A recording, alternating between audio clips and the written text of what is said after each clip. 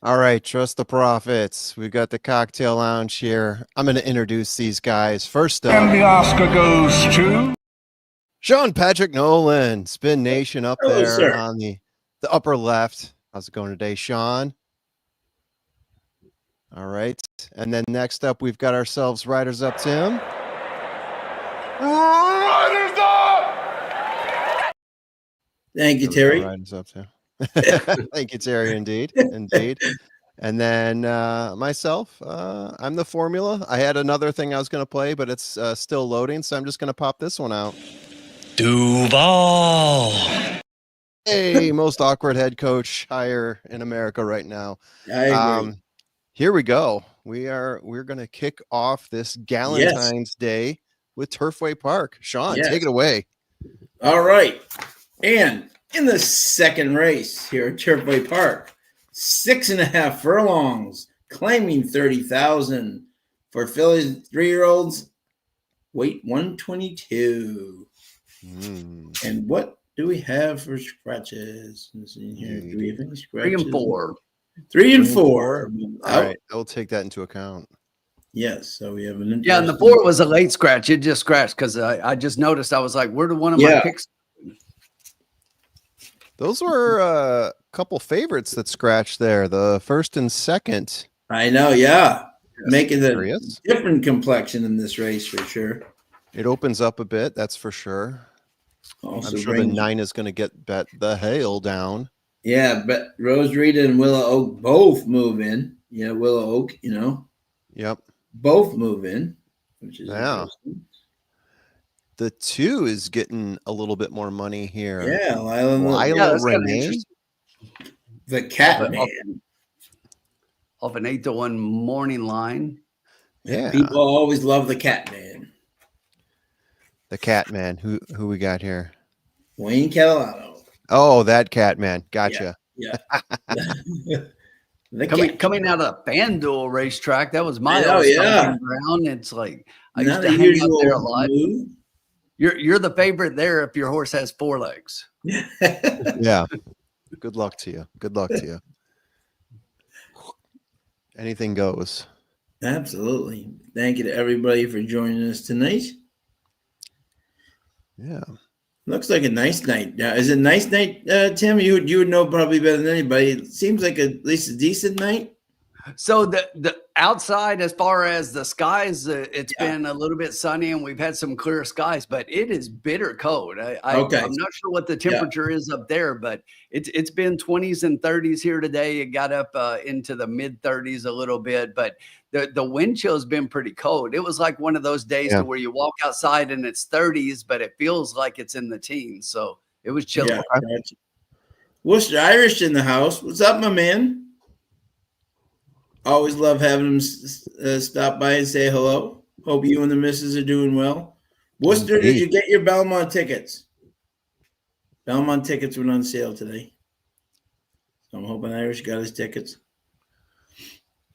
So we're down to 7 horses in this race. And 7's usually about that number where you stop looking long and hard for some crazy plays. Although the last race did not exactly play to form. We had a couple bombs on top there, but usually 7 is when I start to say, okay, things are probably going to happen as you expect, and you get the most value out of it when they do. But this is Turfway, so we could see some funky stuff happening. And for me, this race looks pretty spread out. Hey, Kevin Phillips in the house. I'm drinking a paper plane today. There we go. That's there you go. Paper plane is delicious. Yeah, we will see you, my friend, for sure. I'm having a 3 Floyds Trolls. Oh, wow. Very nice. There you go. What are you all drinking out there? Yeah, I am still scanning through my picks here, figuring out what the play is going to be. Yeah, with the 4 scratch and with the 3, the complexion of this race to me changed quite a bit. I kind of like it because I got a horse I like in here that wasn't among those favorites and is not one of the ones we mentioned so far. So we'll see how that goes here in a minute. Yeah. I got one that I kind of like too. That's like that. I'm curious to see. This is a 30. Hope it's the same one. Yeah, that'd be cool if it was. Who's doing race one, my friends? We always give it to Tim, right? Yeah, Tim. Yep. Okay. Yep. I could take race two. I'm gonna have to bolt, but no problem. Yep. That's what we thought. Yep. Perfect. That'd be great. Awesome. Thank you. No problem. Okay, then I will go first then, and let's see if it's the same. Okay. So my first horse in this race was the 6 Ocean Windows for John Ennis and the Biscuit. You remember, and this is what I like about this. How many times this meet have we seen John Ennis move up a horse, run it like 15 or 20, and if it wins, it moves up to 30, but still runs a good race? You know what I'm saying? And this is John Ennis is kind of like his forte move is moving them up to. I mean, he's 35%. This John Ennis lives in the claim box. I mean, and these are the type of moves that I like. And with the 3 and the 4 going out, I think this is a horse where if Adam goes to the lead, maybe no one gets him. So I think this horse will definitely be live on the board. The second horse I had was the 2, Lila Renee, Wayne Catalano, the Catman with Corey Lannery. These two, I mean, this horse won on the dirt. And again, I don't really know how this horse, but you look at it, he was running against at the debutante and all that. At least someone thought enough to put him in a stakes at 63K. And he did come in third, didn't embarrass himself. So I don't know how this horse will. He's got the breeding for synthetic, so I don't think that will be a problem. So I made him my second pick. And my third pick was the 9 Rose Rita, who will definitely take some play here and will definitely be tough. Be interesting to see if the 9 and the 6 kind of tangle with each other up front. But I think she's got a legitimate chance. And my fourth pick would be the 8 Willow Oak. First time lease. So I was 6, 2, 9, 8. Cool. Formula. Hey, Marv, Carolina, Kyle. All right. So my top pick is the last one you mentioned. I'm going to mention the 8 here. Yep. Willow Oak, purely from a class perspective. I mean, this is a horse that was running in 100K, 250K races last couple times out after breaking his maiden the first time. So definitely classing down significantly here. This would be a great race for him to rebound and get a little bit of confidence here, knocking out a hood rat here. Yeah. Then after that, I do like the 9 horse right next, Rose Rita. Are we talking fillies here? Am I using the wrong gender? Yes. Probably. Yes. Yeah. We are. It's fillies. Yes, Rose Rita. Yes. So, I like Rose Rita. After that, I mean, all the numbers really play out for Rose Rita here, especially after the scratch of the 3 in terms of just having the best speed for the park, the best speed for the race. At 3-2 right now, I didn't want to give her out as my top play simply because the value isn't there. I'm also looking for value with Willow Oak there when I look at her. Yep. After that, I'm going to float on over. Where to next?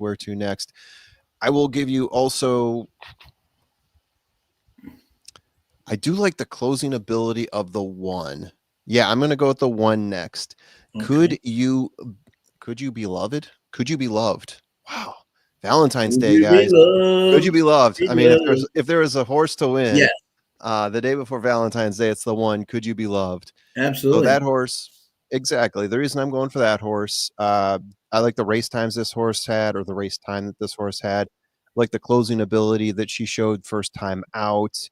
In a 6.5 furlong race, is that going to be a factor? I think it could be a factor in terms of grabbing a piece at the end there. And there's really only one horse that is sticking out as being on the pace, and that's my last pick here, which is Ocean Windows. Definitely in looking at the pace setup here, the only other horse I think that has a sniff at the pace is going to be Wiz the Bomb, the 5.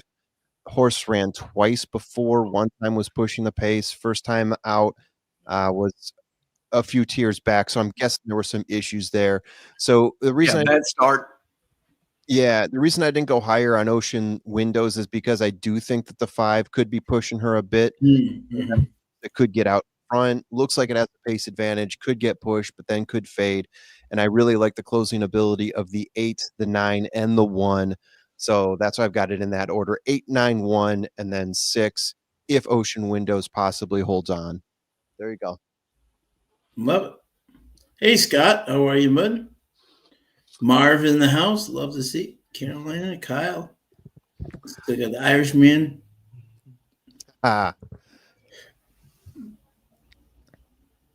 Hey, Kyle Graves, 1689. I like it. I like it. That's about where I'm thinking too.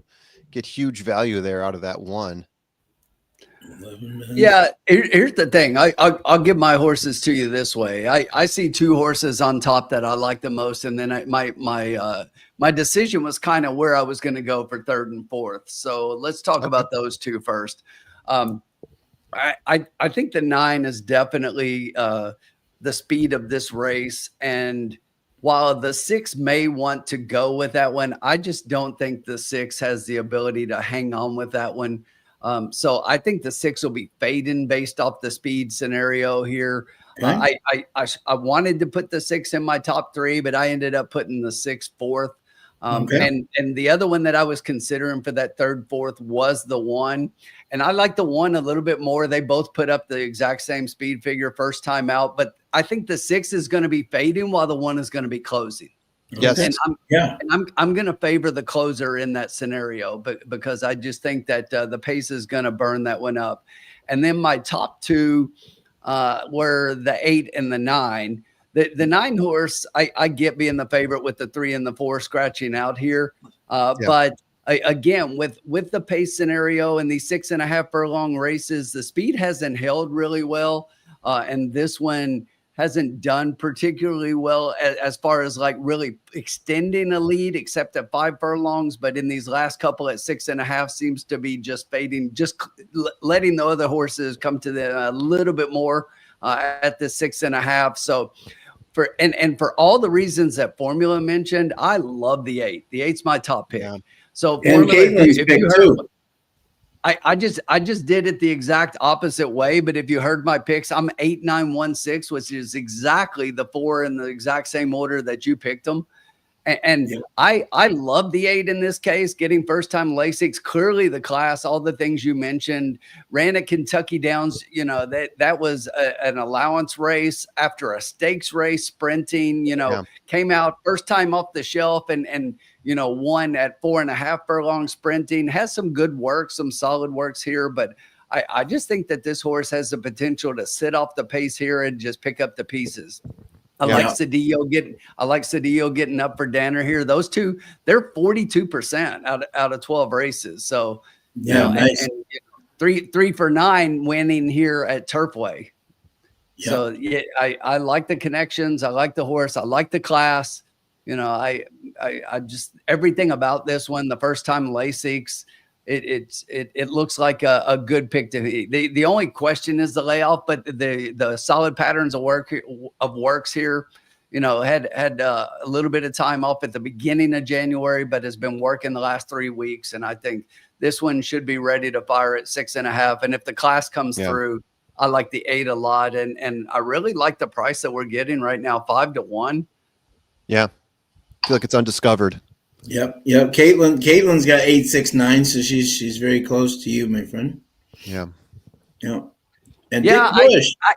I had the 6 right there underneath. I like the 9 more than the 6, but I just think, like I said, that the 6 is going to be fading while the 1 is going to be closing, and I like Saez getting up on that mount. So we'll give the 1 a shot here at a price as well. But yeah, and how about this? Sean shared this with us right before we got on. We're talking about a sprint race here at Turfway, and that 1 through 3 position in sprints. What was the success rate on that? Like 41% or something? Yeah. So the closer you are to the rail in these sprints, the better chance that horse has this year to to win. So I think just saying that alone is boding well for that one horse. I mean, just on top of everything else, and then at 9-1, I feel like that's a gift. Yep. Dick Bush has got 7, 8, 9 here in Turfway race 2. Ooh. Bobby D's got 9-2 with 8, 6, 1 and win on the 2 and the 5. And Dan Witchen's got an exact 8 with 1, 6. Mm-hmm. And this is, so we got a whole bunch of the 7 I found kind of interesting. The 7 definitely, is another one that was maiden special weight, then jumped to allowance, then the stakes race, but then took a pretty good drop down to a 30,000 claimer. Didn't show much, and that was routing, and now we're going back to sprinting. But I tried to make a case for this one based on class, but I just had a little harder time making a case for the 7 than I did the 8. Yeah, and I like the numbers for the 7 way better on turf than I did on Tapeta and dirt. Yeah, dirt numbers were horrendous. Tapeta was below what we're seeing here. Turf numbers looked pretty darn good for the horses we're seeing here. Yeah. So I'm still not sure where that horse floats. Yeah, we got Colin in the house. Hey, Colin. We got James White likes the 5 across and the 5 all. And our boy Scott Letty is wondering, Tim, are you playing the pick 4? I did not put any kind of horizontal wagers together because when I cap these cards, I typically do them for the way that we're setting up, and we don't bet the horizontals. But I mean, I've got all the races capped. I could definitely tell you what I would play. Yeah. Now, my dad, this is not us, so I don't get that buzzer. It's not my pick. I didn't even have it I had it 3rd. So my dad just texted me and said to say hello, everybody. Great show. And that his mom's name was Rita and his aunt's name is Rose. So, Auntie Rose and Rita, he said, I have to go for Rose Rita. Exactly. Who can blame him? That's not my pick. I picked 3rd. I picked it 3rd. So exactly. But Dad, good luck. Exactly. The 5 is definitely in. No, Dad doesn't get one. He's not on the show. The 5 is intriguing because you're getting 15-1 value here, opened at 20-1. Showed tremendous early speed in his her second race. So there's 2 races for this horse. One where she got off behind, and then one where she showed some of the best early speed of this bunch, especially when you consider the 3 and 4 scratch. The 3, I think, could have been a contender here for the early speed in this race. So I'll be curious to see how Wiz the Bomb runs. First race out, the one that I said didn't look so great was what was that? A 70K, 90K, something like the 78K purse. Then came out, broke her maiden in a 24/7K purse maiden race.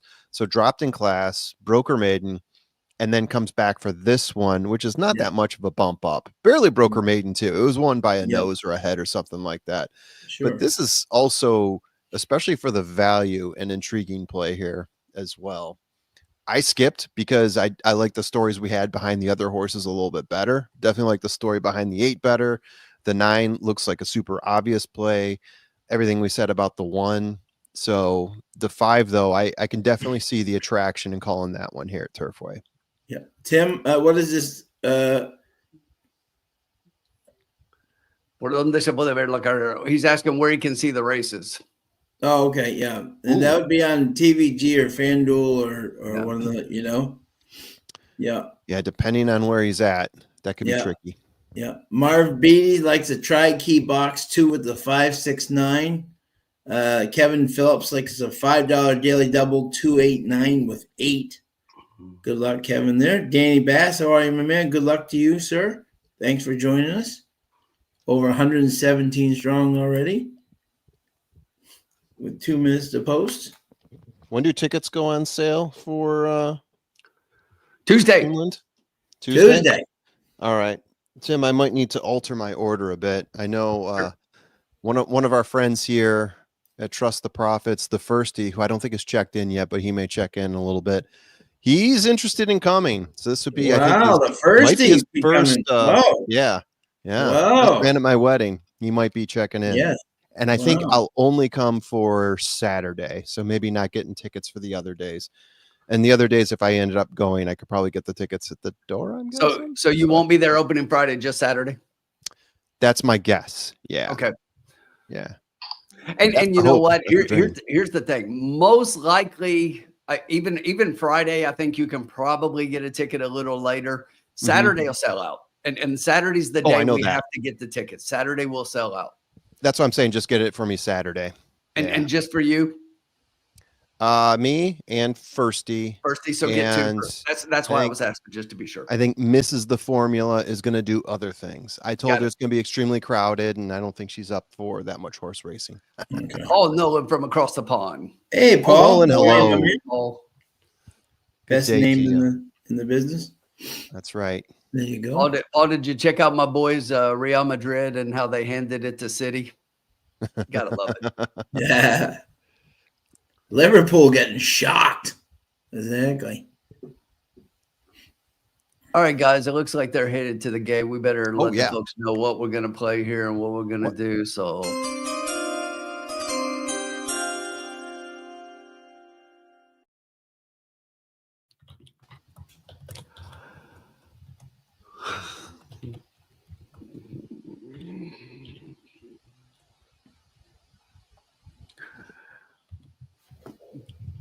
Rick, I've gone back and forth as to what I want to do here. So I'm going to do something a little bit different. And it's just I feel pretty strongly about those top two. I really do. So I don't want to, convolute it and spend a bunch of money and, water it down. And I'm just going to play something simple here, the first race. And I'm just going to play a $2 exacta box, 8 and 9. That's all I'm going to do. All right, there you go. Hey, I love it. $4. $4. You want a bit more, bet it heavier. Yep. That's your choice. This is what we're doing. I'm totally with that. And I was gonna key the 8, and then it's like, who do I key it with? And then it's like the 1 or the 6. And I was just like, when it gets down below those two, I just thought it was, if you think the 1 is a threat, you could always just box all three of them together. It would be a total price of $6 on a $1 bet. So $12, right? As opposed to the 4 that you're playing.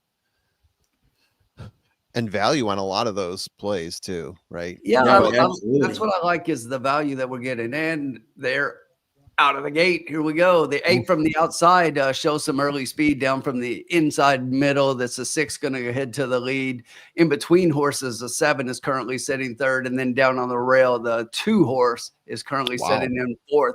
Rose Rita just outside to those in 5th. Then you've got the 5 horse and the 1 currently trails. Up front on the rail, that's Ocean Windows with a half-length lead over Sweet Heat. In Getting between, more pressure than I expected. To the outside, our 2 is down on the inside on the rail. The 9, Rose Rita, still has clear space on the outside that went to the quarter, 23.71.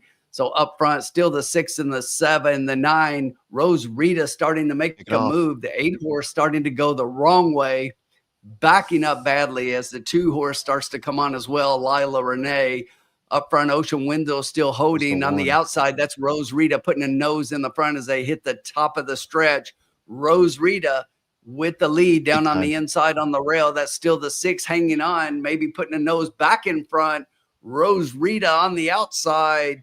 Ocean Windows down on the inside. Whoa. Here comes Lila Renee with the big move. Lila Renee flying down the middle of the track late, and it's going to be Lila Renee. Rose Rita finishes 2nd, and Sweet Heat in 3rd. Sweet Heat held on for 3rd, huh? Or got up there for 3rd. Yeah. Yes.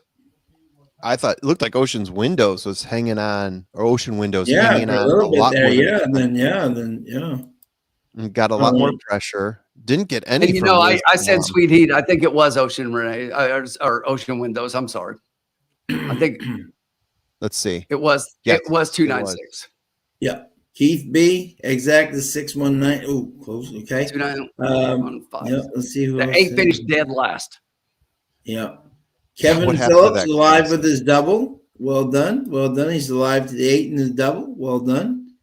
Marv had a try box 2, 5 of the 6, 9. Marv, nice job, my man.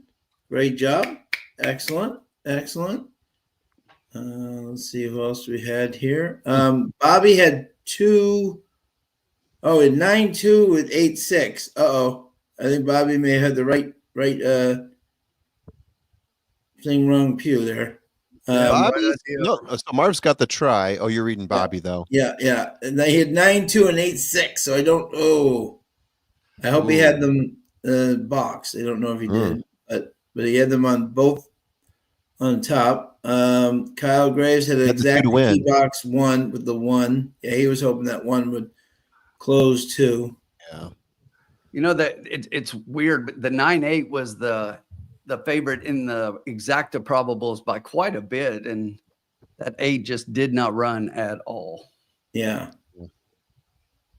Marv said he should have just played the key.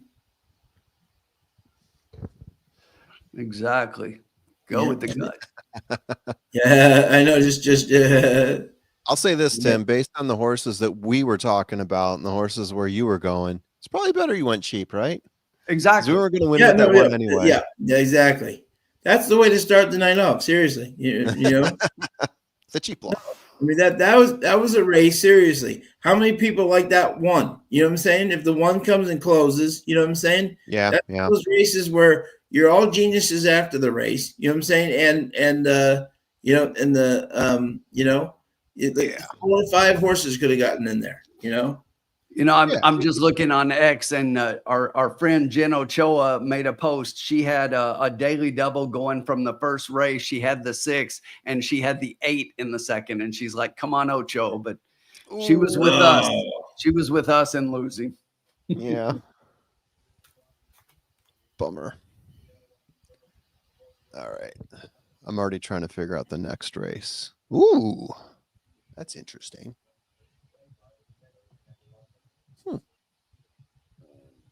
Bobby collects on the 2 to win. Nice job, Bobby. Yeah, that's nice. It's a good, and the 2 floated up, opened up as the favorite, and then floated up and finished at 5-1. So not bad at all. Yeah, collecting 12 on a 2.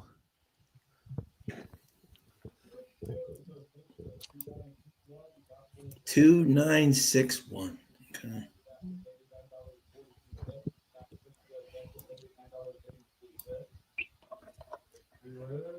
Yes, I thought that 6 was going to fold like an armchair, but did well to hold on for third. Well, the fractions weren't super fast like they had been going a lot. No, exactly. Yeah, exactly. Yeah. And the other thing that kind of surprised me was that the 9 took back. I thought the 9 would be out there a little bit closer. I know. Yeah, absolutely. Yeah, I didn't expect anyone other than the 5 to be close to the 6. And 2 horses pressuring the 6 were not the ones I expected. Yeah. Ooh, we got maidens coming up next. Yes. Exciting. Sean is ready to dive in. Yes, I am. The babies. Love it. Love it. Oh, man, maiden 7,500s. Exactly. This is an interesting race for sure. Guys, getting into the next race, I'm going to have to say this. And the Oscar goes to... Yeah. Spoiler alert. I think I know a specific horse that Sean is going to like. Right. And on my video, I did mention it, but it is not my top pick. So exactly. Okay. So it is not my top pick. So exactly. So hey, Rodney, how are you, my man? There we go. So I thought it was interesting. Interesting, indeed. Totally interesting. Exactly. The third race is a mile, maiden 7,500, purse 18.5 for maiden 3-year-olds and up. For what reason? What is the charge? Eating a meal? A succulent Chinese meal? There we go. It's apropos. All right. Tim, do you want to go first or do you want me to go first? Yeah, no, I don't mind at all. So in this race, here's the thing. Let me look at the board here because I only scratches the 13, so we're full. Yeah, and I'm actually a little surprised because I expected a horse to be taking money that I was going to fade, and the horse is not taking money. So interesting. Where we're going here. Okay, So I'm going to start out by going to a horse here that currently is on the board at 8-1. I'm going to give you a price in here. All right. Give it to me. Yeah. I really like the 11 Tabloid City. Okay. I do. And, you know, first off a claim, here's the thing. You got to look at this horse, right? And so they claimed this horse last time out at the 5,000 level, and they step him up a little bit here. But this is a horse who's been running at a higher level and has some decent races. And that last race, that last time out at a mile, that was a really good race, a 59 speed figure, closing up just a miss by less than a length. What was really gaining in that race. And I think the horse that was, if you look, that was coming off of a decent layoff from October. This horse has to move forward. And here's the thing that I really like about Aaron West is his first off a claim. He's got 80s runs so far, and he's hit half of them. Yep. Yeah. 4 for 8 winning. Yep. At a 750 ROI. So I've got to give this horse a shot in here, and I thought I would get a really decent price, and we are. But I like this horse a lot. The speed figures say this horse is as good as anybody else in the race, and the price really isn't dropping a whole lot. So I'm going to take a shot with that one. The next horse that I like, the Oscar Baby has to be right there somewhere, right? But this is another one that I struggled to figure out exactly where the horse was going to be coming from a little bit further out, because this horse has been like inside. And it's just when the last time the horse was outside a little bit further, did not do well. No, right. So yeah. I'm going to move inside of that one, and I'm going to go to Thabat, the 8 horse. And this is another one that second off a layoff for Andrew McKeever. He really does well with this, and he's putting blinkers on this time. He saw something the last time, but this horse did close up pretty well in that race against at least 2 of the other runners in this race. So I think this horse is another one that you got to figure gets the leading meat rider on board in Irving Moncada, and I just I like this one a lot, and I think that we can get a price. Then I went inside to the 3 Vino Caldo. This is one that was in that same race, has run against several of these, and just is consistently right there. And based on that fact, the horse has finished 3rd time out of 15 starts. I mean, we're still talking maidens, but this horse likes to finish 3rd, so why not here? And Fernando stays with this horse, so he had other options here and decided to go with this one. This is one that I actually liked a little bit in the last race. Didn't come through, but I thought looking back at that race that he was closing up pretty decently. So I'm going to give him another shot here underneath. But yeah, it's not at all what you would think from a chalky perspective. But looking at the board, I mean, it's kind of open a little bit. The 9 is a 7-2 lukewarm favorite. And I can make a case against that one. I see why it's taking money, but 11.83 for me. All right. I like it. All right. A lot. All right. So usually Tim and I are on the same page, just like our video. This must be a weird vibe this week because usually he and I are on the same page. Not this race. Not this race. Exactly. Stunner. So my pick on my video, and I'm liking the price that I thought this would be lower than, is the 5 Spoonie for Victoria Oliver and Rafael Hernandez. Okay, now I know that Contreras and Machado rode this horse last time, but look at this horse. Okay, he's running against 50,030, but look where he started. The 10 post and the 12 post and the 11 post. How many horses at Turfway are going to win from that post? Not very many, even if you're a great horse, right? But look at this. Forced out turn, bothered turn, right? So both races taken out completely out of the right. Drops down, gets Rafi, who's riding very well, and gets to the middle of the gate. So finally, hopefully this horse won't be killed like he's been where he's had to go so wide the first 2 times. And I think the bettors are seeing that at 8-1 morning line, 9-2 right now. I think this horse is very live here in the spot. The second horse, this is where Tim and I were similar, was Tabloid City. The 11, I do like that. Ramos for Ian West, as he said, he's so good, first time claiming. And again, the post, a little bit of a concern.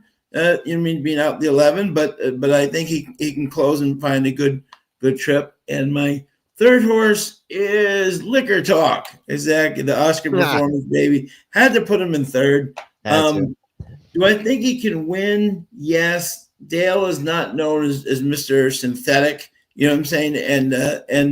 And Vincent's is started out really on fire, but has cooled off a little bit lately. But he's still riding very well. I think this horse will be there at the end, but the horse just doesn't seem to like to win. So I put him in third, and he can get maybe in the try or the super. But I really like Spoonie, the 5. So it's 5, 11, 9, and then 3. Hate to break it to you, but I don't think any of these horses like to win. Yeah. Hey, Formula, I'll add one note, and this is not to pile on Sean here, but on the 5 horse, I wrote Dump City, and here's what I mean. They're dumping this horse, and here's what I mean. Victoria has done this at least 2 other times that we have called it, and those horses were claimed out of those races, to where she's brought horses in here. You see, she doesn't have a win, and she's brought horses in here, ran them at a low level, and they were claimed. I think they're dumping. I think they're dumping a horse. Now, not saying Spoonie is not without a chance at this level, because basically you have to consider a horse like this, to where they held on to for so long and thought that he could do something. But I think that it's a dump. I do like the fact that Rafi. What I really like though is the fact that Rafi takes the mount. You know what I'm saying? That Rafi's not going to take a mount if it's just going to be a dump. It would probably be put like a Junior Felix on him and let him, go around and hope he's claimed. She's maybe trying to win and get a win and lose the horse. And that happens a lot, to where they put a horse down at such a level that they win and they still lose the horse. But she's still over. So until she gets, this is definitely a dump. Yeah. Okay, no, that's good to know. That's good to consider, because I actually did have that horse pretty high. Tim, when you mentioned Tabloid City, that was my number 1 pick as well. So hence my fist pump there when you said Tabloid City. I thought really that liked that horse. Yeah. Even though it didn't come out as being super high on my formulas, I also like the 8 a lot. Just looking at the 8, I like the way it closes at 8 furlongs. I like the class drop here on the 8. Only has 2 races. This is its 3rd race.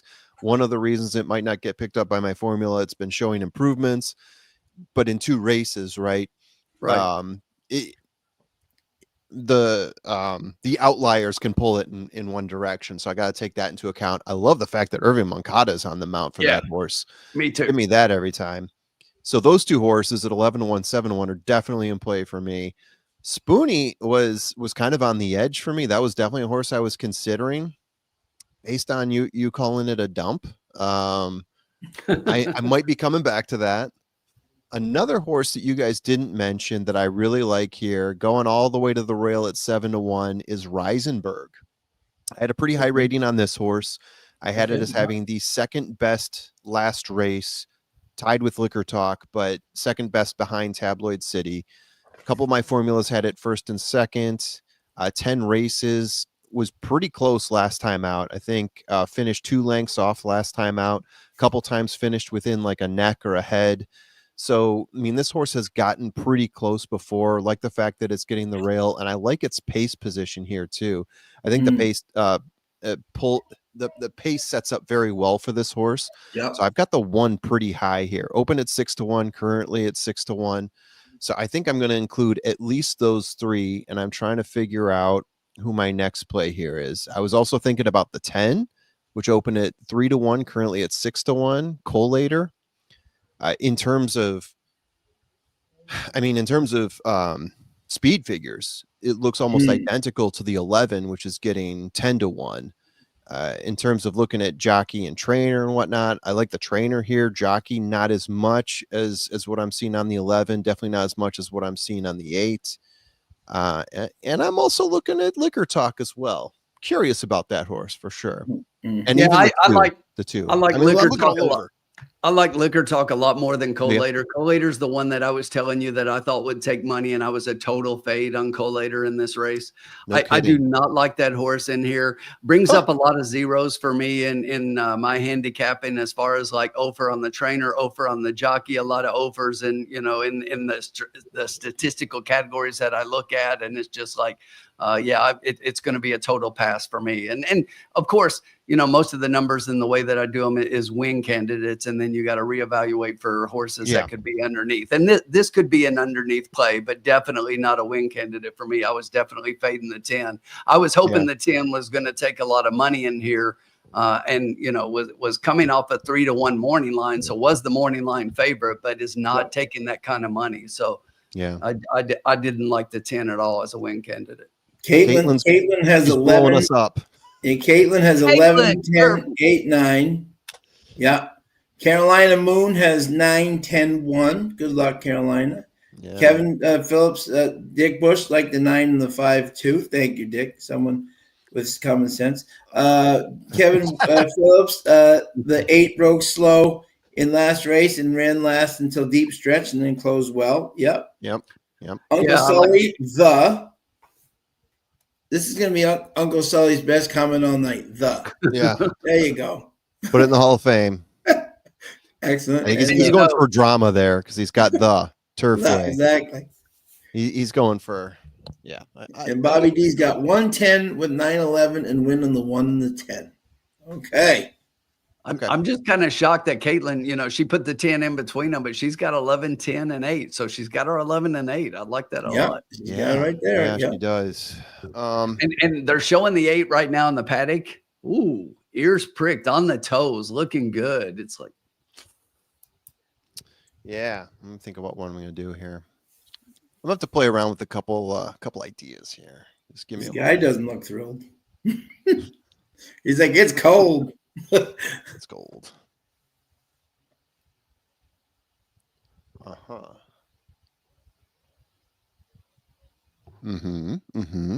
what we're doing. It's cold when there's a lot of souvenirs on the ground.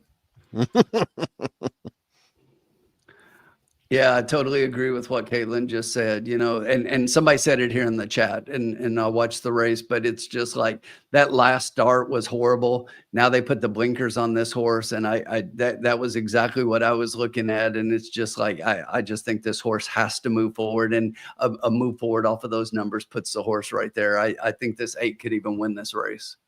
Yeah, agreed. Guys, I think I got my pick. Love it. Yeah.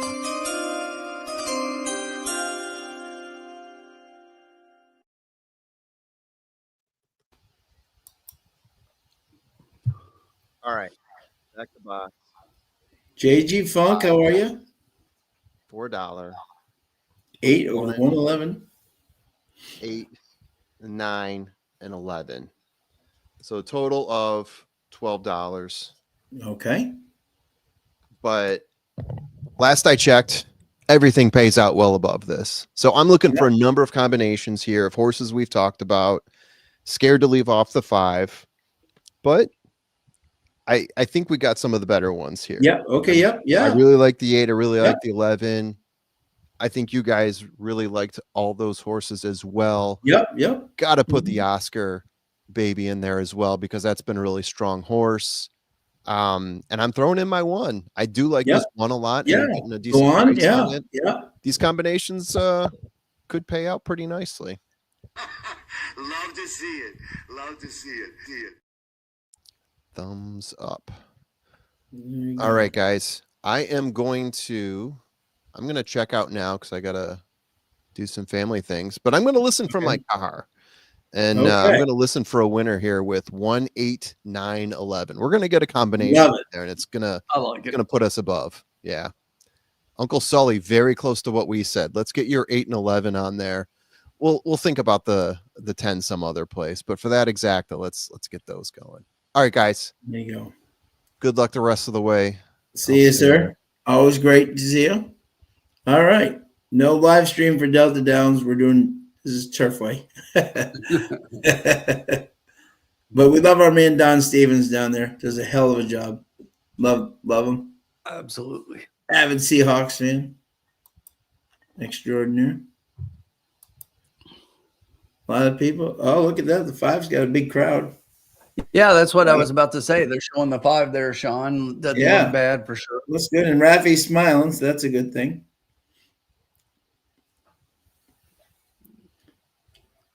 Coming out onto the track.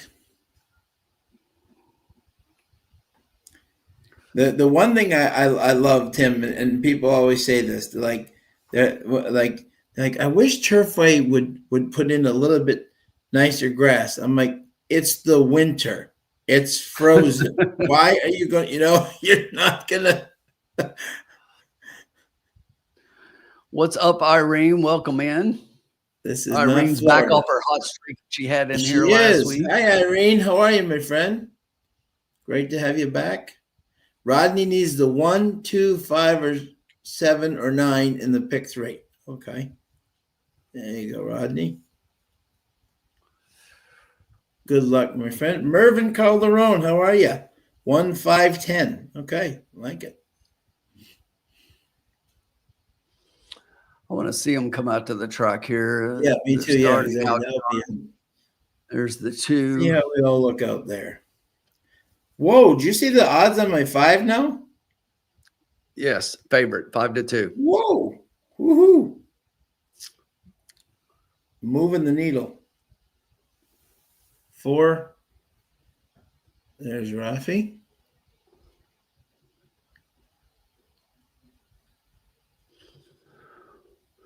6 on the track, pouncing around. 7. Let's see what this 8 looks like. It looks good in the pen. Looks really good. Looks good. Nice stride there. Yeah. Nice and Curtis comfy. Green. Yeah. Let's see the Oscar. The Oscar baby looking good. Vincent Chaminade. Yeah.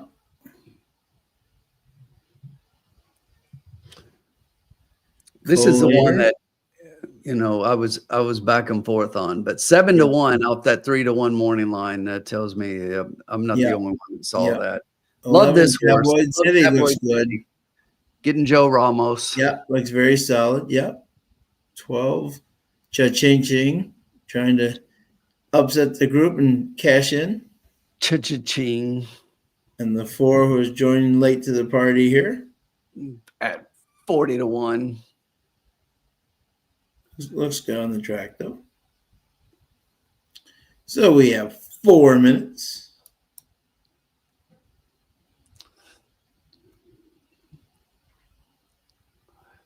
And while we have a couple of minutes here, so Irene's just listening right now. That's fine. That's fine. Exactly.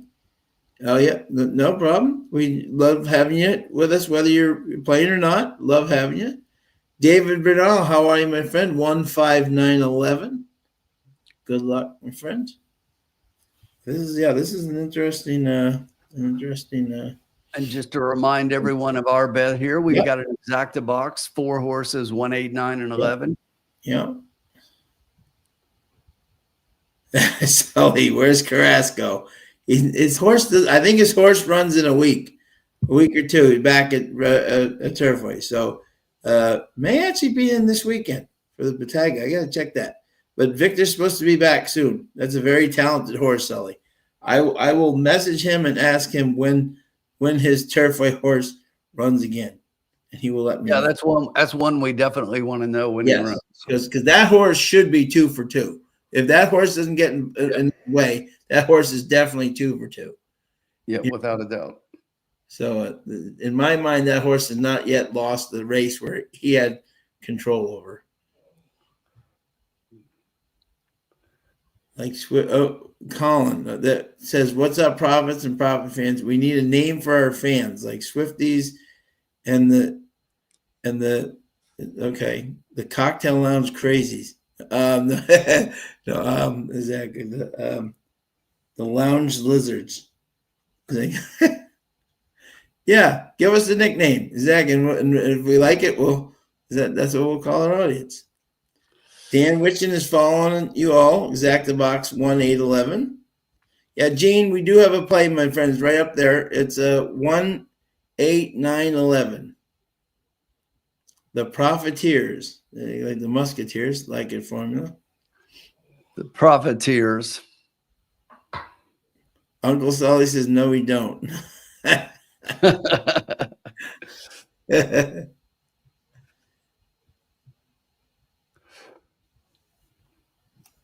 Getting close to the post here. 1 minute. You know, Sean, I think we simply say the best. Yeah. We just call them the best. Yeah, we'll call them the best. There you go. I like that. Week in and week out, they're the best. Yeah, and it's exactly. Like our audience, we have a good time. We have Tim. I am voting Tim over everybody else, and we're just calling exactly the best. The cocktail lounge with the best. Exactly. The GG spot. Vince just calls us winners. Love it. The cocktail lounge with the winners. I love it. We say only winners in the lounge, right? Yeah, exactly. So they're the winners. Keith B's got exact a 9 with 11-12-1. For the love of God, no nickname zone. The besties. We've got a lot of names for Uncle Sully, but we try to keep it PG in here. Yes. You know? They have reached the gate. All right. Good luck to everybody. Give me this 11-8.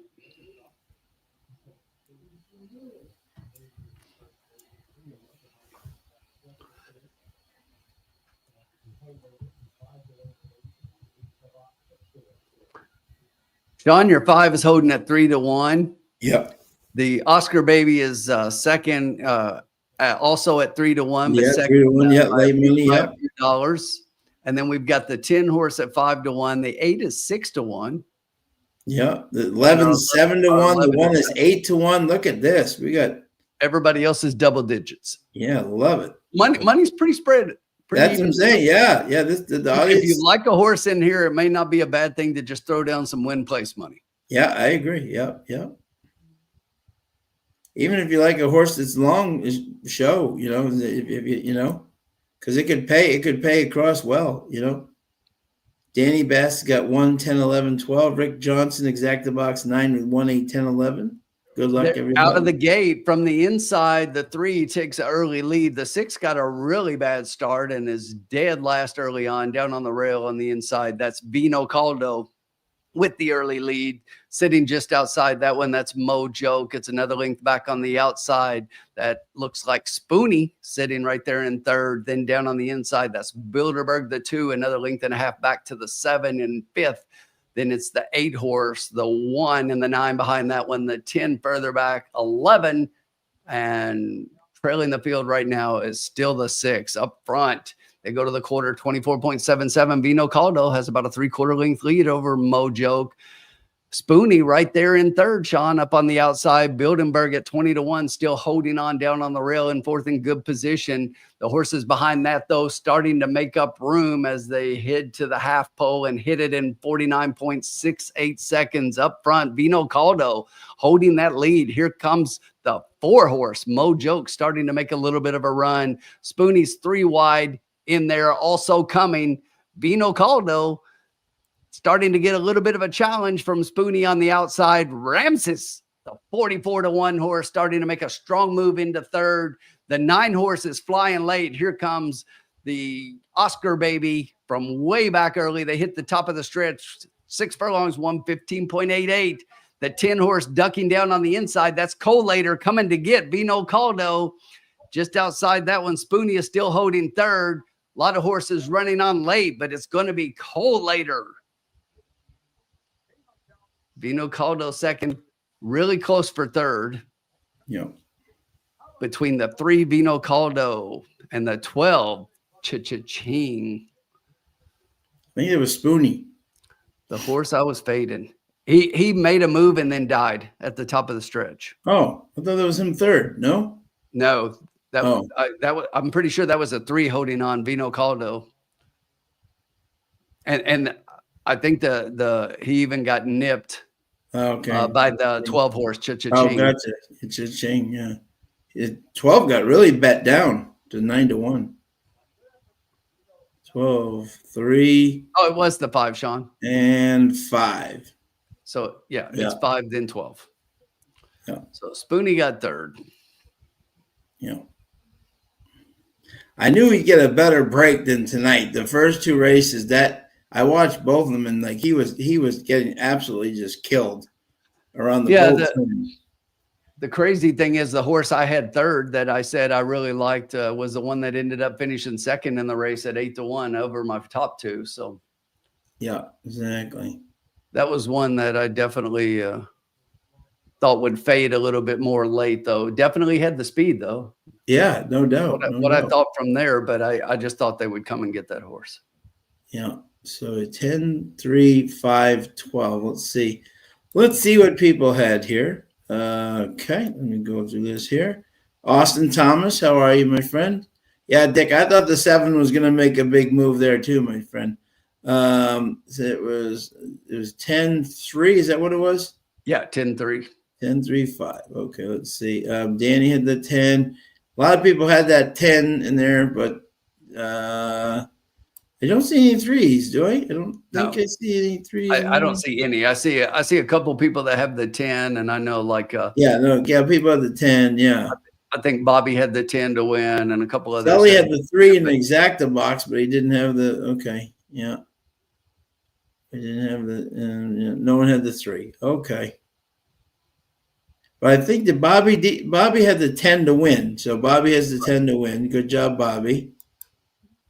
Bobby's got the 10 to win. So we like to see that. Gene, that's the way I feel a lot at Turfway right there, buddy. So like, did I bet the right race? Yeah, exactly. Are we playing exactly which track we playing here? How often you feel that way? Turfway will do that to a man. This is a tough track to play, especially when you're playing with a small budget, you know.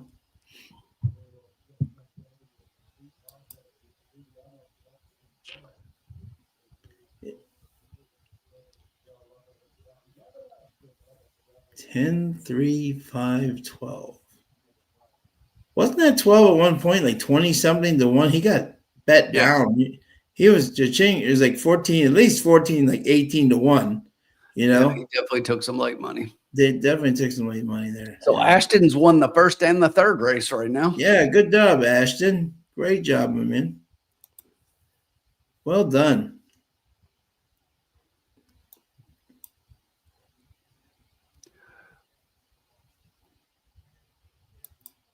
Is it official or let's see here? I haven't heard him say official yet. But we still got Moncada on the lead with 26 wins.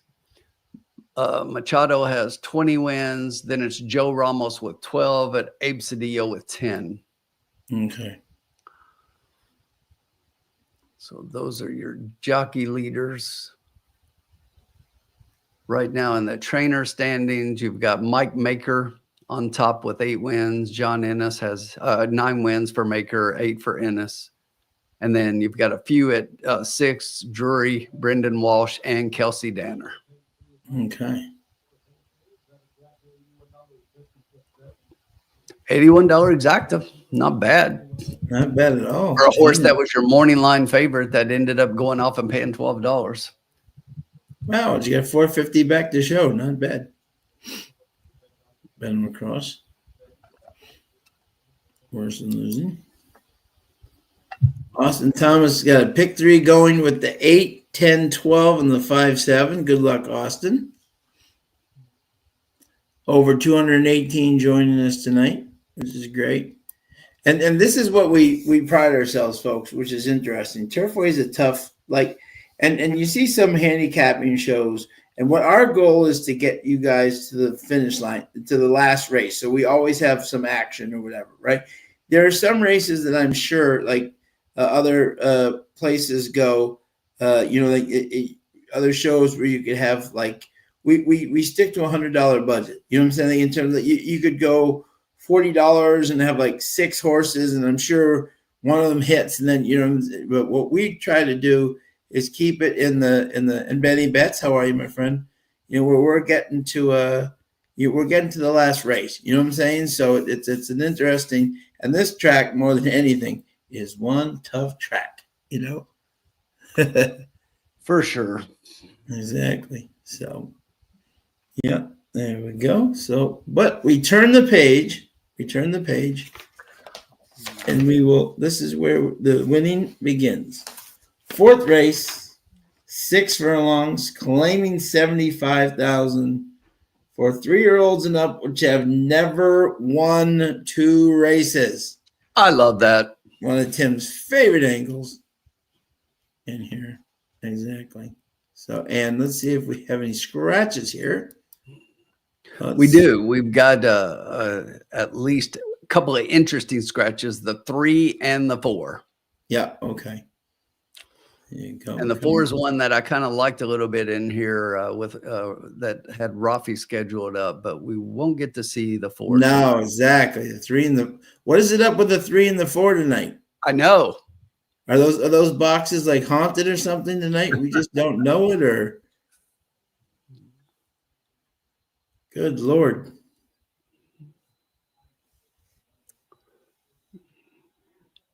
We got interesting. We got the 12 at 6 to 5 in the morning on the outside, and the 10 Jam and Justice at 9 to 5. I think the 3 and the 4 definitely make that what they are, but interesting. Yeah, good job. Yep, exactly. Yep. All right. So we got, how many minutes to post? 19 minutes to post. And again, those scratches, very interesting there, Yeah, and I think it really kind of changes this race to where it's really top heavy. Yeah, no, I agree. And yeah, exactly. If you're the 6th, exactly. Yeah.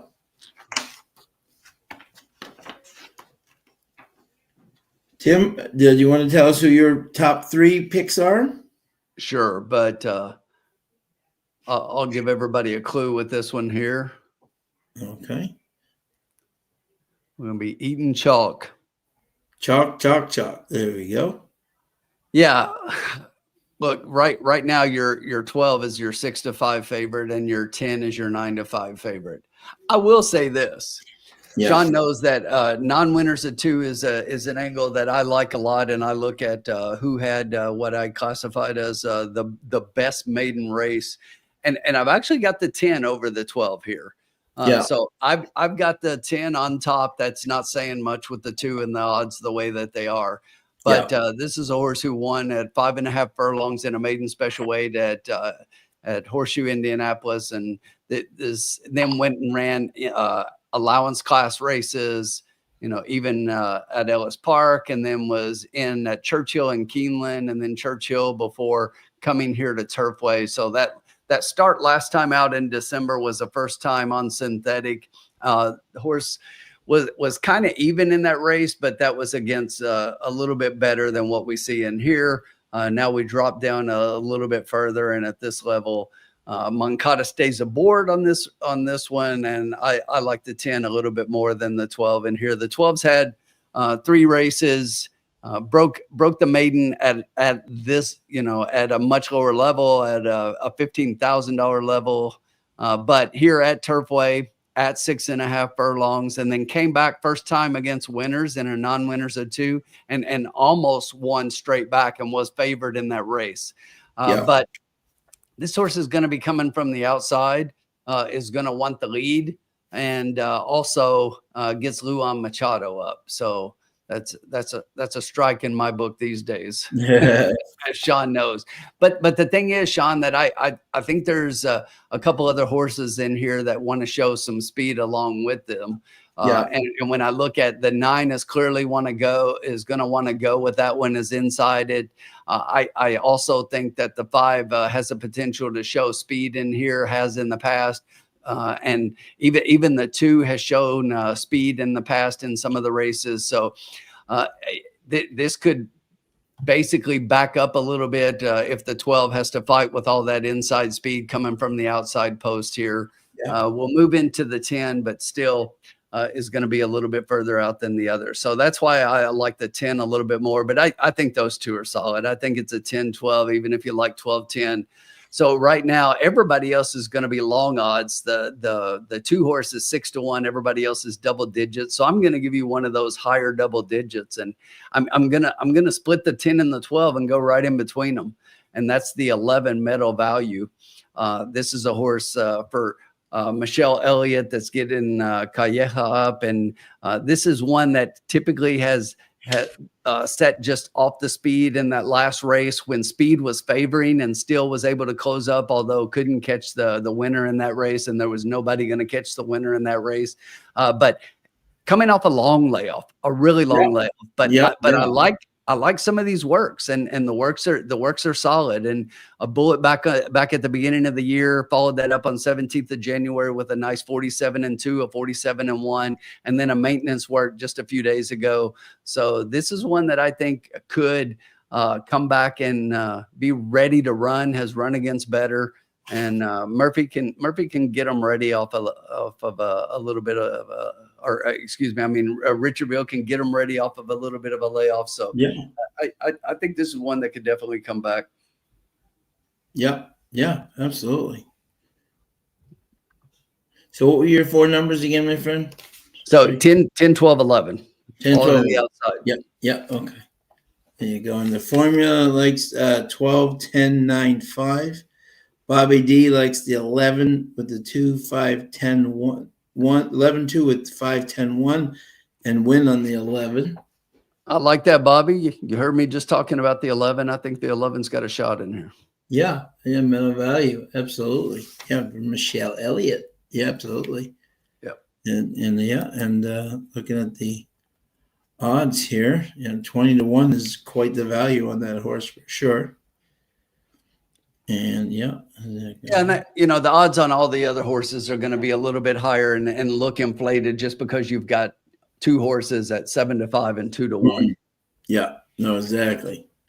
And formula said he was 12, 10, 9, and 5. Yeah. And you can Mancada. Yeah. And I'm with you here on the. Let's see. Yeah, I'm with you. The fact that Connor Murphy scratched Battlefield Park, you know what I'm saying? To me, looks like he's got the stronger, in his mind, the stronger entry, if you will. I totally agree with that. So exactly. So I you know what? I'm kind of looking here and seeing. Yeah, I think I have my. I think we're gonna save it a little bit here to see want to see what the horses look like. But this is an interesting. Yeah, we got plenty of time. No need to rush it. Yeah, no need to rush it. And while we have a second, guys, if you haven't seen it, a big weekend coming up at Fairgrounds. The weather gods hopefully have. Cooperated, and it's not going to be when we did our video, it was supposed to be a quagmire of mud, but somehow the weather gods have blessed Fairgrounds with hopefully beautiful weather, and I think that horse will and that will definitely help. And if you haven't seen our video, check it out. Colin Riders Up and myself, as well as the formula does a great video rundown on the whole field as well. So check that out. Big weekend coming up at Fairgrounds. Let us know who you guys like in the Risen Star. If there's anybody that you really like, or better yet, tell me who you think will finish second to East Avenue. Who is that's definitely right. There you go. Eric Hagar. With that being said, I like Adios Ashwood, and hopefully we float back up to that 15-1. Good luck, Eric. Absolutely. You know, I looked at that horse a lot, Sean, and you know the way that I work on these non-winners at 2 and looking at everything, and so recency with that one was a little bit higher. Obviously, just coming off of a maiden win, was at a little lower level than the ones outside of this one, and you know it's tough to come back off of a win like that and win right back. Won that race at 18-1, and in the previous races had not looked anything like that race, but going back and watching that race, it's just like it really was a little bit awkward. So if this horse runs back to that last race, definitely could be there, but I just think that this horse has to go back to what the horse had been doing, and that wasn't what he did in that last race. But if he runs that speed figure from the last race, he could definitely finish underneath. I think it's a little bit below 10 and 12 here. Those two are very much the class of this race, and that's why the odds I think are kind of showing that. Yep. So Gene brings up an interesting horse that I'm actually putting in my bet. And he says, does anyone like the 2? I do like that 2, Gene. As a matter of fact, I'm going to throw out that last race, even though he came in 6th. It's De La Cruz has ridden this horse many a times and definitely knows this horse. He was still improved. That was one of those nights where I was saying, take a pen and just write everybody anyone who was in the back, just like, why even bother? Why were we even running that night? It was speed. And he still came up from 9th to 6th. You know what I'm saying? So he did make a move, but that night, nobody was coming from behind. So I think tonight, the 2, will run a better race, the 2 back, than he did the last time back, and people can close a little bit better tonight. So, and Uncle Sully's got a 12 with a 2, 8, 10, 11, and Carolina's got a exacta key box 11 with the 2, 5, 11, 10, 12. Good luck, Carolina. But that being said, I think let me see, 1, 2, 3. Interesting, yeah. Caitlin's actually taken the 8 on top, and I was looking at the 8 in the paddock. The 8 looks really good, and would definitely have to move forward a little bit more off of that maiden win from the last time out, but definitely could. And then she's got the 10 second. Interestingly, she doesn't have the 12 there at all, who is your even money favorite. And what I do like is she's got my 11 horse, who's 25-1. She's got that one third, which is where I have the 11 right now. And they're actually showing the 11 in the paddock right now. Another one that looks okay. Right, exactly. So nothing to get me off that horse right now. I'm trying to see here. Okay. What is that page? 10, 12, page 9. Okay. So, all right. So I think, we're going to see what these horses have here.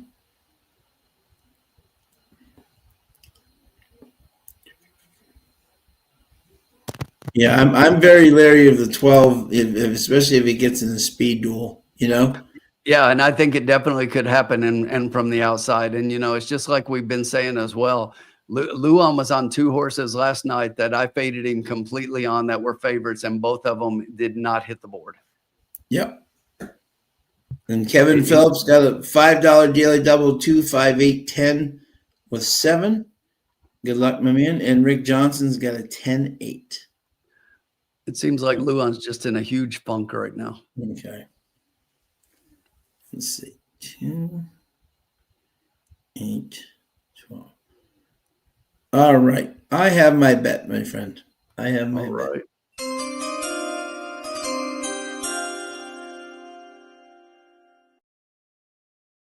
I'm going to do a $12 bet. I'm going to do a $2 exacta key 10 with the 2, 8, 12. I would love to throw your 11 in, but I don't want to go too crazy. There it is. That'll cost you $12. We've got the 10 with the 2, 8, 12, and an exacta key box. So we got 10 over those 3 and 10 under those 3. Yeah, and if you like the 11, folks, which Tim and I both do, you just throw it in. It's another, $12, $24, or whatever, but if you like that 11, but I like the 21-1 a lot. I know, exactly. Yeah. So wait a minute. Would that be 16 if I threw in the 11? Yeah, I mean, for an exacta, yes, it would just be $4 more. Yeah, let's do that. I like your 11. I'm not leaving your 11 out. I'm going to change my, exactly. I'm going to do that. I'm not leaving your 11 out. So this one will cost you $16 instead of 12. Just another $4. Yeah.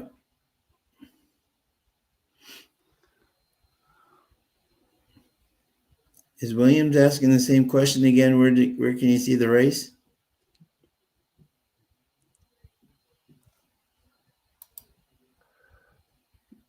Razor, what's up, man? How you doing? Hope all's well, buddy. Razor sharp picks. And JG Funk just helped Williams. Thank you, sir.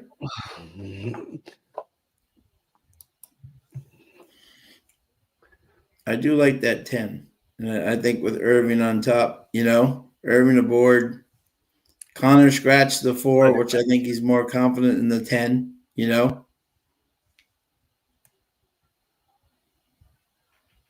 Thank you to everybody joining us, 240 strong tonight.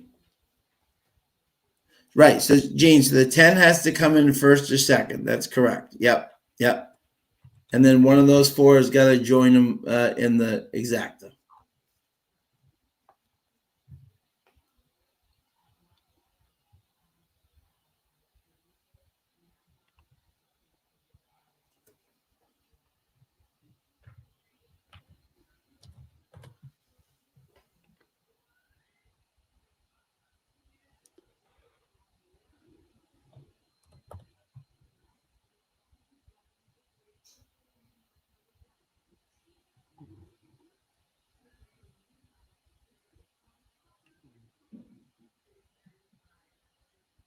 No problem, Gene. Thank you. Good luck, my friend.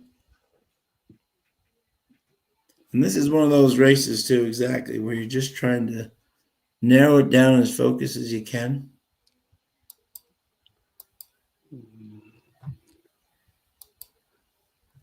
Horses are on the track now.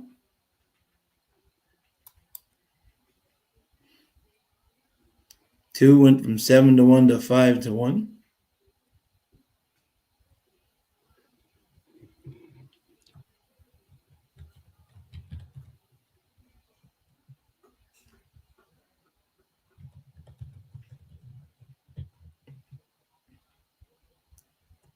Looking good there. Looking good. Horses looking good. 7's all over the track.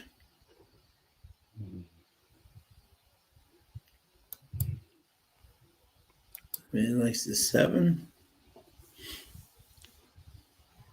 How you doing, Razor? Razor must be wait a minute. Razor's a Packers fan. Exactly. Razor, if you are still with us, where does Aaron Rodgers go now for his next trip of fun? Now that he is out of and the 11's beginning to take money, Tim. Yeah, I'm not surprised a little bit.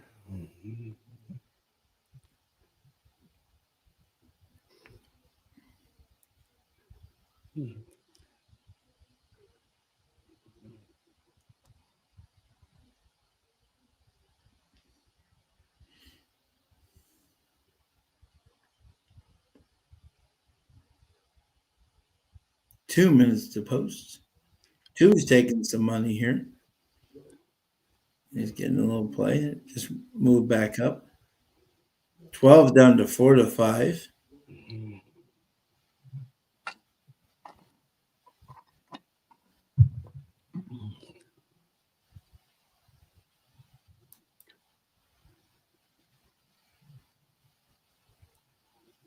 Definitely looks like a cold night, Tim. All the outriders got their full jackets tonight.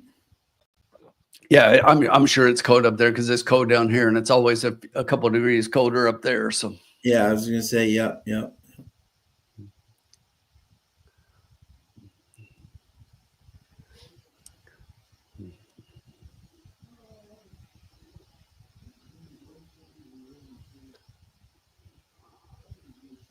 Definitely the public thinks this is a 10-12 matchup, if you will.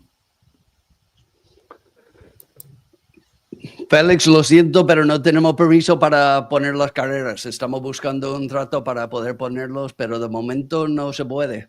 Entonces, cuando está corriendo la carrera, intentamos decir quién está en qué posición, pero de momento no se puede poner las carreras de Churchill. There you go. And Pete, I'm making money every night. Do not talk about it, but I have a jockey on fire. The last race he came to second. He came second, and last night he paid 64, 24, 15 to show. All right, there you go. Good luck, Pete.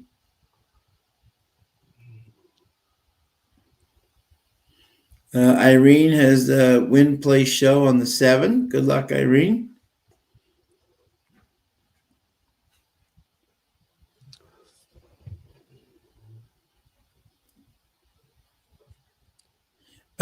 No, Gene, no, not always my favorite bet, but in a situation like that, I do like it if I think that the horse has got a chance at first or second and has value. But I do like the bet though. Especially what I will say, Gene, is this: I don't use the bet personally a whole lot, but to me it's a better bet than a straight up just boxing a bunch of horses. Because basically what we're saying is we want that 10 to be first or second. We're not just gonna with some of the other combinations throw the 10 out at times. So it's like instead of going ice cold on one horse, in a certain position, we're just saying that, okay, out of these 4 or these 5, this one's going to be one of them. I just don't know which one's going to be with them. So it does save you money in that regard. Yeah. All right. We're all 12 on the outside. The outside horse hopped a little bit at the start. He did. There's 9 going out to the early lead. That's Neon Leon down on the rail on the inside. That's a 2 horse on Palm Sunday. Outside in third right now is Tuttingham Meal. In between horses, you've got the 12 Panther right there. It's a real bunch of horses up front. You've got the 10 horse starting to make a move, the 6 behind those. The only 2 disconnected right now a little bit are the 1 and the 8, who is all the way back in last, but starting to make up a little bit of move. They went to the quarter, 22.66 on Palm Sunday down on the inside. Neon Leon on the outside. Panther just behind those. And here comes Jammin' Justice. Jammin' Justice with the move as they hit the turn, tied on the turn, coming to the half here, 46.72. They were flying up front. Look for those front runners back up. Jammin' Justice. Come on, Tim. Jammin' Justice on the outside, starting to get a little bit of momentum. Here comes our 11. Still hanging on down on the inside. Jammin' Justice on the outside. We want the 2 to stay on top. Come on, 2 and 10. On Palm Sunday, Jammin' Justice. That is why you do the exacta key box. Yes, and in this particular case, because we got a higher odds than the 10, we wanted that 2 to stay on top. Yes. Yes, sir. And the 210, are you ready for this, Tim? Pays $36 for $1. Woohoo! We get $72. Only winners in the lounge. Love it. And you know, Sean, that's why I was saying, and I didn't want to say it when you were putting that original bet, but it's just like I would put the 11 and drop the 12 before I would drop the 11, because the way Luan's riding, it's like there's our 11 in third. So check that out. Yep. No doubt. Thank you, Marv. Thank you, Kevin. So how about that? I've got the trifecta. I know, huh? Well, that's why I threw your horse in. Imagine if we gotten 10-11. That would have glorious. Thank you, Irene. Felix, este es el cuarto. El Gene, cuarto did you de play Turfway. it? Hopefully, my friend. Did you play it? Hopefully. What's that? Yeah, Gene's saying yes. So I'm hoping Gene. I'm hoping Gene played it too. Yes, absolutely. Gotta love it. That's one of those things too, Tim. Too, and I'll explain. I almost thought of dumping the 12 as well, but the 12 paid 10-12 paid $18. So I thought even if it came in that way, it kind of gets our bet back. If that makes, you know what I'm saying. That's why I threw the 12 in, just, you know what I'm saying, to kind of it would at least, you know, even it out or whatever, you know. But Luan, as soon as Luan hopped, I said, okay, we got a chance here. Luan just hopped like a bunny. Yeah, exactly. Thank you, Rodney. Thanks, and I love James. that my 11 got up, because I would not have had the 8 in the trifecta, but I do have the 11 in the trifecta with those. Yes. Woohoo. Great trifecta, my friend. Is Vassimo still running Saturday? That is an interesting. Yeah, it's a great question, Rodney. And right now, the answer is yes. He has not. Right now, he is running. Yep. There has been no publicity that he is going to scratch, but it wouldn't surprise me, based on the news that came out this week, if everyone saw that, to where he had a little bit of an overage of an approved drug. We all understand that there's a difference in drugs that are unapproved and those things that are approved for use on horses, but there's a limit and when you have to, how many days before you're supposed to stop using it, so that you can make sure that the horse doesn't go positive for being over on how much they can have in their system. And that was the case with this one. So. Right. Yep. Absolutely. Man, that 11 got bet down to 16-1, but I'll still take that in third in the trial. Oh, that's great, you know. And with the 210 paying already pretty decent for the exacta. I mean, with the 210 paying 36-1. This $2 try's got to be a couple hundred at least. Oh my God, easily. I think you're gonna get 300-400.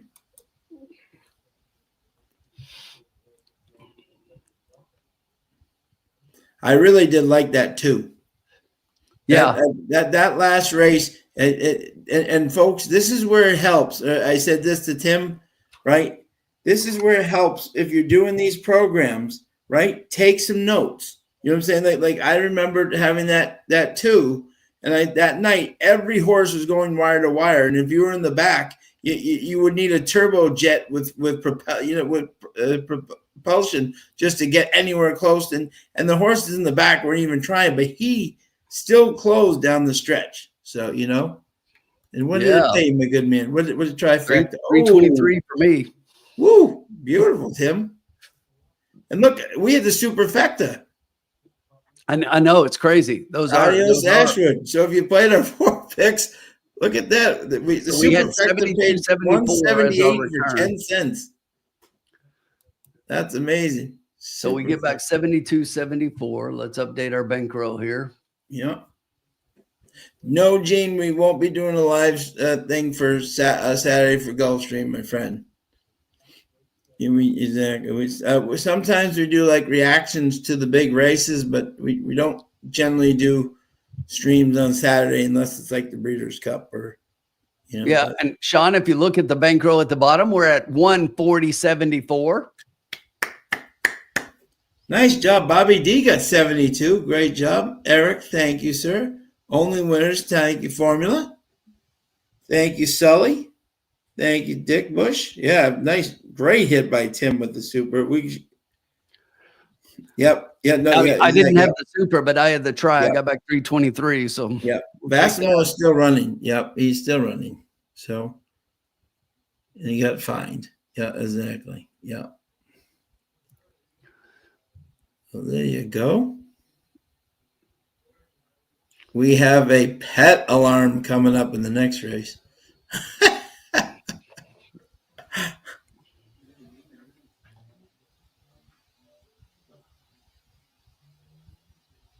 Good job, Paul. There you go. Nice. A 200 to 1 double. Great job. Thank you, Dick. Very much appreciated, my friend. Yeah, great hit by Tim. Much appreciated, Dick. This is not an easy track. Exactly. No, and you know, for those that were asking about, you know, like the exacta key box, I mean, to me, that's a great example. Yeah. And you look at a couple of horses like the 10 and 12 in that race, and to me, the 10 was the standout of those two. The 12 was almost a fade based on some of the things but it was scary enough to where, and that's not the one you want to key on, because it's just the odds don't make it, you know, beneficial to be able to do that. But then you throw 4 horses in there, and it was just crazy that you drop out the favorite out of that, and all the horses we had left was your superfecta. Yeah. Can't beat that. Exactly. So we move on to the 5th race, and I'll read the conditions here. Okay. 5th race, 6 furlongs, optional claiming 25K, non-winners of 1, purse 82,000 for fillies and mares, 3-year-olds and up, which have never won 12.75 other than maiden, claiming, or starter, which have never won 2 races. There we go. Perfect. We have an interesting field here with 19 minutes to go.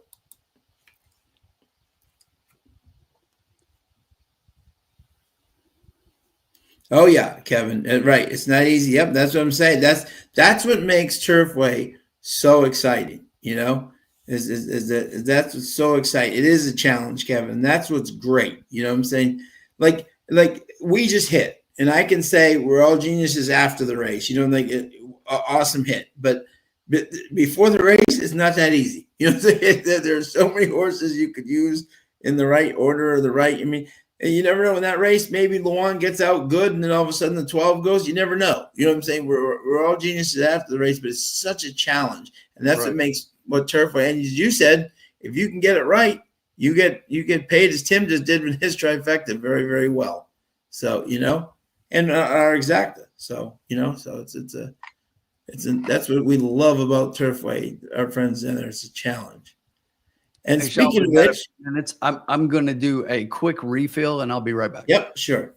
Zach. And speaking of which, by the way, where congratulations are order, our Turfway's very own and a very dear friend of mine, Caitlin Free, announced that she got engaged this past week. So on behalf of all of us that trust the prophets and myself, exactly.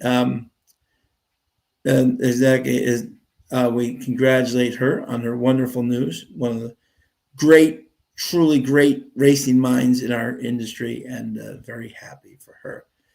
Okay, see, Rachel, exactly. Rachel Eskew is joining us. She is always a genius. That is the truth. Like sometimes we can pretend to be geniuses. Rachel Eskew, always a genius. So. And always wonderful to have her joining us here in the lounge. So hope you are doing well, Rachel. Hope did you guys get a lot of snow, Rachel? I don't know down there. I think you were expecting to get some snow, but I don't know if you didn't get too much. Our friends up at Saratoga have been getting killed with snow up in Saratoga. They are ready to turn off the faucet up there. But hopefully, Rachel, things aren't too bad for you. But always love to have the genius Rachel Eskew join us here in the program. So we are, let's see here. How many minutes? We have 17 minutes to post, and I will wait for my picks until Tim gets back because it's his race, and I don't want to give out my picks without giving out the picks, but I have a very good pick here, and I'm going to get one of the Kevin, you're near Saratoga, man. We've been really lucky. I'm in Boston. Somehow we're getting like these, like I want to say like 2 to 4 inch storms lately, but we have not gotten the colossal. I believe now, Tim, get this, Tim. Who would ever think this? I believe we are now at 1,300 days. Okay, I think it's 1,300 days that Boston has not, as the city itself at Logan has not gotten over 6 inches of snow. Isn't that amazing? That's crazy. Yeah, it's crazy. Exactly. So somehow we're getting protected while our friend Kevin Phillips, who is near Saratoga, they're just, Mother Nature is just having dump truck after dump truck and of snow on them, and they're sick of it. They want it to go away. But look who's joined us, Tim. The always genius Rachel Eskew has joined us tonight. So I saw it as I was sitting down before I turned the camera back on, and I'm like, she is always a genius, but we can't always be like Rachel. Exactly. You can only try to exactly to strive. You know what I'm saying? Exactly. Wait, I just have to do this. Rachel, go Big Blue. There we go. So JG's on the Cape right now. Is that that 2015 winter. Vince Watson says, who we liking besides East Avenue, Tim? So here's the thing, and Sean will know this, and especially if you've watched our video or heard. Listen, I'm just laughing at Rachel. I absolutely love this horse.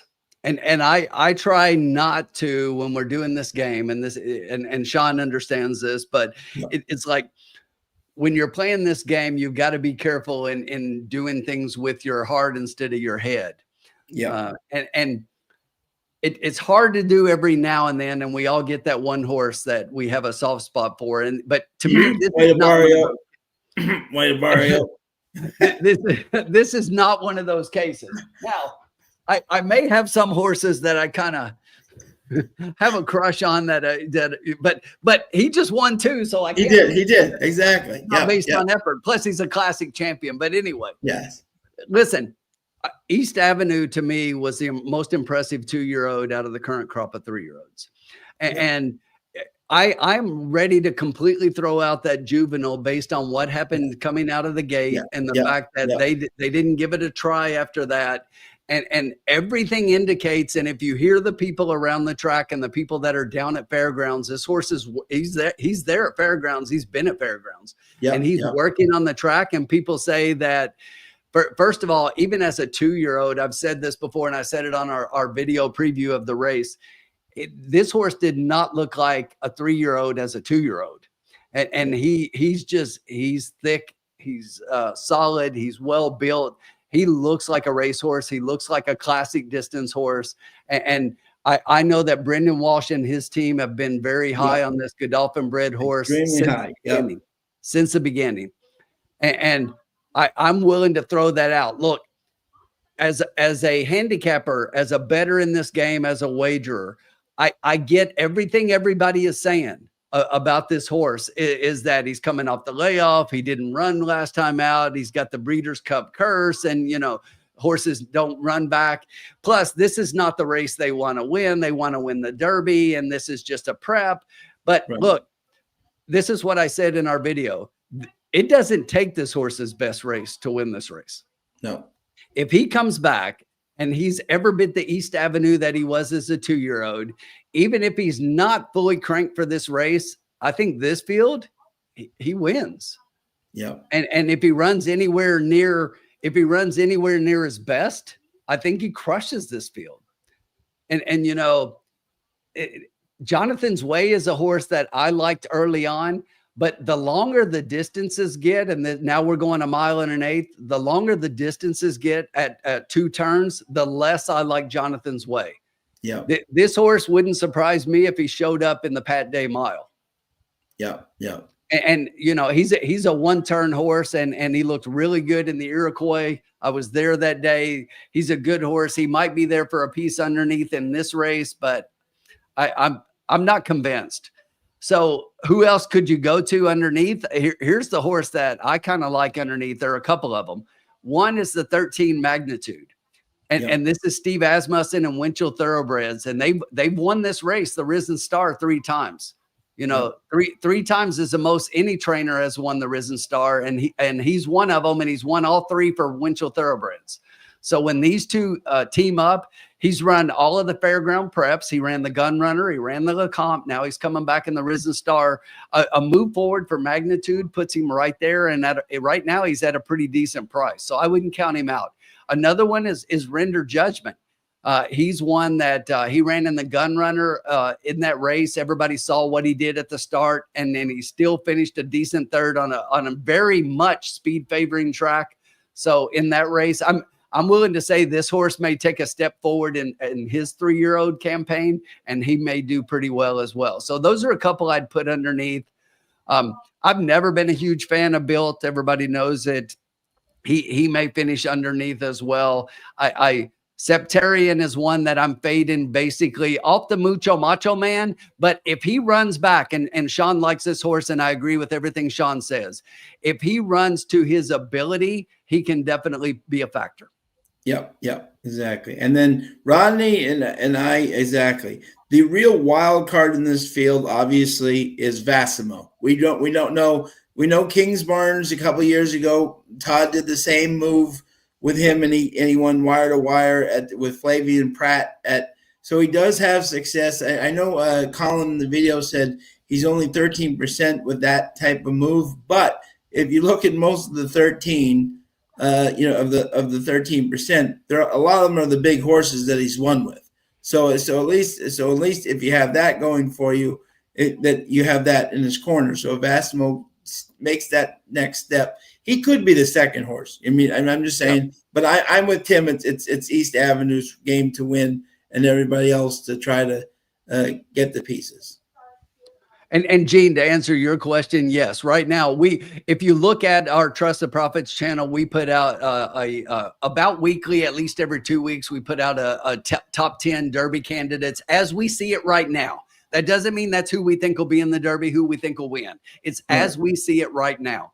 And East Avenue, even though he hasn't run this year, he's still been my number one until I see him run, until I see something that tells me different. Right. Yeah. So yes, based on what I saw last year, I saw a horse who was the physical specimen and ran like it. That tells me that he is a strong contender to be your Derby winner this year until I see something different this year that tells me I need to get off of it. Right. I will say this, and Rex, I think Sovereignty runs in the Fountain of Youth next. That's going to be very interesting. But I will say this, Gene. Of all the horses that I've seen so far this year, now let's give Citizen Bull credit. He came back, he won. So until you knock off the big dog, I'm saying he's right there. I will give him that credit. But for me, and I think Tim would agree. I know who you're going to say. Yeah, Burnham Square right now to me has been the most impressive, and I will right now until I see East Avenue make his comeback. He is my number one horse right now that I've seen run this year. I'm putting him over East Avenue right now because Tim knows I adore East Avenue. He's my number 2 right now because he hasn't run yet. You know what I'm saying? And he can prove this weekend and jump right over Burnham. But I think that Burnham Square it's 35 years to the day for Unbridled. And who was the assistant trainer that day for Carl Navziger? Ian Wilkes. So if Ian Wilkes could do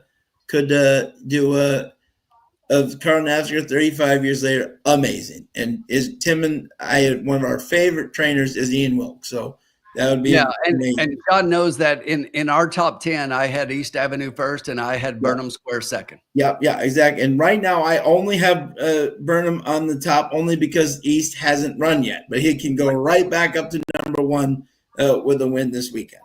Exactly. Yeah, and Sovereignty just drew post 1. Thank you, Jenny. Hi, Jenny Mac. Oh, and Rachel. Yep, we're on that thing. I would love to see. There's nobody.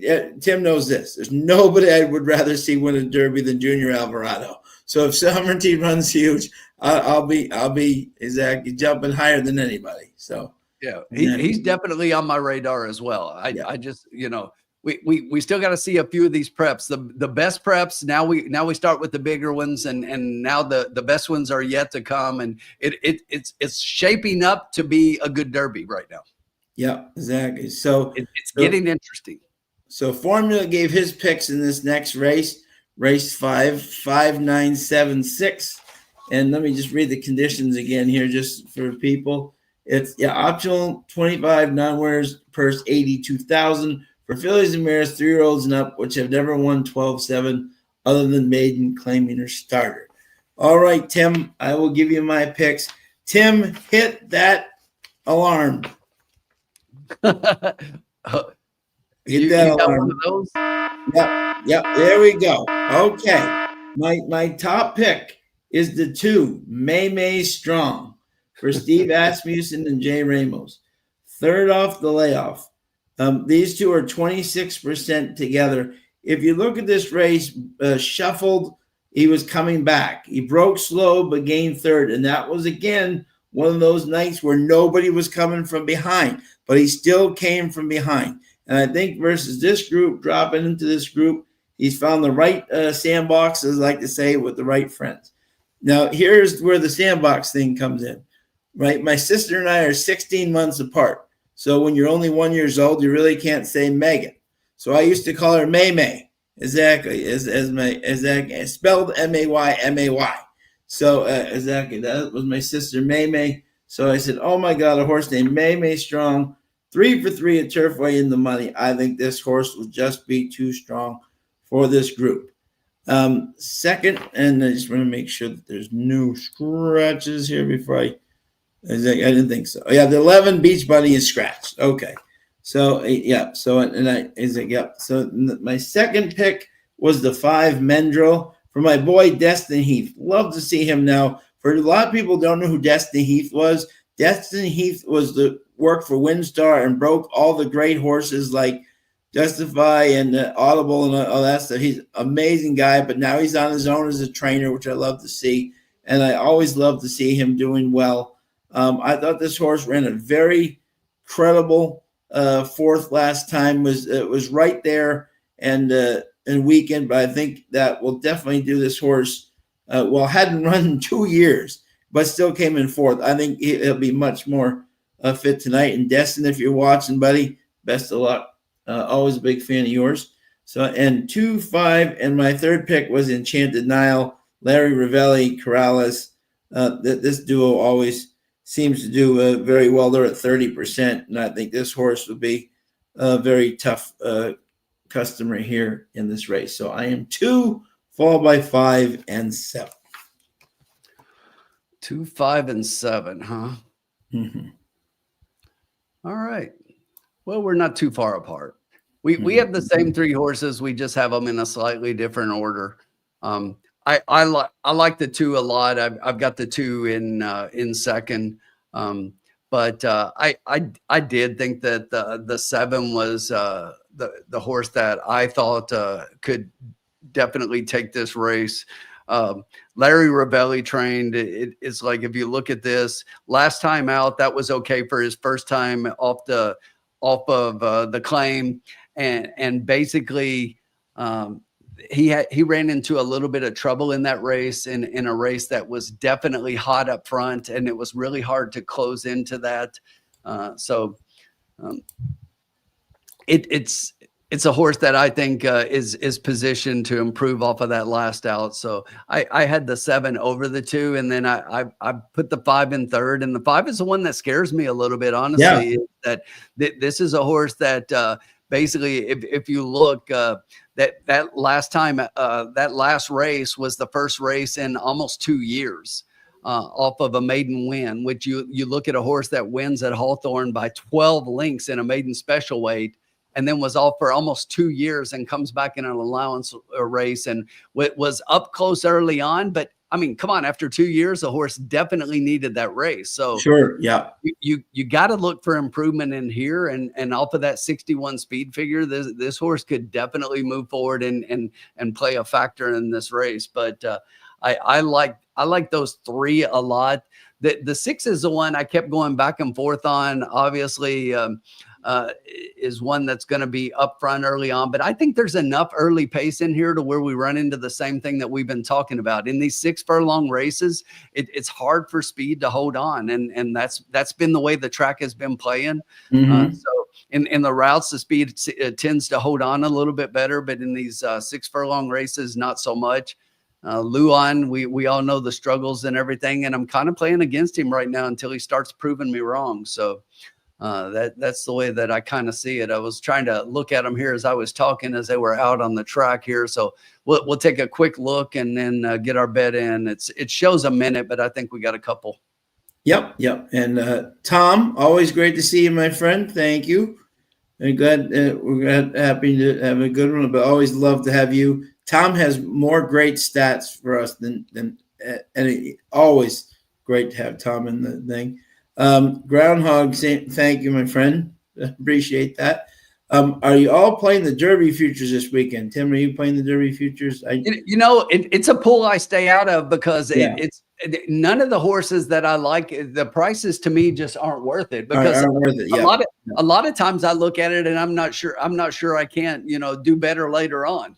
Yeah, exactly. Yep, exactly. And then Carolina Moon, Groundhog played Barnes last time, not playing on anything. Sorry, wager pool 1 as well. Like it. Okay. Carolina Moon, exacta box 745. Good luck, Carolina. Irene's got exacta key box this way. 9 with the 2, 6, 7, 8, and win place 9. Good luck, Irene, as always. Yeah, Groundhog, I don't disagree with you at all. Yeah. They're now going into the gate.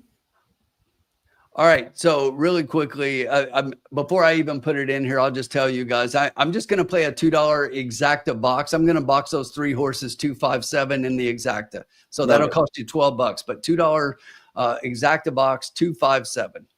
Love it. Good luck to everybody. They're heading into the gate.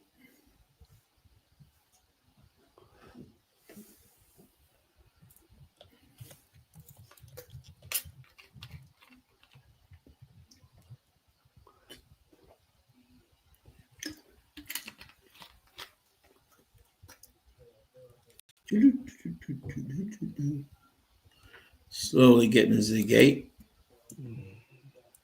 And again, we're almost up to 300 people. Thank you so much, everybody, for joining us. We so appreciate having you here in the lounge. If you're on YouTube, if you could hit subscribe. Whoa. Whoa. Yeah, something going on. Inside the 4 and the 5. Huh. Both wanted to rear up. Now Whoa, the 3. Now, the 5 really wants out of the gate, though. Yeah. And got a really bad break and broke towards the back. But towards the outside, we got early speed. They're like straight across the track. But this is like the Rockettes. With some early speed, High Fashion Kate, the 8 up front, the 6 Perfectors down on the inside and second. Outside those, you've got in third, that's the 10 horse. Ekate, then 7. Enchanted Nile is currently setting in 4th. The 9 horses 5th. Just behind that one, you've got the 13 coming to the outside, down inside. You've got 4, 5, 3, 12, 1, and 2 all the way back. The quarter, they're flying up front, 22.84 seconds. High Fashion Kate is really going hard. Perfector starting to close the distance just a little bit in second.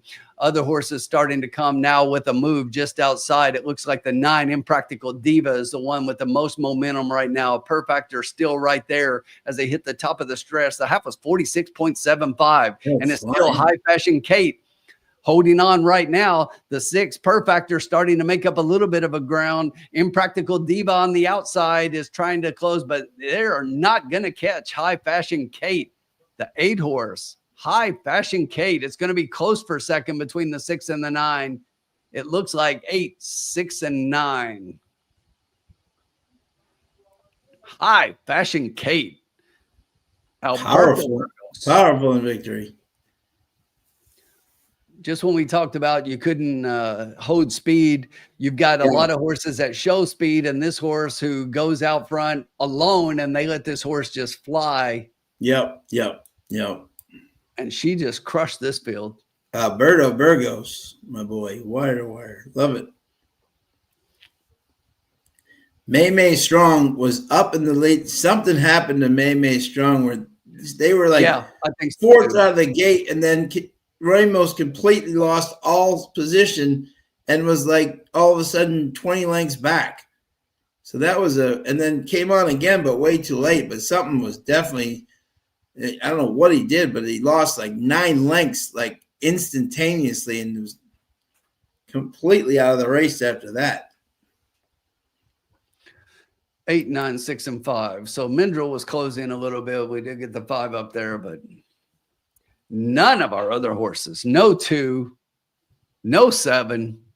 Wait a minute. Hold on a second. What we got to think is Tom doing something on the Derby before May? Isn't that forbidden? Too early, Tom. It's Just too early, Tom. We have to wait until the Derby. Why are we doing anything early? We love you. Exactly. Tom understands what we're saying. Wow, Monarchos is 6-1. Yeah. Well, yeah. There you go. Wow. That was a great chop. And by the way, both Harold James Bond and I, both of us, have written a letter to the national thing. Jorge Chavez should be in the Hall of Fame. That man won riding titles, the Derby, won numerous races. Jorge Chop Chavez should be in the Hall of Fame. Just saying it now. But exactly. No, I'm just trying to I'm telling you right now, Vince Watson, if Tim can get 15-1 on Eastern Avenue in the futures thing, then he might have to change his mind. Oh yeah, no, there's no doubt. There's no doubt that if that's because you're not getting 15-1 on him if he wins on Saturday. Chop. Benny, most of the ADWs have the Derby's future pool. So if you go into your ADW when the window opens, you just select where you select your track. You go in and look for Kentucky Derby futures. It's normally one of the track selections, and you should be able to bet it on any ADW. Yep. But we only and that's a great thing. After a win, Tim didn't go big there. So and here's a race, man. If you spread out and if you can get those horses, this is going to be a nice exacting trifecta. Yeah, I'm looking at this 8, trying to see where I missed this, and it's just like because I like to do that and put my notes in. As Sean was talking about me earlier. Too. Yeah, exactly. Yep. Yeah, but, me too. So here's a horse who had not been on synthetic for a while, run synthetic last time out and didn't do much. But this is a horse who did break her maiden on synthetic here at Turfway. So right, yeah. But that one win was the only time she was in the money in 5 races. But and coming off 11th by 10, with no menace. So it's not like exactly. And that was the thing for me. It just looked like hats off. Well, good for Al. Yeah, that's off to Alberto. Saw there was no pace. Probably studied his form. Said, okay, there's no pace in this race. I'm going to shoot her out, and they never caught him. So kudos. I'll be right back, my friend, in 1 sec. Okay. Yeah, no worries. Yeah, thanks.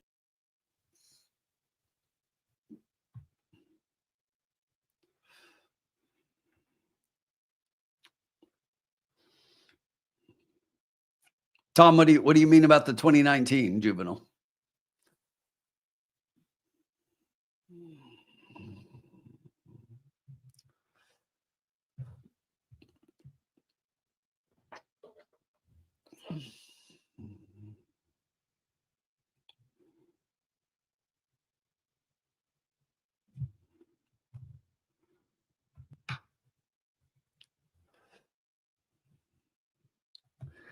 Trying to figure out what Tom is talking about here. I got to look this up.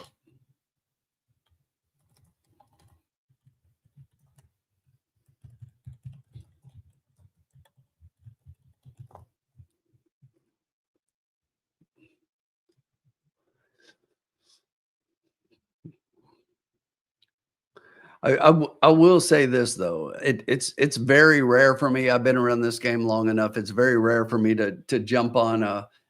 Yeah, I got you. That's exactly what I was just looking at. I was looking at who was in it and figuring out what you were saying. So yeah, I mean it's definitely possible. You never know what happens when they do that stumble and whether or not there's a little more there that they never tell anybody about.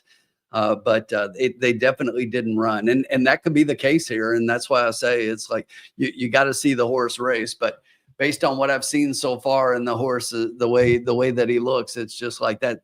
I'm going to stick with it until I see something to make me go elsewhere. But I've not done this often to where I get on a horse this early, especially on the Derby trail, and just like, this is a horse that I really like. So it's unusual for me. I've been around the game long enough to know that, and honestly, in this position in years past, this would be a horse I would play against based on that. But just seeing the horse last year and being right there, it's like it's really hard for me because it was just one of those things to where sometimes you look and you're just wowed and something just catches your eye and you know it's hard to get that out of your mind sometimes and you know sometimes we have to, but until I see different, we'll see. But Sean, he was talking about when back in the 2019, so Dennis's moments. Oh my God. Never did anything. One of my favorite horses ever, because you know why? I made so much money betting against him. Every time he ran a Gulfstream, he was 2-1, 5-2, 3-1, and he just never. It wasn't even in the money. Just I every time I love seeing that horse run because I'm like, okay. And they used to bet him down to 2-1, 5-2, 4th, 5th, 6th. Loved him. I was like, he just could not lose enough for me. And, you know, Groundhog said you took some of mine, so he must have been betting on him. Yeah, exactly. I mean, that was one of my favorite horses. Every time he showed up, it was his money time.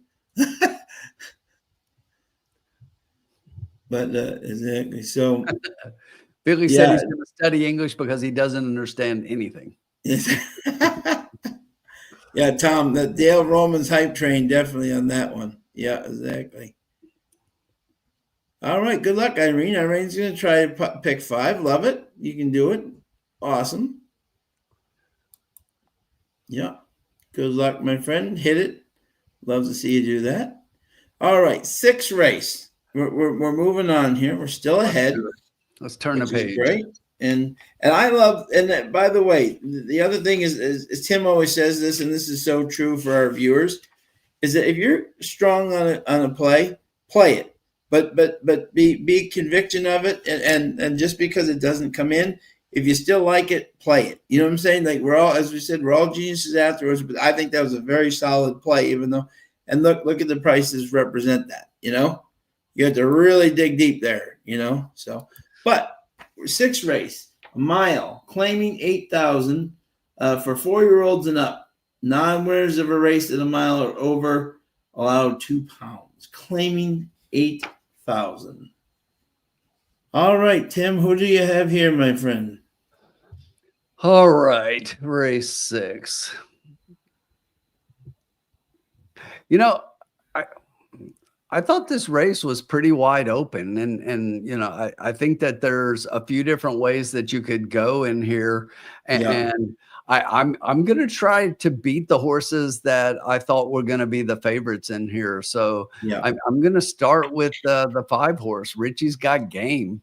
Yeah, and when I looked at this horse coming off a claim. You know, we're running at the $8,000 level. This is a horse who last time out was claimed at the 5,000 level, and you look and it doesn't look like the horse did a lot, but you know, Michael Doley is done pretty decent here. He's only got 1 claim so far, and he's 1 for 1. He and Roman have hooked up. They're 1 for 3 so far at Turfway, 33%, and overall, they've got the 2 of them when they run together. Overall, at their $11.70 ROI on $2 bet. So this is a horse that, based on some of the numbers and a race that I saw as being wide open, I'm willing to put a line through that race because look at the one before that. That last race was 1 1/16 miles. Now we're going a mile. If you look at that mile race at the $5,000 level, this horse won by 7 lengths and beat Sound the Charge. Okay. And Sound the Charge right now, if you look, was the 5-2 morning line favorite. Yeah.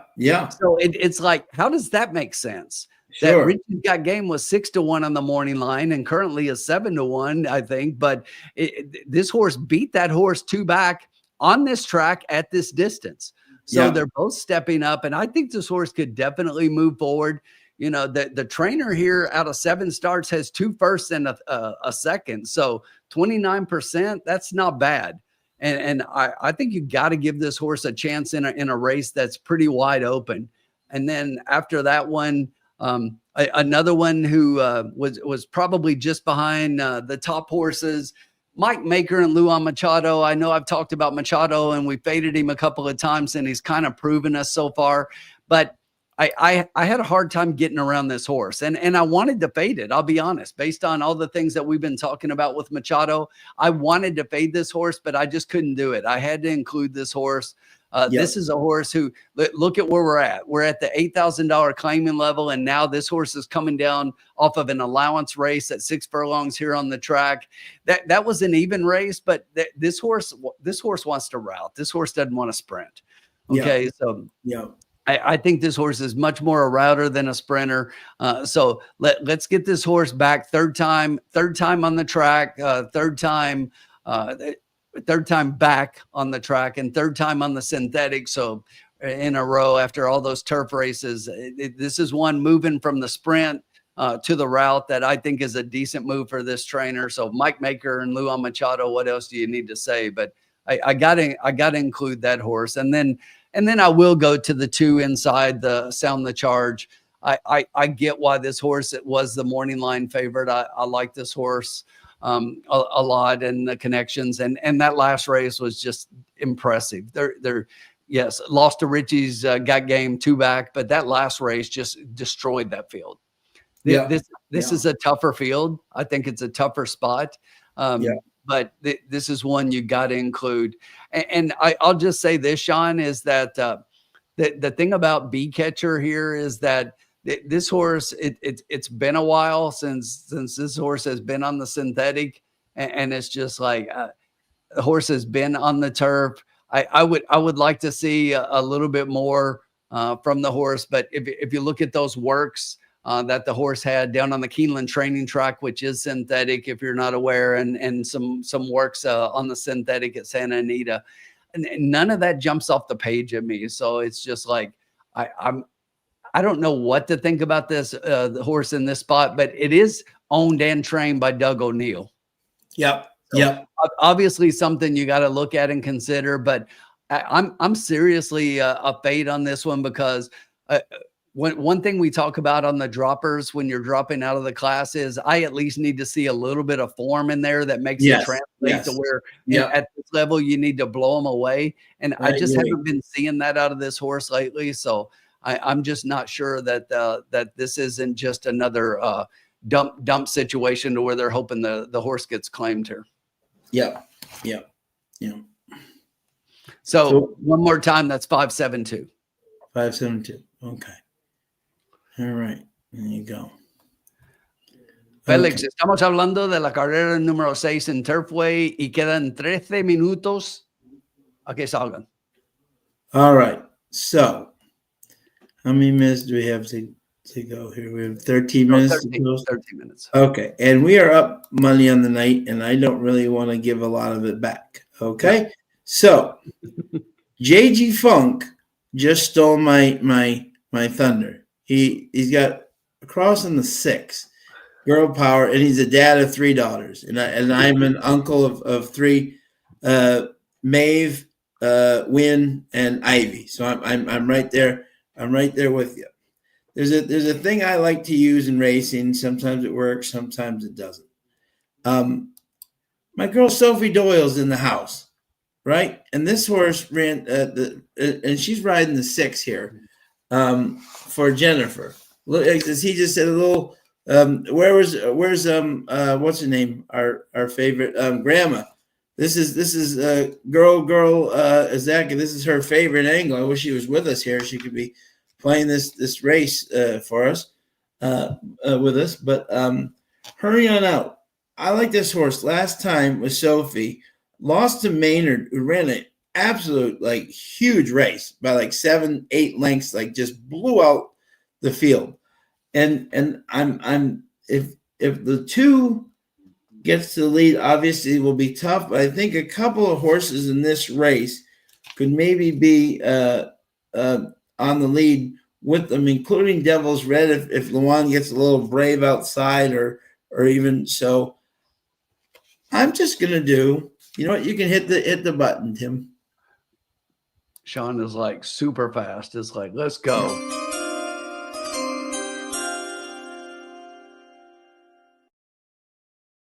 Cross on the 6. Hurry on out for my girls Sophie Doyle and Jennifer Tooley. I'm going for you said 2 across, Sean. Yeah, just 2 across. That's all I'm doing on hurry on out. We have 4 more races to go. We're up money. I was to the point where I literally had 7 exacta boxes in my head, right? And that would cost like 40, and we're not doing that. So I'm just going to go for the price. Sophie's here to ride this horse, and she's in good form. This horse really, one of my favorite angles, Tim, is when a horse gets blown out by a winner. You know what I'm saying? That second place horse often comes back well. You know, and I'm just thinking there's going to be some stuff up there. Sophie's in to ride this horse, and just the value, I like that. Makes sense. Yep. I honestly don't understand the favoritism on the 3. Me neither. I really don't get the 2-1 on the 3. I get the horse being amongst the rest at a little bit of a higher price if they were like all like 3-1, 7-2. But I don't get 2-1 on this horse over the 2, over the, over the 4, over some of the others. I just don't get it. No, exactly. So we're just going to be on the cautious side here. But I think at 6-1, this horse is some real value versus the, and I could see 2-3, I could see 2-4, I could see 2-5, I could see 2-6, I could see 6-5, I could see 5, and I'm not going to get into that game of, you know what I'm saying? No, that was the first thing I said, that I thought this race was wide open, and that's why I was trying to go with the price. Yeah. I'm just trying to get value. We're up on the night. We got 4 races to go. Exactly. Just try to see if we can get Sophie to come in. And even if she comes in second, it will still make money back, and we're still up. You know what, Sean? I think I'm going to combine our horses here, and what I'm going to do personally, and I'm going to root for the 6 to win. But what I'm going to do is, I really do like this 5 a lot. Richie's got game.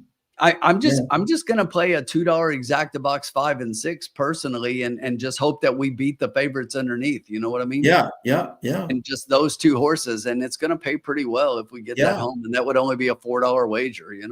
I agree. Yeah. No.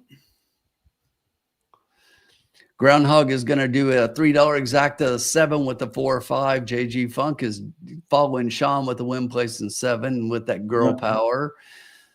Bobby D is playing an exacta 5-7 with the 4-2 and win on the 3. Yeah. What else does everyone have? Yeah, let us know. Good luck, Groundhog. Luck, JG. And the pick 5 starts here if you're into those kinds of things. I love what Tom said here, by the way. The joy of horse racing is that we can have strong opinions and be gloriously, totally, completely wrong and come back 30 minutes later with a new opinion. That is amen, Yes.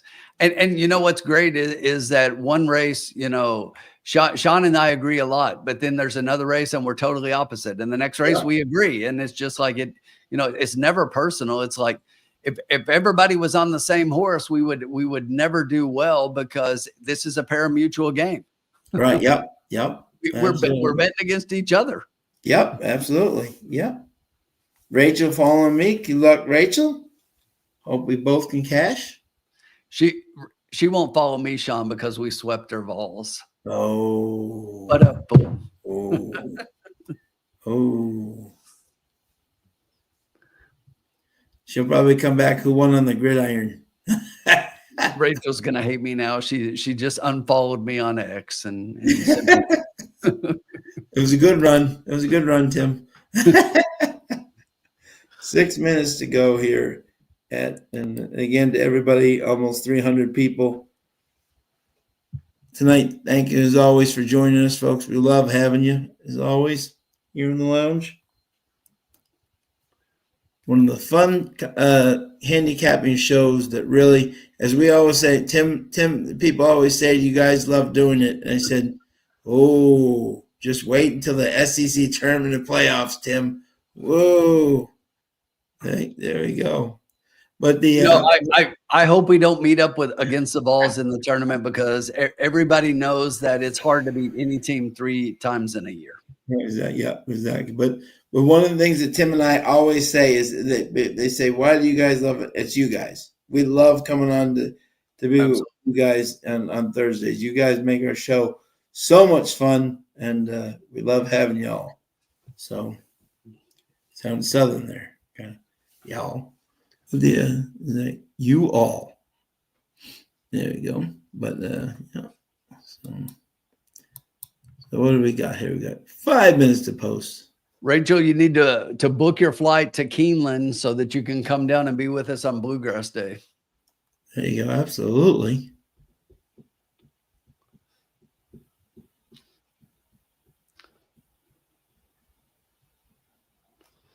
We're going to have the whole Trust the Prophets gang there, hopefully. Yep. We got one we're waiting on to confirm right now, but everybody else should be there. So yep. Sean and I will both be there. Colin is confirmed. He has his reservation. Formula will be there. So we will have everybody. Yeah. Well, Rachel's going to the Preakness and Belmont. Excellent. I will see you, Rachel, at the Belmont. For sure. Not going to the Preakness, but always one of my favorite races for sure. You will have a blast. And I'm so glad that they're redoing Pimlico. Yeah, that's definitely been a long time coming, something that they've needed to do for a long time. Yeah, no doubt. No doubt.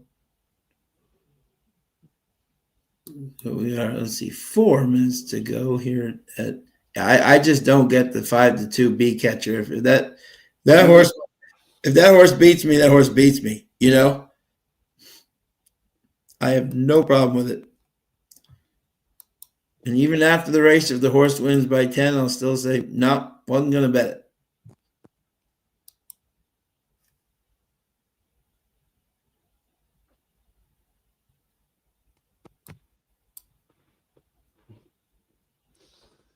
The one horse here, Sean. Everybody else is like 6-1 is the highest on the 5, and the 1 is 25-1. I know, Mr. Baturkin. And look, they're showing the 1 right now, and he looks pretty good on the track. That's the crazy. He does. No, that's what I was just saying. It's a ghost zapper. Good Lord, yeah. Not many bad-looking ghost zappers, that's for sure. No. Sophie looks good on the track. Yep. You know, when I saw she was riding here, I was like, okay, I've got to look at all the races she's on, because which one of these horses is she specifically coming in to ride? Because she probably came to ride 1 for sure. Yep. And for all of you who are wondering, Sophie Doyle's brother is James Doyle, one of the best riders in Europe and around the world. I think my 5 horse looks good, Sean. Look, your 5 looks fantastic.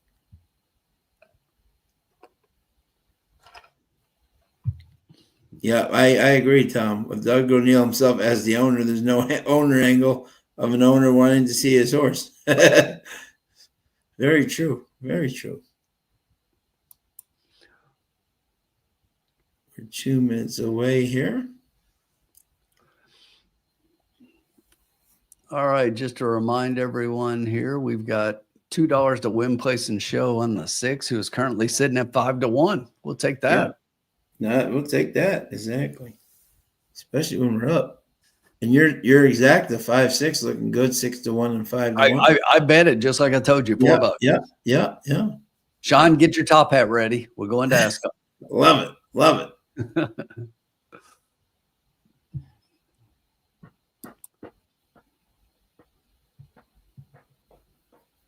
Royal Ascot. Yeah, exactly.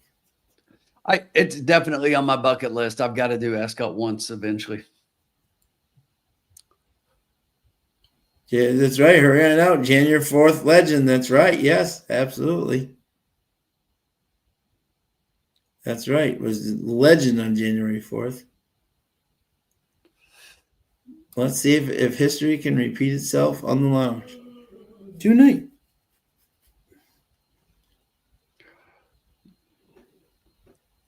They're making their way towards the gate.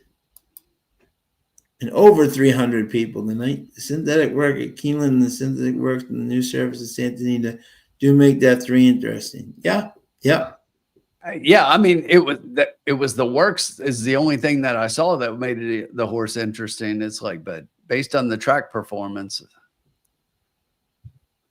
yeah, definitely taking some money. But just as I thought, the late money's coming in on the 2. This is the horse that should be the favorite. Yeah. And I genuinely believe the only trainer that I really love coming in off a thing is Mike McCarthy or Phil D'Amato. They kind of know how to get those horses going. Berries with clotted cream and a Pimm's cup. Oh, love it. There you go. David, thank you. That is definitely Ascot to a team. Yeah, tip of the top hat to you. So. Well done. Well done, sir. Excellent play. We're getting towards the gate now. Look at this: 2-1, 3-1, 5-1, 5-1, 6-1, 4-1. So if you think the betting public has any clue, like who as a lock, they do not.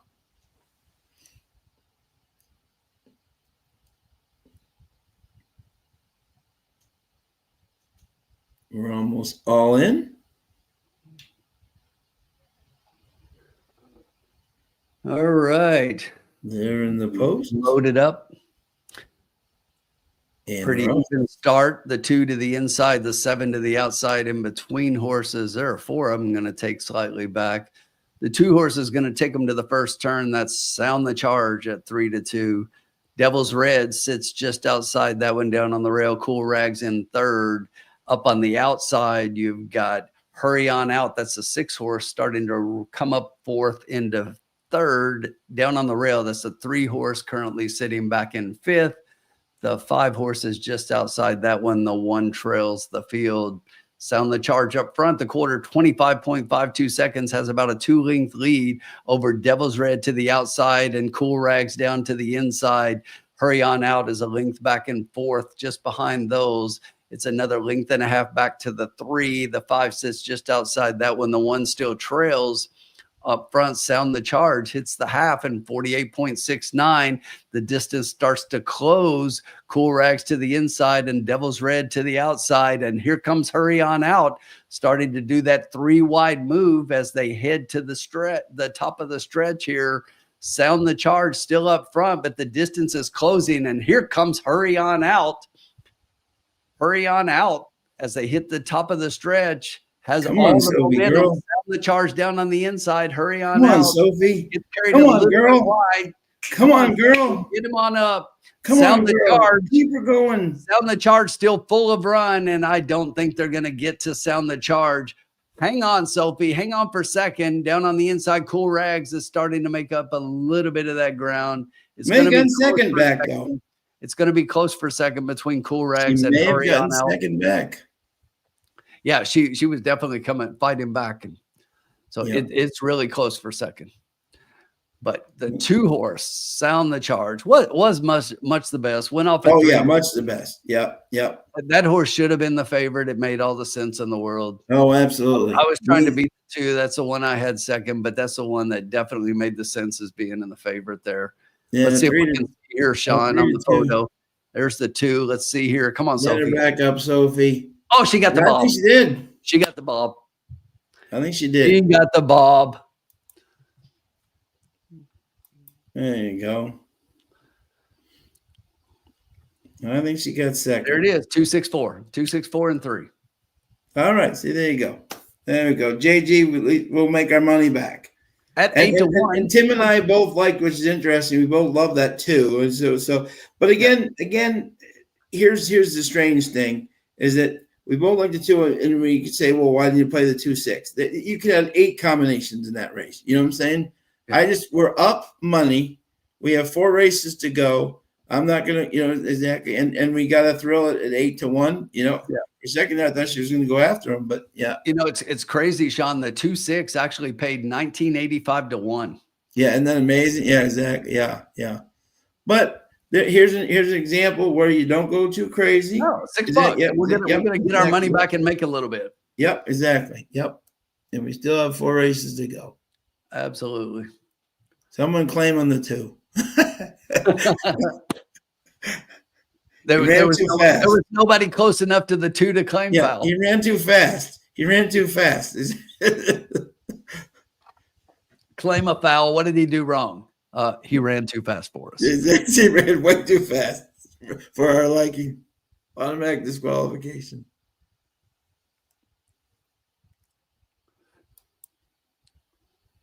And who came in the 4? Yeah, exactly. The 3 came in 4th, but is that but.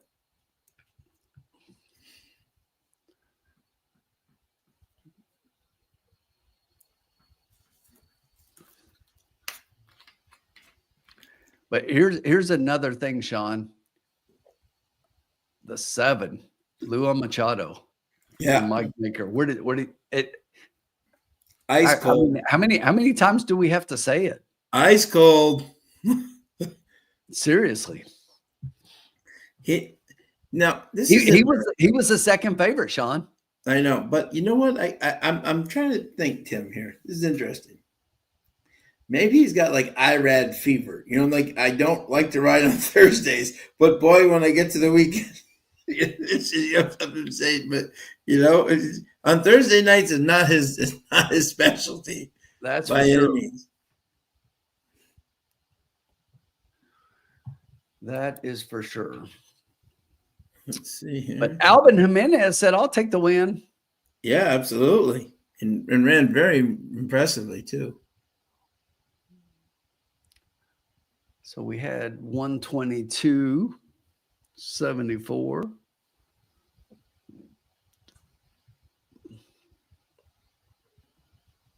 I'd love to see us get like 5, 6, and maybe like 3, or something like that. We'll make a few bucks. Yeah. At 8-1, we'll definitely make a few bucks. Yeah, that's what I'm saying. Yep.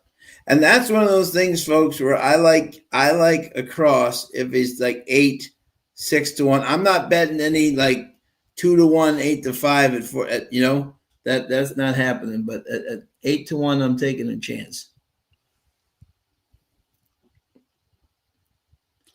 Especially when it's official.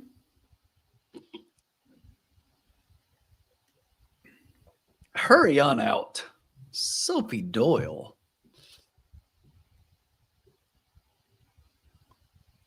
624 and 396. Hey, see, there you go. All right, $10. There you go.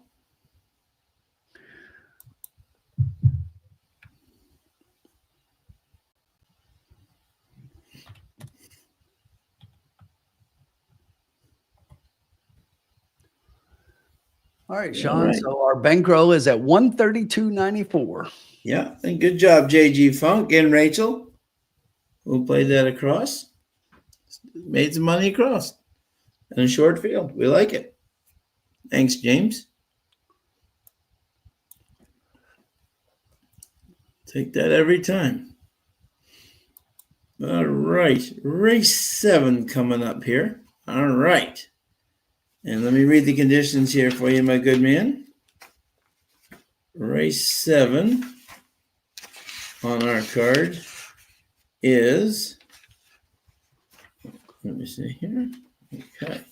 7th race is a mile, claiming 30,000 for fillies and mares, 3-year-olds and up, which have never won 3 races And do we have any scratches? No, we don't. We have 8. All right. There we go. Okay.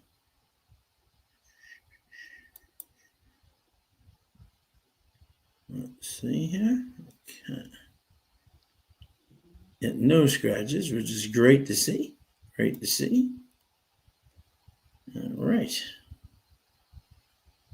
There we go. Go race 7 here. All right. We're going to get our screen back here. All right. And we have a full field here, Tim. And this is a mile. Yeah, this is an interesting race here for sure.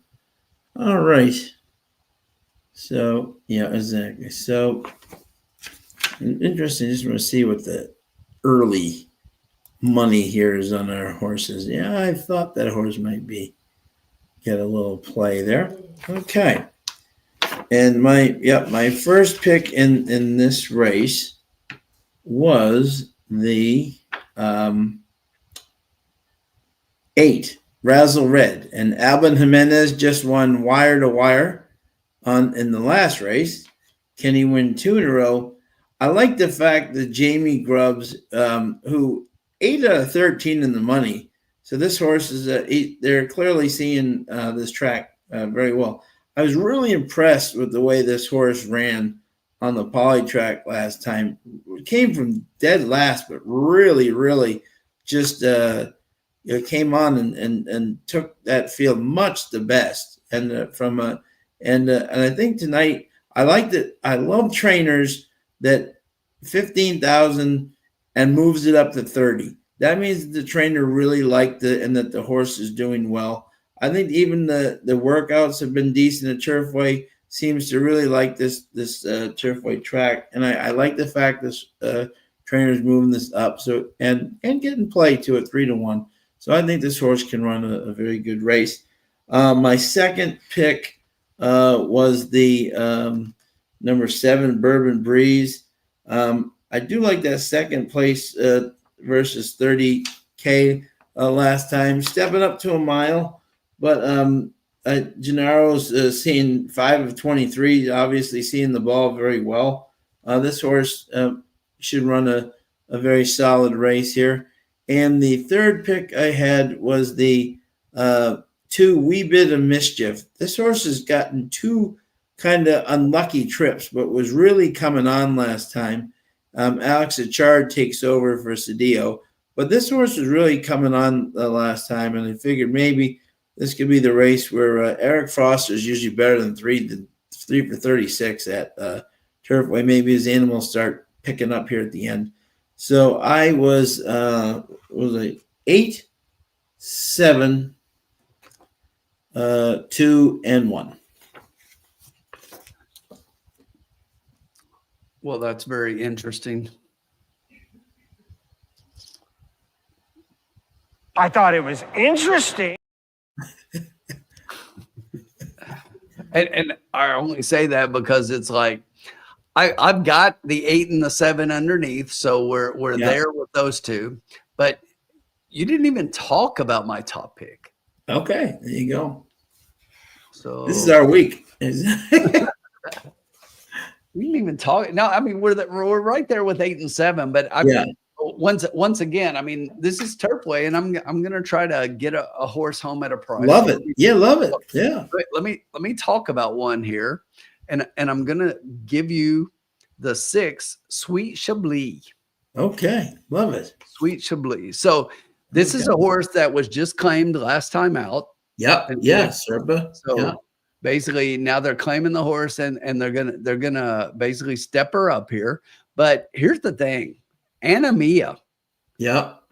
If you look at Anna right now, I mean, she's up there in the trainer standings, especially when you look at win percentage. Sure. Yeah. From a win percentage perspective, Sean, she's number 1 on the track right now. Yeah. Right. Yeah. Right. Absolutely. 36%. She's won 4 of 11 races. Yeah. Okay. So she's won 4 of 11 races, and 36% is highest win percentage of any trainer right now at Turfway. Absolutely. And she's getting 54% of her horses home in the money. Yeah. So this is one that I think is interesting here, because if you look at the speed figures of some of the best in here, this horse has run that in the past, maybe not on the synthetic. On the synthetic, she's run basically 3 races. It's been her last 3 races. She went a mile, then she went 6.5, and then she went a mile again. So she's coming right back at the mile after having run the 29th of January. I just think that she's definitely going to need to move forward a little bit in here, but it just seems like she's positioned to do that at the mile distance. I mean, she's 4 for 4 in the money. It's definitely one that should be a part of the money, but sure. It's going to be a little bit of a price. The 6-to-1 morning line is currently sitting at 10-to-1. Look, I like both of the favorites, 7 and 8 here. They're 3-to-1 and 7-to-2. So lukewarm favorites. I've got both of those. I've got personally, I've got the 7 over the 8 as far as the way that I picked them.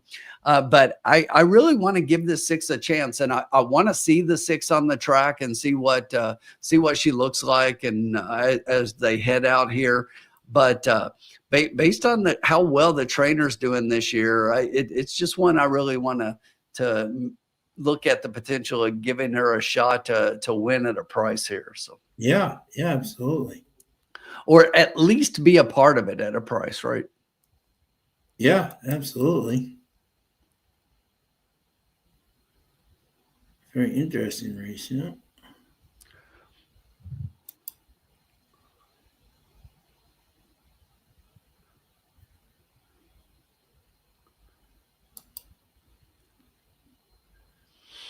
Most of the horses in here are 4-year-olds. She's a 5-year-old, so she's got a little experience. Yeah, absolutely. She's run against some decent fields. Yeah. Let's see. So Base likes the number 1 Storm Bay. Oh, gee, how are you, my friend? Let's make some money. Love to have you, as always.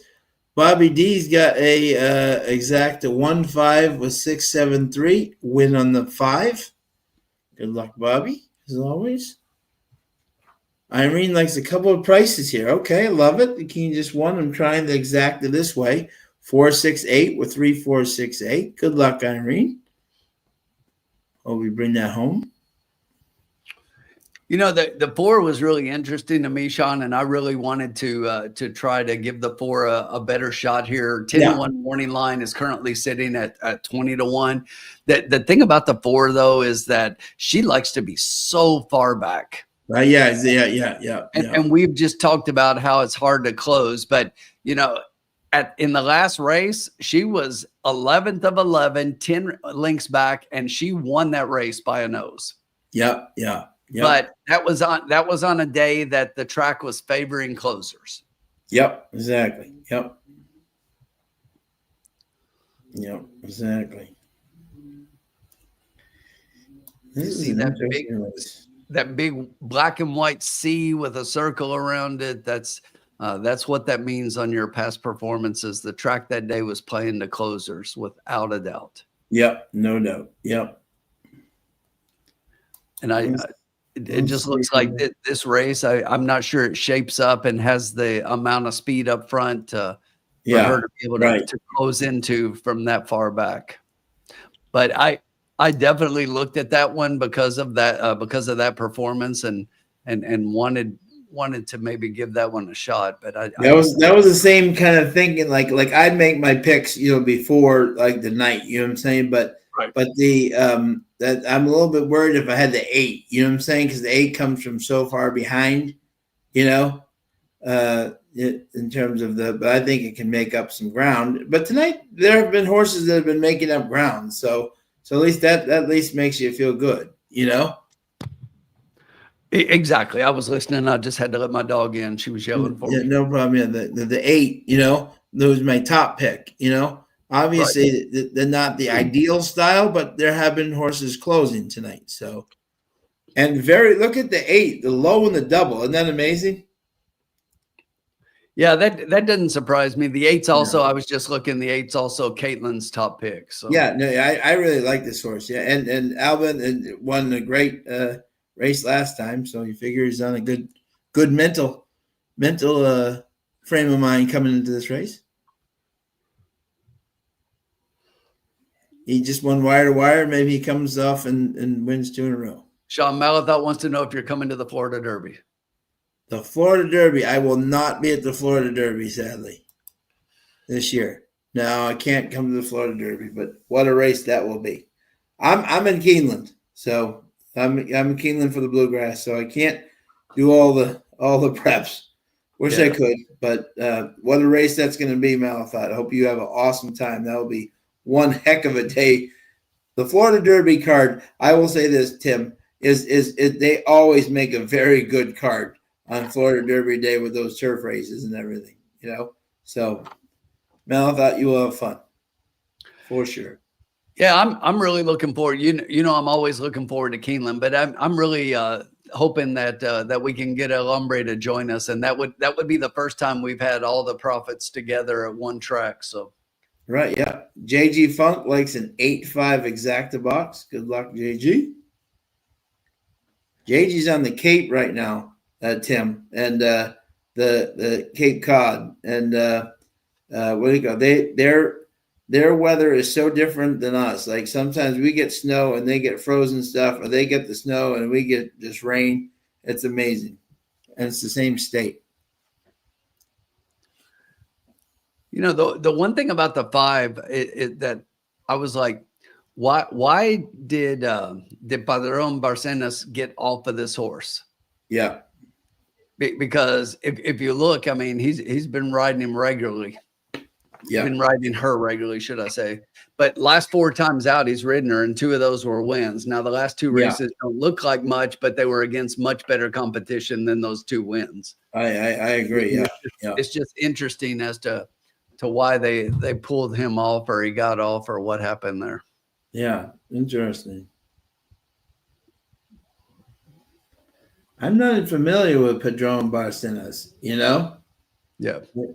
I don't know. There's a Churchill Downs rider, but interesting. I don't know who. And he's riding here tonight. He's got mounts.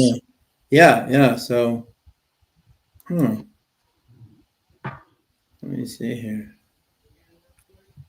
Very strange, huh? Yeah. So Caitlin is on 8132, and she's talking about the 1 right now, and the 1 is currently your favorite. Okay. Yeah, Javier Padron Barcenas. Yeah, he's got a ride in the last race. Yeah. There you go. Yeah, that's a little puzzling. Why would you take a rider off that won 2 in a row? Exactly, 1, 2 in a row on your horse. Broke your maiden on your horse, you know. But yeah, he's on the 2 horse in the last race. Yeah, exactly. Yeah.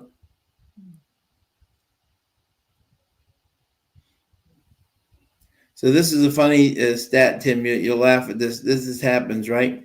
So JG Funk's on the Cape, and my parents used to live in Plymouth, which is, you know, Plymouth Rock and all that famous stuff. So right. Plymouth has a lot of land, right? So Kingston is exit. I want to say like 4, and then part of Plymouth is exit 3, right? Exit 4 and 5 can have like 1 inch of snow, and exit 3 can have 8.5, 9 inches of snow, and it's the same road, same. They just have the weirdest weather patterns down there. Groundhog has the 8 with the 2.5, so he and JG can win both. They can both win with an 8.5. Yeah. Malathot, are you going to the Florida Derby, my friend? Hopefully. And anyone who's met Malathot, his daughter is an amazing handicapper. But more importantly, is anyone here going to Bluegrass? Is anyone going to Bluegrass? We'll all be at Keeneland, so who's going to be there? We even got Colin Sheehan coming in. Yeah, unbelievable, exactly. And that is a daily double that's harder than exactly any daily double possible. Exactly. Groundhog will be there. Excellent. Look forward to seeing you, Groundhog.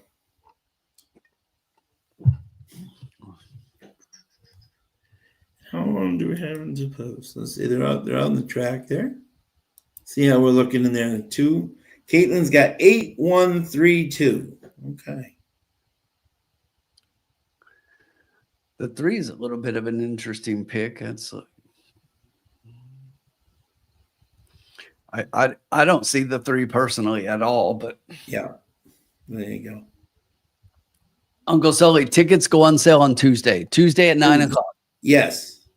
Uncle Sully, would love to see you there, my friend. Yeah, I think he said for sure he's going. I think he said it. I think he said he's coming. Awesome. Tuesday at 9. Make sure that you're online and get your tickets. So definitely get your tickets for Saturday. The other tickets you can probably pick up later, but Saturday will sell out. Bluegrass Day will sell out. Exactly. So, all right, I'll be back in just 1 second, my friend. Sorry. Sure. Yeah.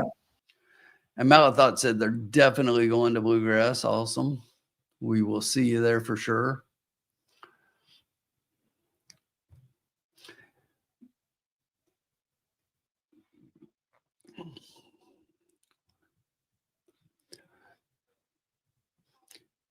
JG, help Irene out. I'm not familiar with the area there. I can't think off the top of my head of a track up that way.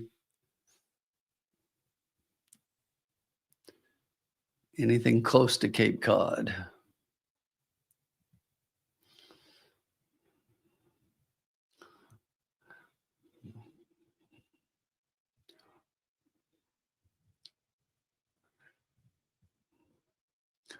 Horses are headed out to the track.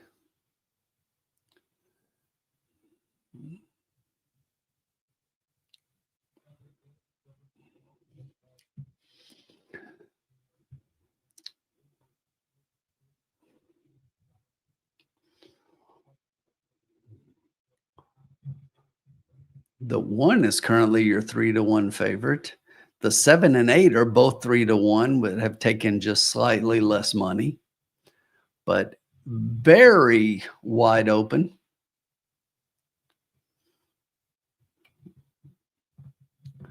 I don't like the way the 1 looks on the track at all to be the 3-1 favorite.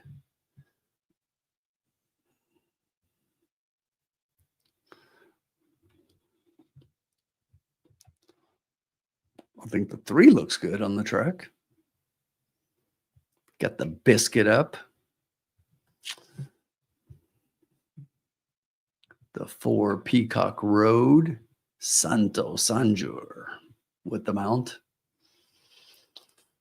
The 5 is currently 7-1. Creative Quality with Evan Roman. The 6 horse, Sweet Chablis. I like this horse. Like it a lot.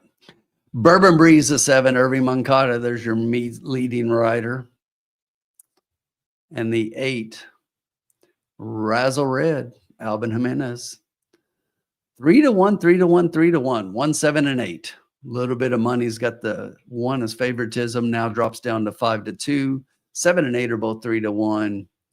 I think we need to get a bet in here.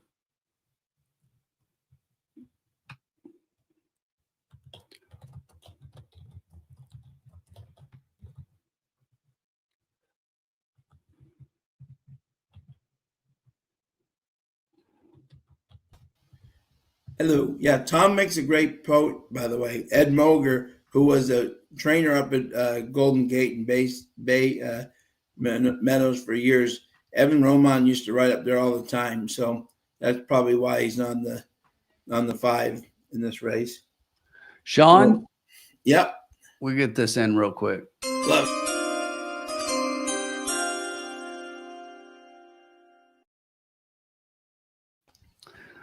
So I'm going to play a $12 total wager here. $2 exacta key box. I'm going to key that 6. I like this 6 at 10-1. I something about it. I think it looks good on the track. We're going to give it a shot. We're going to key the 6 with the 1, 7, and 8. Yeah. And look at this.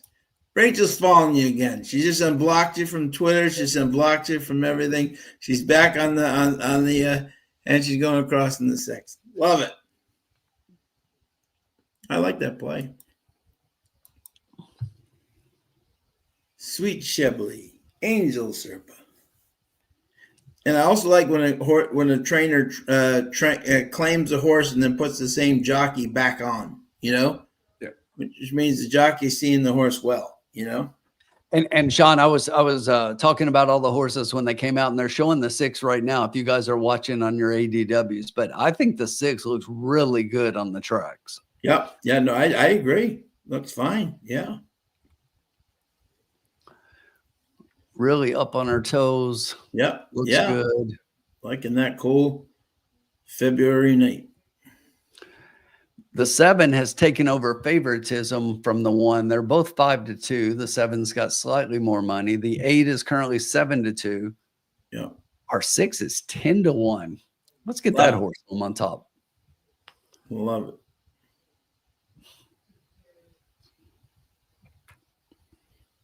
I'm also putting 2 across in the 6. Because at 10-1, that's a good, on top of our bet. I'm putting 2 across because that's 10-1 where,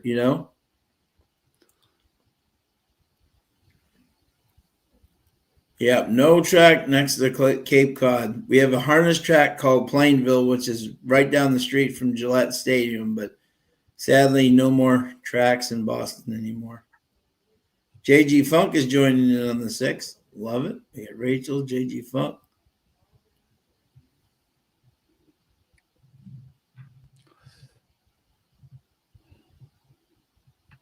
Oh, that's cool, Eileen, going to Goshen Historic Track. I know that one.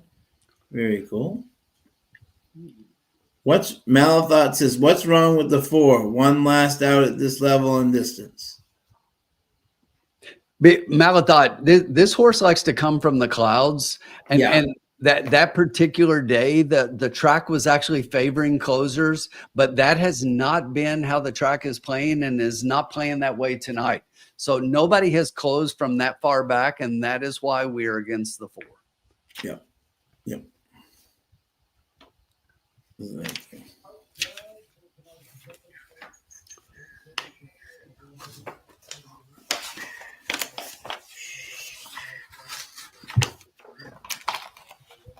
And thank you, everybody. 327 strong tonight here on a winning night so far here in the cocktail lounge, and that's the way we're going to keep it going. We're just going to keep it going up. We're not going to keep.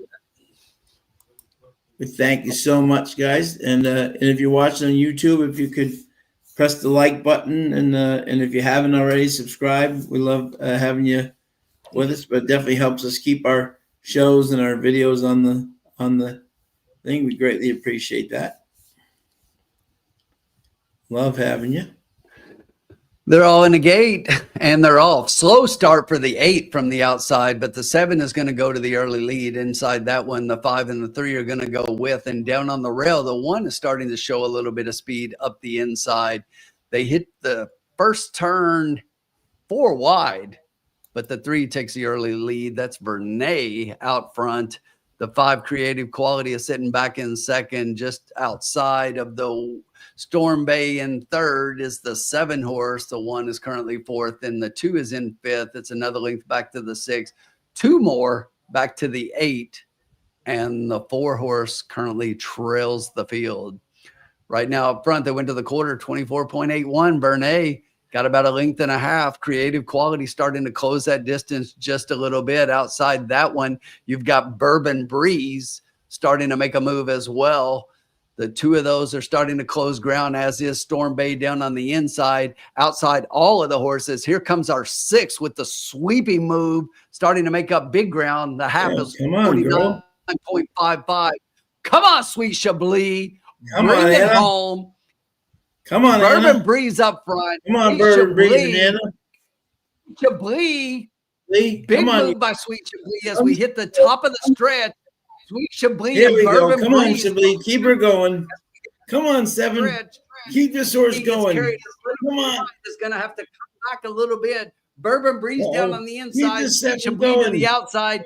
Down on the inside horses. Here comes Storm Bay to the front.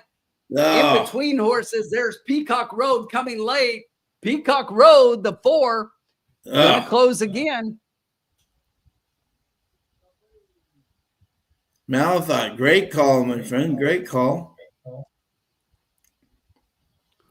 Boy, I thought we had a good looking one there for a while. I mean, it looked like we were home free. Yeah. but the 4 just too strong. Is that the 5 that came up for second? 23-1, Sean, on that 4. Woo! Highest shot on the board. 1-7? 4176. 4176. Okay. Wow. Mm-mm-mm. Wow is the word. Yeah, Jenny Mack had a exacta box 2578. Bobby D had 6 with the 2-4.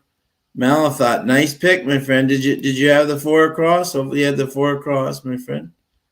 Yep, he had the exacta. Nice job, Malathot. Excellent hit, my friend. Good job. Excellent job, my friend. Way to go. And that is going to pay nice. And OG, look at OG here. No, he had the 6. Okay, he's the 6. So, yeah. Yeah, and Malathot like the 5 too. Look at that. Yeah, there you go. All right, there you go. There you go. 5-1, but not the 4-1.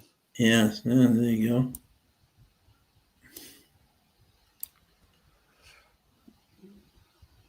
Yeah, nice hit, Malathot. Definitely. I mean, everything you see on the 4, but that you look at a little bit of improvement. That was the first time off the layoff from October. The horse definitely improved. And you know, it kind of, with all the speed up front and all the horses out front, it kind of set up for the close a little bit there, which hasn't been the case. So definitely great. Good job. Yeah, Angel Serpa, yeah. Yeah, I definitely don't disagree with that, because that horse had all the momentum and then got carried wide in the stretch, and it was over at that point. But that horse definitely should have won that race. Yeah, no, exactly. Yeah. That was disappointing, because when he came with that move, or she came with that move, I just thought this horse was just going to run away from him. Yeah, I did too. Yeah, exactly. And to lose the win play show, that just exactly. If it kept just in a straight line, Yeah, exactly. instead of drifting. No, way outside. Angel's not one of the strongest riders. Yeah, I'll be right back, Sean. All right, sure, no problem. Yeah. You go, Wellfleet, the Wellfleet Drive-In. Irene, have you ever been to the Wellfleet Drive-In? One of my favorite places is the Wellfleet Drive-In. We used to go as a kid. You could play miniature golf and then watch movies, and you get popcorn. Could life be any better when you're a kid than that? Exactly. But but congratulations, Malathon, on a great hit there. And we're still comfortably ahead here in the bankroll here. We're at $120, which is great. And we got a couple races left, and hopefully we'll get that improved for us here. Coming up in the 8th race, we got a couple of dueling horses here in the next race at 8 furlongs. And this is going to pay nice here with the 4176. Let's see.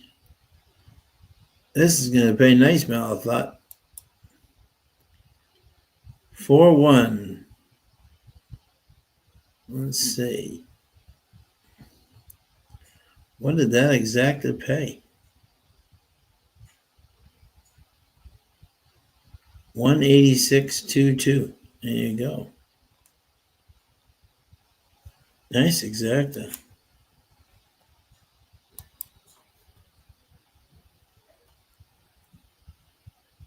Yeah, well, post in the 4, very nice.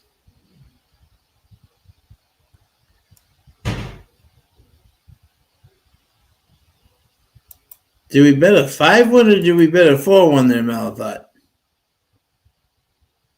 You definitely said the 4. I'm saying, but I didn't know. Did you bet a 4-1-5? Either way, you won. So that's awesome.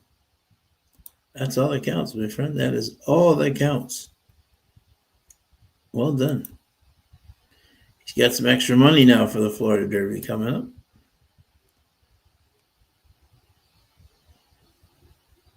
Oh, box 145. Excellent. Nice job. Hey, Mal, as we all say, man, we're all geniuses after the race. If you bet a $5 exacta box, the 4-horse probably goes 10 wide around the stretch, has a hot dog at the rail, and comes in 5th. So we're all geniuses after the race. Still awesome bet and a nice cash. So that's all we need. All right, so let's see. We'll move on to the next race here. This is an exciting race. I'm excited. Here we go. 2 Godolphin horses here. 8th race, a mile, maiden special weight, 80K for maidens, fillies, 3-year-olds, and up. And do we have any scratches? That is the question. We do not. We have a full field of 11 here in this next exciting race. And our favorite, one of the I'm right here, Colin. Godolphin horses is Tim's there. Exactly. He's got Walsh, Corrales, Mendelssohn. There you go. Christopher D'Souza, how are you? Race 8, $3 win in place in the 367. He's got race 8, 3 to win in place and a 367 exacta try box. There we go. And yeah. So this is an interesting race here, Tim, for sure. It definitely is. With 2 Godolphin horses, not 1, but 2.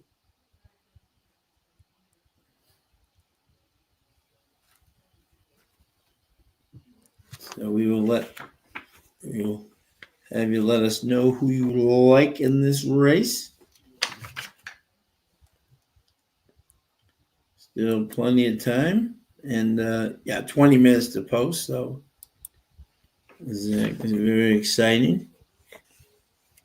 I saw, Tim, by the way, that they were, we didn't get to discuss it on the show last week. I think they made the smart decision on White Barrio staying on the stateside rather than going back to Saudi, where he really just didn't seem to like that track at all last time, when he was over there, and to bring him back over again, keep him. I was kind of happy.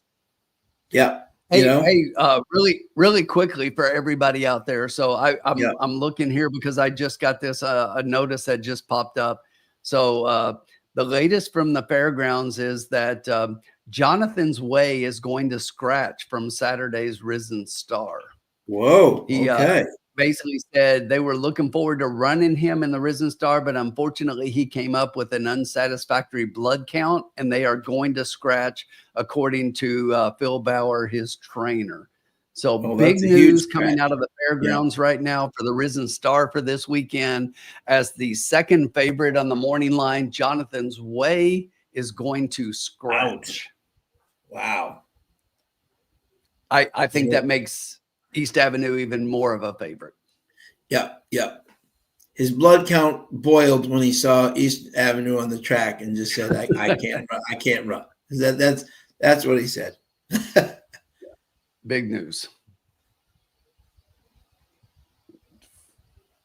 My girlfriend is going to look like a Beatles fan back in the day if White Barrio runs and goes that on Florida Derby Day.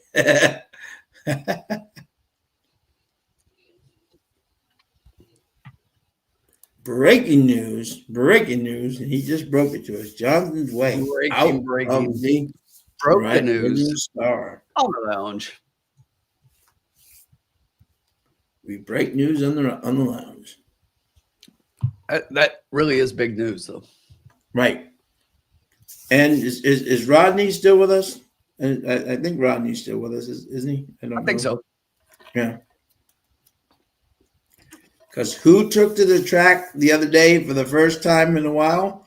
Endlessly is back on the track. He just had his first 3 furlong workout. There's Rodney. Endlessly is back, Rodney. He just had his first workout back on the track. It was a very light one. It was just 3 furlongs. They weren't doing anything. And if you watch him, he does the same thing anyway. So, exactly. So but he is back on the track, and they're looking forward after a layoff to get him back on the turf and doing good things. So we will keep you informed, but he is back. So, the Saudi Cup race has gone from a good race to looking like a romantic warrior walkover. Yeah. So very excited, Rodney. I knew you'd be excited breaking that news, and Colin will be excited about Endlessly being back too. So very excited about seeing my boy back in action as a 4-year-old. And they say he's doing great, so we'll see. It has definitely changed stuff, but I mean, with all of the defections from the Saudi Cup, I think we've got a live feed of what the Saudi Cup looks like now. There it is. It's a dumpster fire. Everybody's defecting. Nobody wants to go. No. Exactly. So, there we go. Definitely changed my boy Junior Jockey's life last year with Senior Buscador.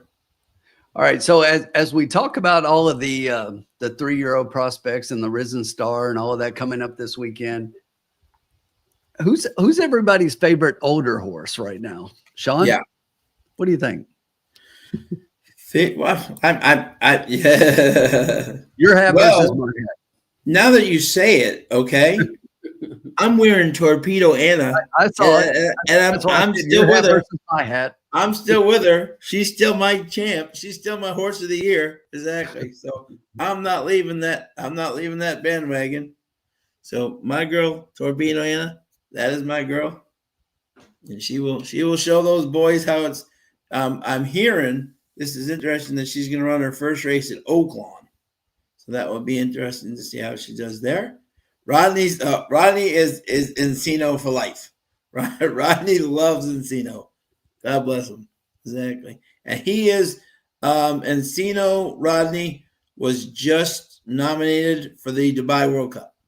So I think we're going to see Encino in the Dubai World Cup.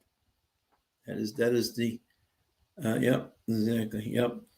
Rachel's with me. Love it. Love it. Anna Power all the way. Anna Power all the way. All right, Mr. Tim, who are your top 3 here in this lovely 8th race, maiden special weight?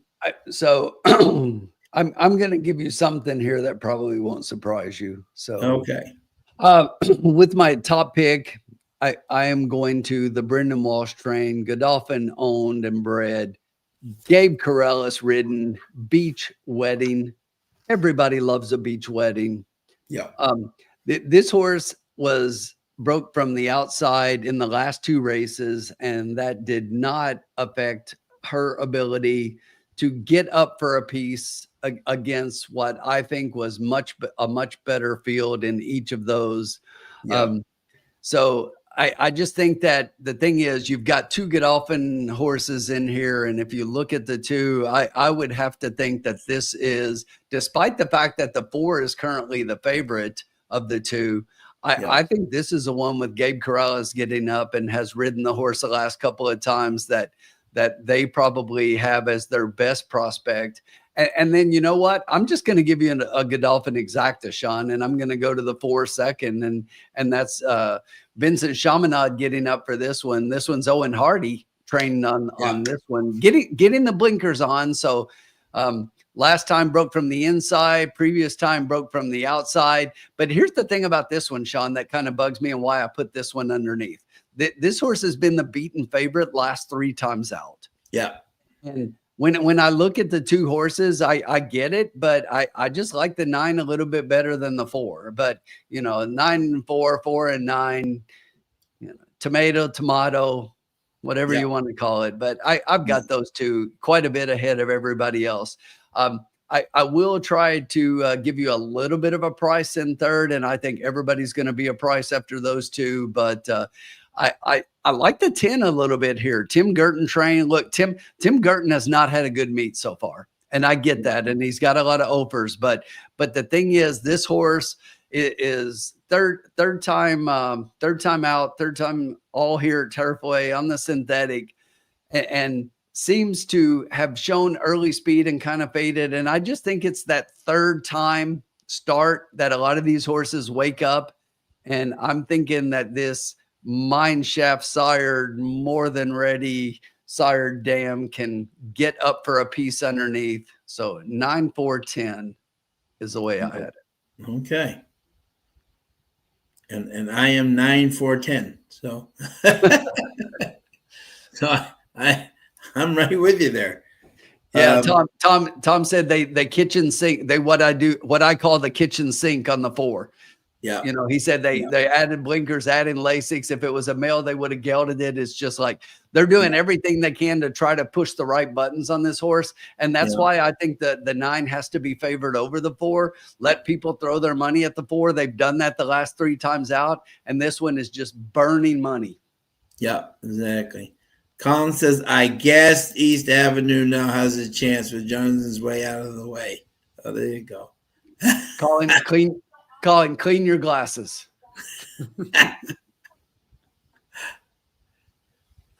There you go. Colin, how is Team USA doing tonight versus Finland? Have you watched it all? Let's see here. Tom says the 4 has blinkers on and adding Lasix. If it was a male, they would have yelled him. Absolutely. Exactly. But let me see here. No, this is interesting. Let me see what we're dealing with here. 1, 9, 4. This was one, I will say this, Sean, earlier when I was talking about Jen Ochoa having that 8 in the second race and missing out. We had the 8 as well. She responded back to my reply. I told her we also had the 8 and lost along with her. And she said, bet the 8 in the 8th. And she said she loves the 8 in the 8th and said that Caitlin agrees. Caitlin also has the 8 here in the 8th. This horse is currently 9-1, but this is Caitlin's top pick. You and I know that Riley Mott can occasionally do a little bit of an upset. And Riley is the synthetic master, the master of synthetic. He's getting Corey up on this one. Second time out, has been off since that first start back in August. So this is definitely one I look at. It's a Munnings baby. Yep, absolutely. Colin, we got a Munnings baby in the 8. Yeah, 31% on synthetic. First time Lasix 17%. Second time start 11. First, so this horse could definitely move up with one Corey J. Lannery, for sure. For sure. This is an interesting race, for sure. Yeah, I just don't see 9-5 on the 4. It just blows my mind. I think when you're looking at a bunch of maidens, I hate taking 9-5 on any maiden. Yeah, I say that week in and week out, and it continuously, kind of proves to be the case more often than not. It's hard. It's hard to take 9-5 on a maiden.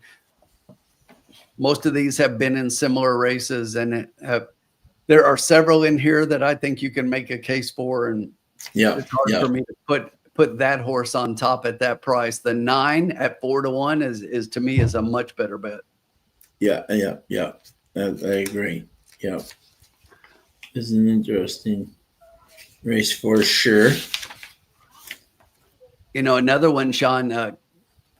Kelsey Danner is one that has been having a pretty decent meet. I think she's currently still 5th in the training standings. Yeah. And she's got the biscuit up on the 2 horse here. Second off a layoff. This horse ran at Kentucky Downs, ran at Keeneland, ran at Churchill, and now second time here at Turfway on the synthetic. Yeah, very interesting. Yeah, the 8 got bet well too in the doubles too. I'm like relatively, Yeah, I think a lot of people are on this Riley Mott trained horse here. Yeah. I'm looking right now. 57.58. And we're at 120, Sean, in the bankroll, and we got this race and 2 more. Yeah, exactly. Yeah. And in the paddock, if you were watching, they just called. Riders up! All right. All right. You know what, Tim? Hit the button. I'm all set.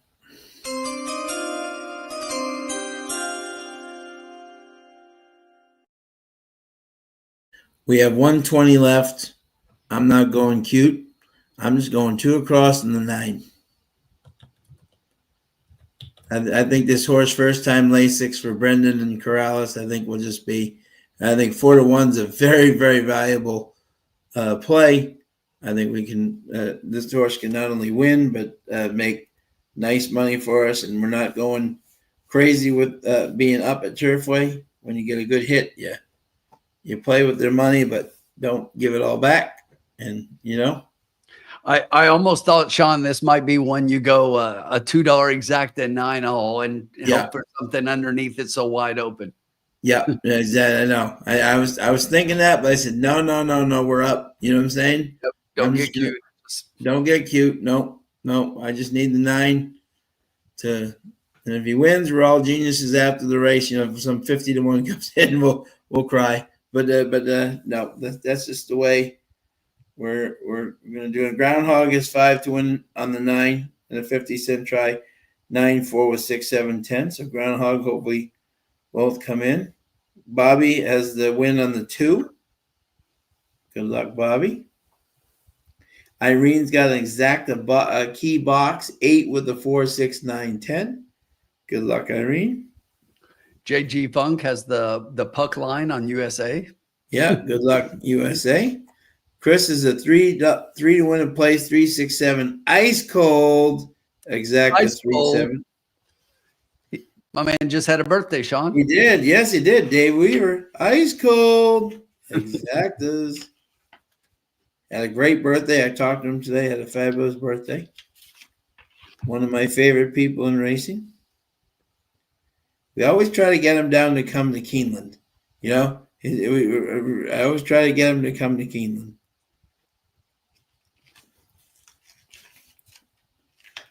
But we do know my girl Kaiten will definitely be there that weekend for Bluegrass. So I'm very excited. I'm really happy for her that she got engaged. That's great news. Oh, yeah. Oh, Caitlin? Oh, yeah. Fabulous news. Christopher Keeneland is the best. I agree, Kerry Bishop. 100% Kerry. My favorite track in the world. I'm biased. I grew up in Lexington. I don't live there right now, but I'm up there every meet. There's just nothing like the majesty of Keeneland, and there's no better word to say it than Keeneland is just majestic. Yep. Malathout's got a $2 exacta box 679. Good luck, my man. Yep. As I always say, people ask me, because I've been obviously blessed to see all the tracks. And here's my, in terms of just racing, right? Keeneland to me is number one. In terms of the most pretty track, right? In my opinion, it's Santa Anita with those mountains in the back. I mean, I thought you were going to go Santa Anita or Del Mar. Yep, Santa Anita. No, I don't think Del Mar is one of the, I think it's pretty, but it's not. It's nothing like Santa Anita. I agree. Yep, exactly.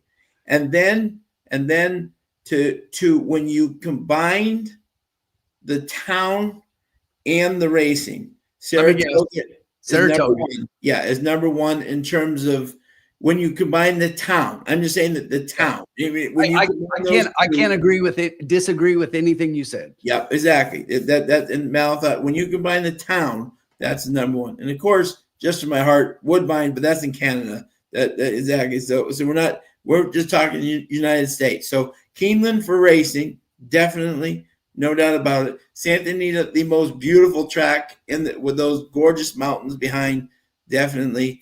And then Saratoga, when you combine the town with the racing, nothing like those two, you know? Sean, pretty soon won't we be adding like Woodbine and Assiniboia as like the 51st? Yeah, as a matter of fact, are you ready for this? In 11 days, the horses report back to Woodbine. If it stops snowing, they've had so much snow up there, but the horses report in 11 days. So very excited. We're getting there, folks. Yeah, I saw a picture they posted of their track and all the snow on it. Yeah, exactly. March Madness is not too far away. We got 2 minutes. All the horses are on the track. You got the Godolphin Blue and Godolphin Blue.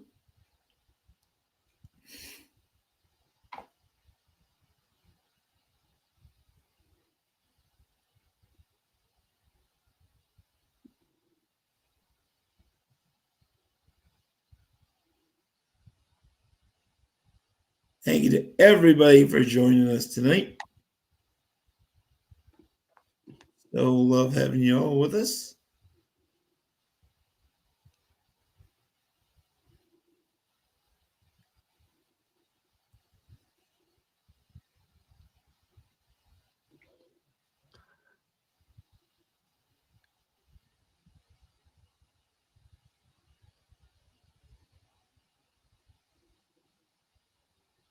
And just before we do this race, someone asked me the other day, what is my favorite turf course in America?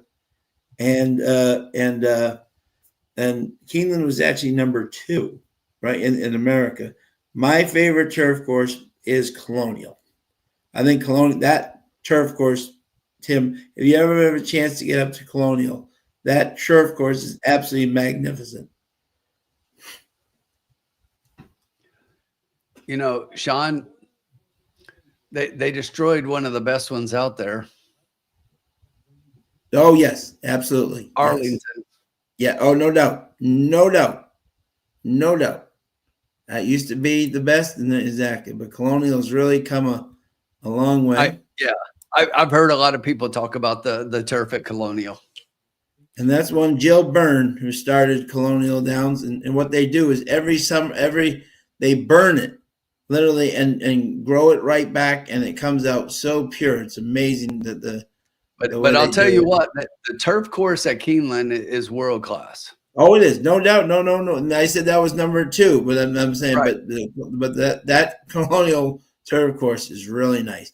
And the most underrated one is that Tampa one. That's a really nice turf course. All the trainers in South Florida love bringing their horses up to run on that turf course. And we're all in the gate here. Timmy, take it away. I got it. We're in line for the 8th race. 2 more to go on the night. Open it up, let them out.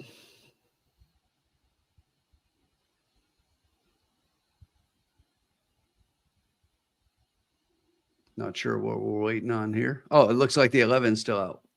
Yeah, we got some babies going on here. Yeah, the 11's still out. Yeah.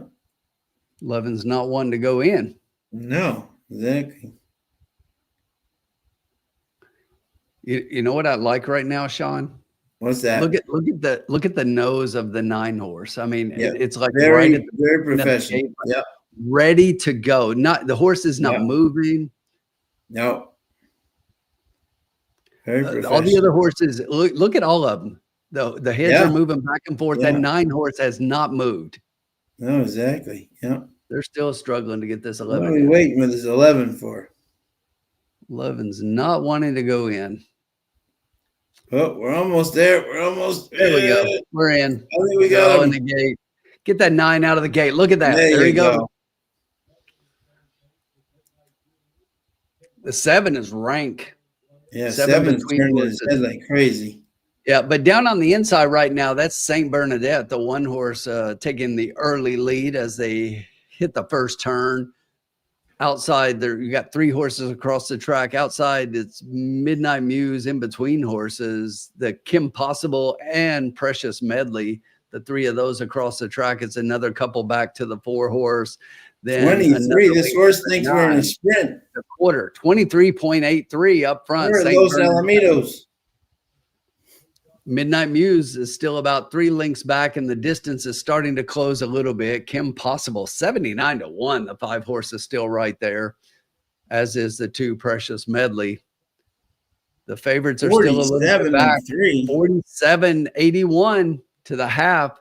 Still going comfortably up front, though. Somebody needs to start putting the pressure on, and here comes Precious Medley to do just that. The 6 horse, Whippoorwill, and here comes the 4, Golden Sunshine. Golden Sunshine, and outside that one is a 9. It's the Godolphin pair as we hit the top of the stretch. Godolphin and Godolphin. The Golden Sunshine to the outside. The 9 got carried a little bit wide. Beach Wedding. Golden Sunshine in front. Beach Wedding's got work to do. They're not going to catch Golden Sunshine up front. No, makes Whippoorwill, as a matter of fact, in second is going to split the Godolphin horses. It's going to be Godolphin 1 and 3. But Golden Sunshine over Whippoorwill, Beach Wedding in third.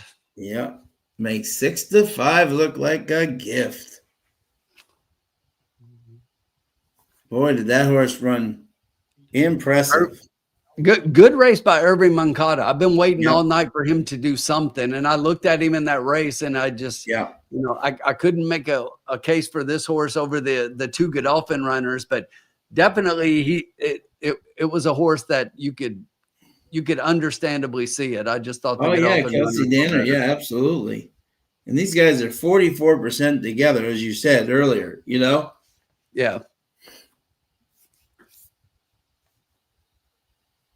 Absolutely ran away with that one. That was impressive. Yeah. Jenny Mack had the win and place show in the 3. OG has a $15 daily double 4 and 9. All right. Good luck, OG. She's halfway there. JG Funk Monmouth is beautiful too. Yeah, it's a beautiful track. Yep. Exactly. Yep. So. Yeah. We all used the wrong Godolphin one, but I'd rather take a shot than we're all geniuses. We're up money. We're gonna get something back. It's not gonna be huge, but it's not gonna kill us either. And with 2 races to go, that's what you're trying to do. That's what our show is made for. It's absolutely made for. So.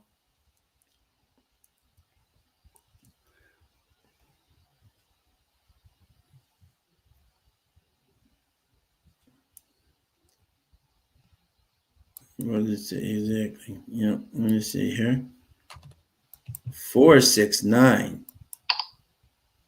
6-5 over 7-1. I thought the 6 was going to absolutely just take the whole field over, but the Golden Sunshine came with a huge. Yeah, when the 4 started running, I mean, she was just flying. Exactly. But wrong Godolphin. But Sean, it was a case of they were both right there. And the thing about it is, if you get carried wide into this stretch, you are not going to make up ground. No. It's happened every race that a horse who we thought was competitive has been carried wide, and you're not going to make up ground on the horses to the inside. Absolutely. And Ian Hardy doing a great job.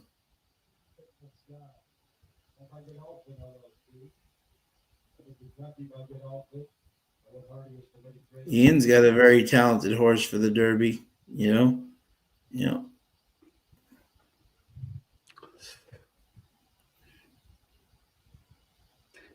Mel, I thought that's exactly what we said, and why we took the other Godolphin was the horse had been a beaten favorite 3 times in a row. They were putting blinkers on. They were changing the jog. They were changing everything on the horse. Throwing the kitchen sink at it, and it's hard to take the horse under those conditions. But sure, yep. I'd rather get beat. I have absolutely no problem. I would. We're all geniuses after the race. I would do the same bet again every single time. It doesn't, as Mal thought, he's been the beaten favorite until the horse can show you that he knows how to win a race. Yeah. Exactly. That's always my position. And 260 will put 260 back. So there we go. All right. So what did Exacta pay?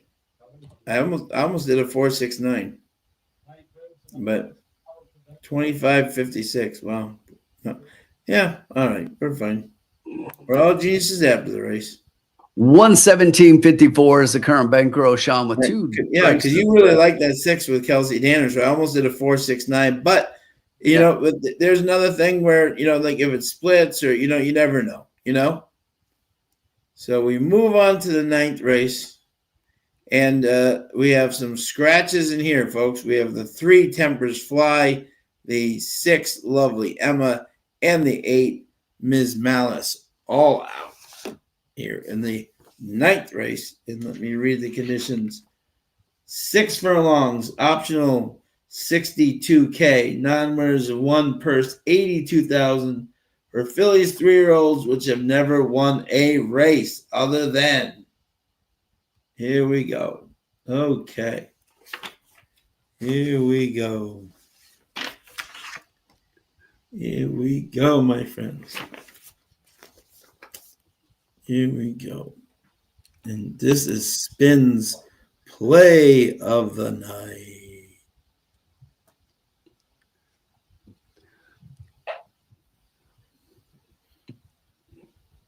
Uncle Sully, I don't think Jen is in here. She said earlier, she told me she was stuck somewhere listening to us.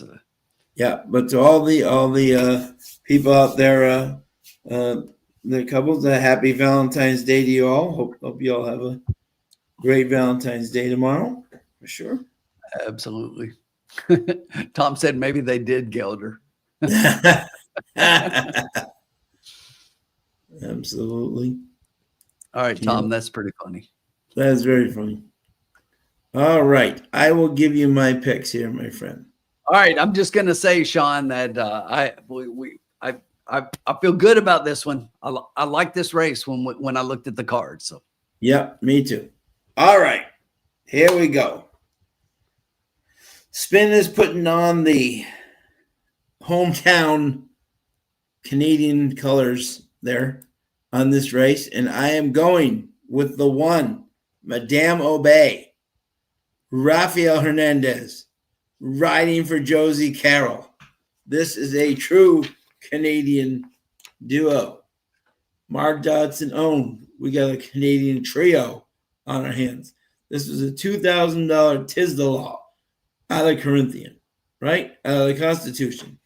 Tisdalaw, I think right now, if you put a horse on the moon, Tisdalaw horses would find a way to run on it right now. They're just absolutely on fire. And Josie, as she is quality, not quantity. She is 4 starts, 1 win, 3 seconds. Who was that win with? Rafael Hernandez. If you saw this horse against Nana Trouble and Thread, 2 very talented horses, this horse broke out and made a huge late surge to this horse. Horses worked very well on the track. And I think this Madame Obey could be one solid stakes horse, not just a good horse. And I think this horse is the definite horse to beat. Also, do remember in the 6 furlongs, 40% of the sprints have won by the 1, 2, and 3, which gives the 1 a huge advantage in this race. And my second horse in this race will be the 9 Cosmic Wonder for Brad Cox and De La Cruz. The Biscuit rode this horse last time, saved ground, no menace. Always toughest to go up against for the winners first time. Was bet down, saved ground, no menace, but De La Cruz jumps aboard. And I think this horse will be one definitely that I will give an excuse. Ran a very nice first race, and I think that one will definitely have an excuse. And then especially for Godolphin, and I think that horse will be very live. And the 3 Tempers Fly, Michael McCarthy, Mancava. I think this horse needed this race. Hadn't run since October. Tried to keep up in a fast pace. Just maybe this horse comes back to a more level and comes in third. And then I had B. Walsh in the 5 there. So this is an interesting race. I'm still giving Peter Yurton until he shows me how to win there. So I am 1-9. What was I? 1-9, 3 and 5.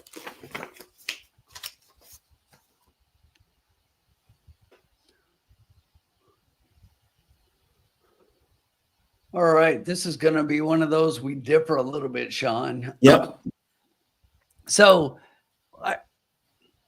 I figured that everybody was going to be on the 1 here, but you and I both know, we've talked about this multiple times.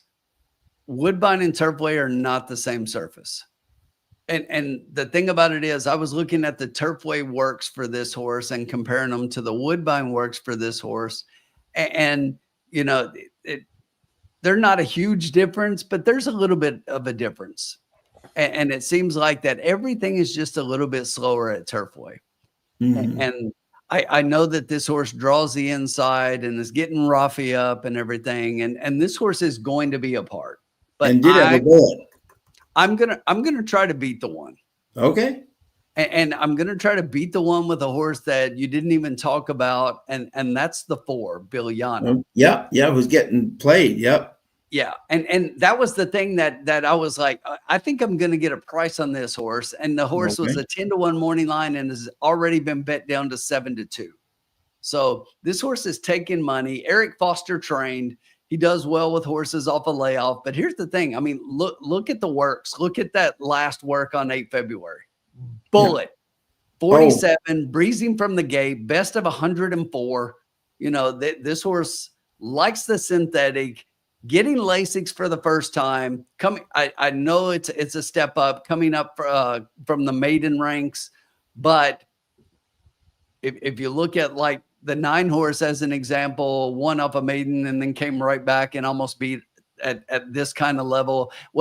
Didn't almost beat, was the favorite in that race. And as I get that was a Godolphin, but I really like the 4 a lot. So I'm going to try to beat them with the 4 here. I think that we got a chance to get something home at a little bit of a price here.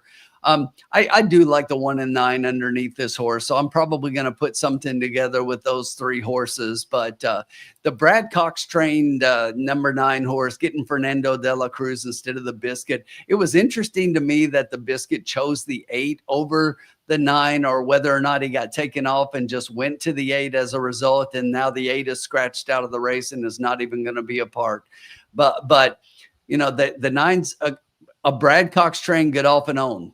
So it's like this is a horse that obviously is well bred, has been the favorite both times out, won at a maiden special weight, did not win second time out, but now we're back to 6 furlongs here. I like the 9 at a price. The rail for the 1, it's like I want to see this horse run on Turfway a little bit, and you know the Woodbine to Turfway, I always like to see them. And you and I have talked about this multiple times with a few different horses that we want to see one at Turfway.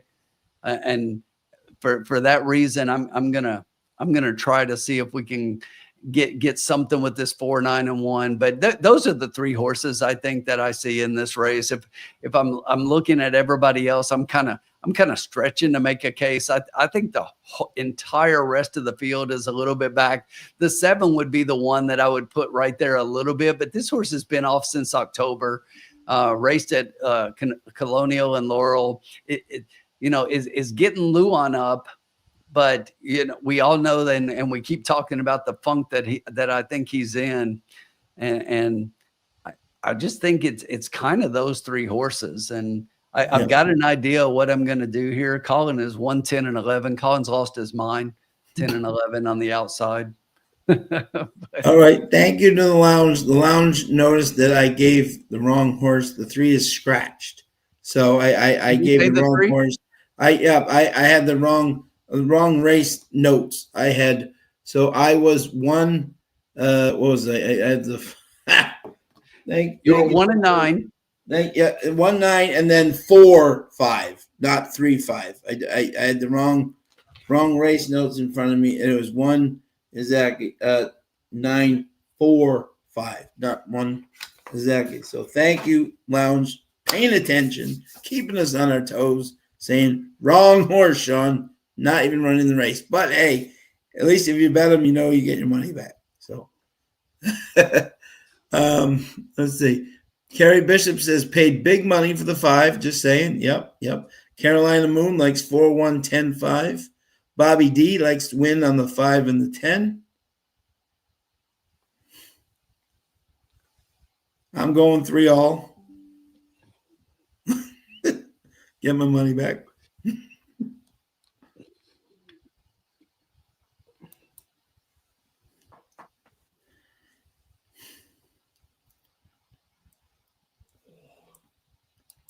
This is an interesting race for sure. This horse I did, if this makes Tim, this horse was talked about in the inner circles of Woodbine, just to let you know there. But I think your 4 is very live. Yeah, but this 4 is very live. Caitlin's going with the 194. Let me see if I can see Josie. I want to see if Josie made the trip. That'd be interesting. Where's the 1? Show the 1. Let's see if Josie is there.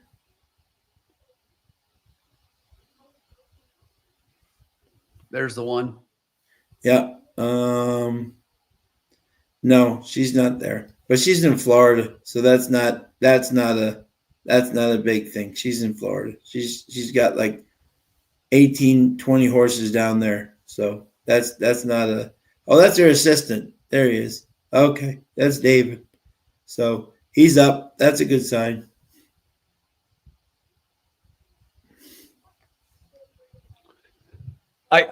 I totally get the 1 being 2-1 and being the favorite in here, and the 9 is currently 3-1. 4. Yeah, I'm just I want this 4 to be a part at 7-2, and Caitlin, you were on the same page. 419. And I'm surprised that the 4 is 7-2 because I really thought I would get a little bit of a price here, but no, exactly. And she's got her 3rd. She's got her 3rd. Yeah, 9 looks great on the walking ring. And if you're looking at the doubles, Sean, it is 1, 9, 5. 4. Yeah, the 5. I know the 5 getting a lot of play here. That's the expensive baby. Yeah, I mean it was a $300,000 purchase and authentic out of a Street Sense mare. First time Lasix. Yeah, getting first time Lasix, but it's like three times on the turf. Got the win at Horseshoe. Yeah, sure. Yeah. Came back to Churchill, finished 4th. Has been low odds in every race. I mean, favored in 2 of them, to include the last time out here at Turfway. But I mean, that last time was pretty much this exact condition, and the horse was favored and didn't do too much. And if you look, it says pressed, and kind of weakened in the stretch. And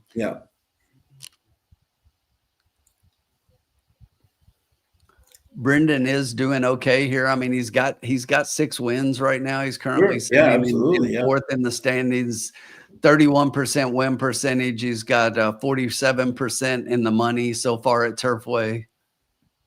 Your 4 looks fantastic.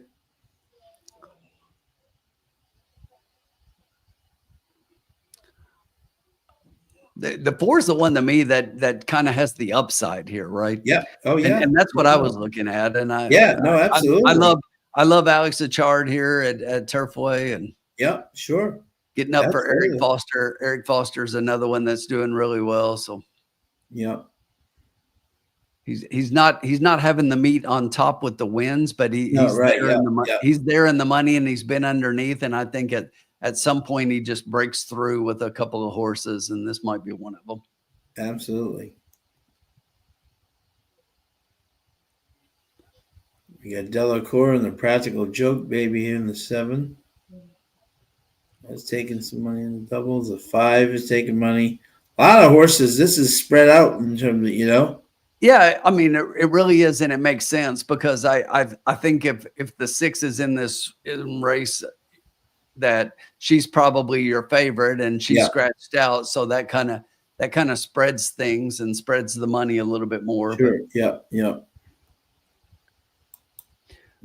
And I don't disagree with this comment at all. Is that I like the 4, but I like the 4 a whole lot more at 10-1 on the morning line than 7-10. Yeah. I definitely agree with that, and that's exactly what I was saying. I thought I was going to get a price on this horse, but yeah, no, absolutely. I do not like the drop in odds.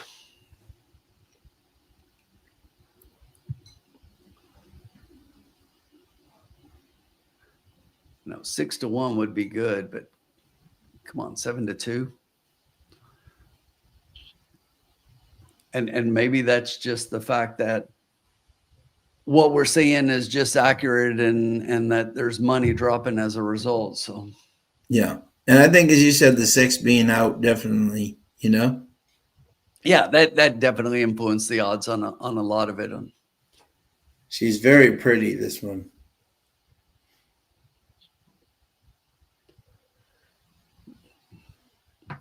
I saw her in Josie's barn. She's very pretty. The one? Yeah. She's a striking lady. I was looking at the 4. She's a long-legged thing. Oh yeah, no, yeah. Look fantastic in the paddock. She looks good on the track. She just hit it out. Fighting the pony a little bit right now. Yeah. Don't like that. That also could be just excitement getting out into the track, Yeah. So many times when they end that, they get, oh yeah, she definitely looks on her toes.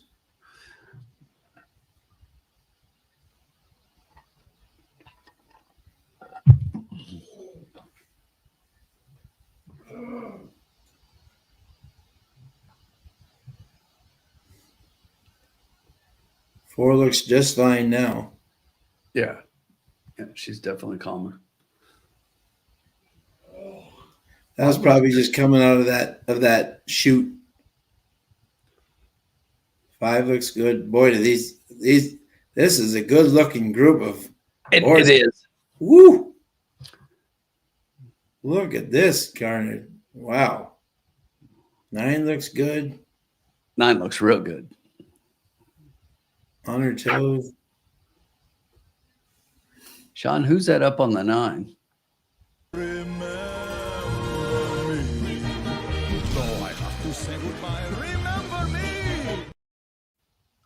Fernando de la Cruz. We have 4 minutes to go. We're almost there. Yeah. I was just hoping this 4 will flow back up. Rugby rush like 7-5-10 race 9 and race 10 11 9. Good luck, Rugby. Carrie Bishop 5-9 on top with 1-4.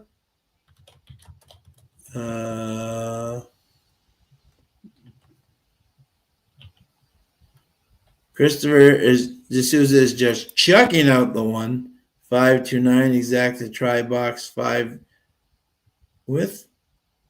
Malathought's got a $2 9 with 4, 5, 10 exact key box, chucking out the 1.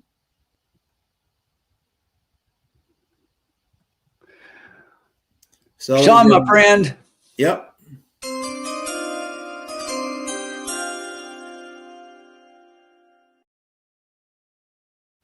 All right, so we got $117. We don't want to go too much, but I'm going to make a $12 play here, Sean. Love it. Yeah, I'm gonna try my luck at a trifecta here. Okay. And we're going to key the 1.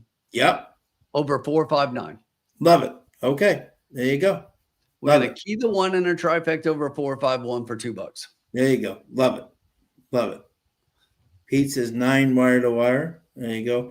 Irene, Curtis Kellaward is a young kid. He's very good. He's been with a lot of stables and other things and all that stuff. He's on TV. Very, very knowledgeable. Very talented kid. And they're lucky to have him on. He's a very talented handicapper, knows his stuff. So definitely follow him. He's very good.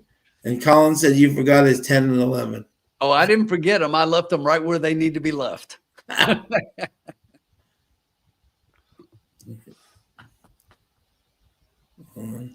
you go.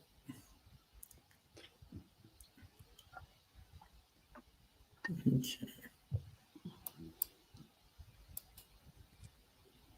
I'll be back in 1 second, my friend. Sure. Colin, you might as well jump in and join us for the last race. Come on.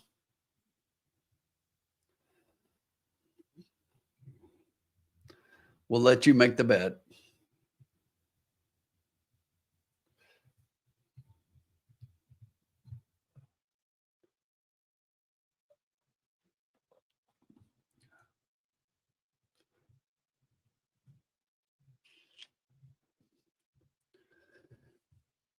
Two 2-1 USA. USA just scored. Way to go. USA. USA. It is brave. Kerry, if you haven't been around here much, you'll know that I say one thing all the time. Bet with conviction. I'm not a box guy. I'm not a spread guy. I'm either going to win or I'm going to lose, and I'm going to bet with conviction and keep the price down in the process and just take the horse that I think is probably best and key them more often than not. And that's just the way I like to do it. Bet with conviction.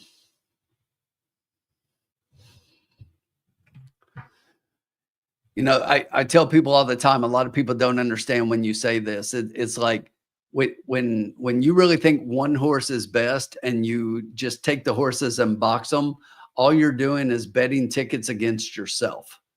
Because remember, it's a pari-mutuel game, and every ticket that has a different one is a bet against you. Yeah. So I would rather bet with conviction a little heavier. For example, I would rather bet a $2 key than a 50-cent box. Yeah. USA up 2-1. Good job, USA. Yes, they just scored. So awesome. Fantastic. USA. USA.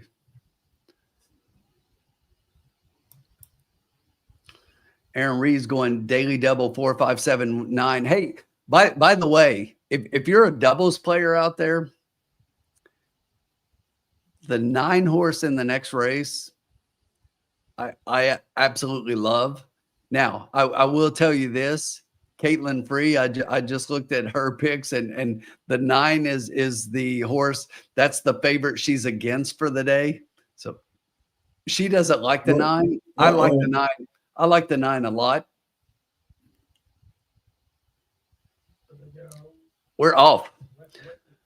So from the outside, the 9, the 5 firing right out for the lead. The 2 down inside in third right now. Just outside those is a 10. The 1 horse is coming up into 4th place along the rail. The 4 sitting just beside that one.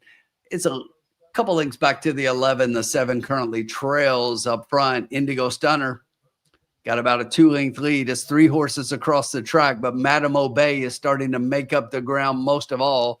They're going after the 5 Indigo Stunner. The quarter was 22.88. Flying up front. Flying up front. Absolutely flying. The 1, Madame Obey, is really starting to make up ground here. Come on, Madame Obey. Get going. Come on, girl. Getting to the top of the stretch here. It's Indigo Stunner on the lead right now. Indigo Stunner still holding on at 6-1. Madame Obey starting to make up ground. The 4, Biljana, coming late. It's those 3 horses trying to catch the 5. Here comes the 4. Biljana. She got blocked. Did she get it for third? She got it for 4, third. 7-1. I'm kicking myself, Sean. I bet against myself. I bet against my own pick. Oh.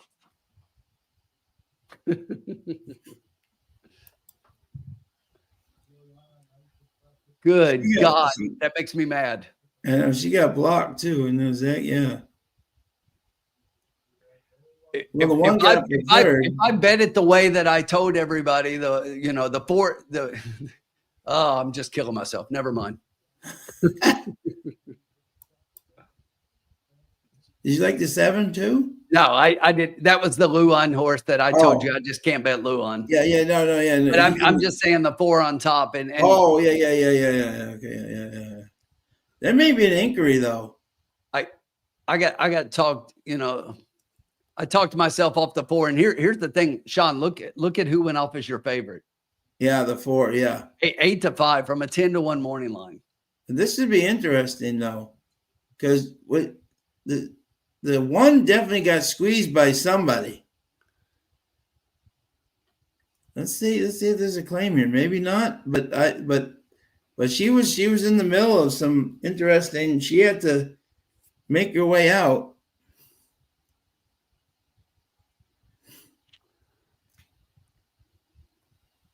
Let's see what happens here. Maybe I'm wrong. They just got in traffic trouble, but let's see here. I got in my own head, Sean. Yeah. I love the 4. Groundhog, I should have bet against myself.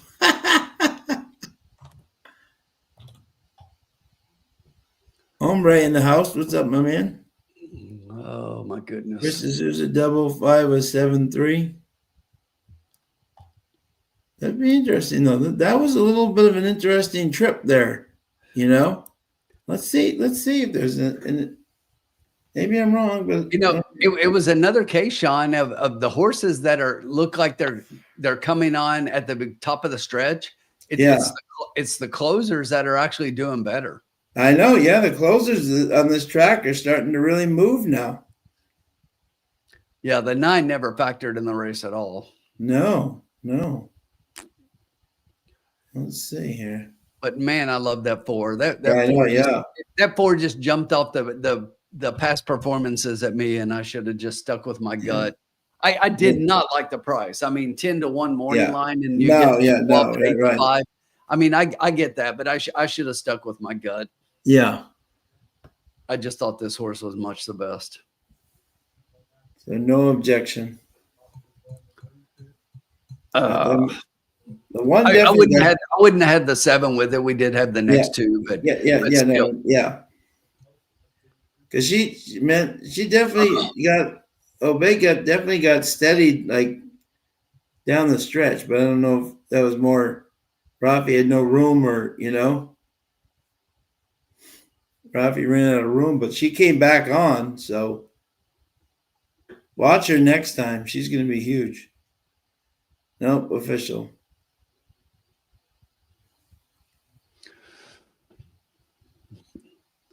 One race to go, Sean. One race to go. We're going to close it out strong. We're going to end the winner. We will end a winner. Now we got 268. There you go. Night, Malathot. We'll see you, bud. Night, Malathot. Great to see you. We'll see you soon, my man. 4-7. Wow, 33. Nice exact, though. Yeah, definitely. Okay. So we have one race to go, but we're still up money. We are still up money. One more race to go on the Thursday night program. We'll get the final with the high 5 after the Very disappointed. My Laurel bias screwed me. Very disappointed in the night.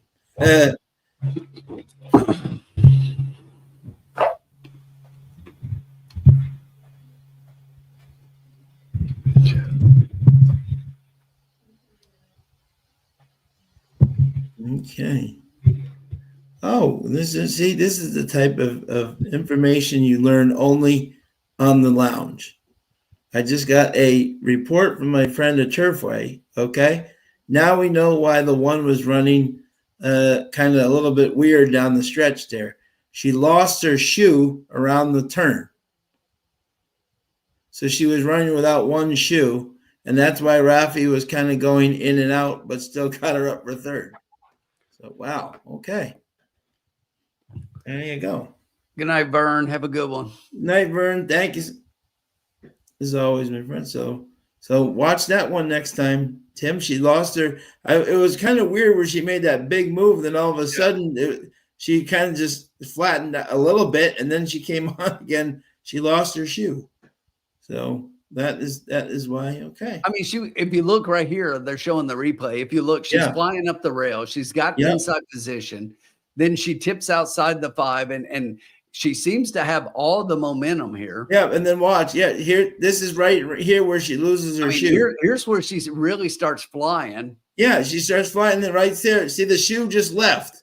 Now watch. She's trying to get on the thing. Now right there, she backs up. Yep, exactly. She lost her shoe.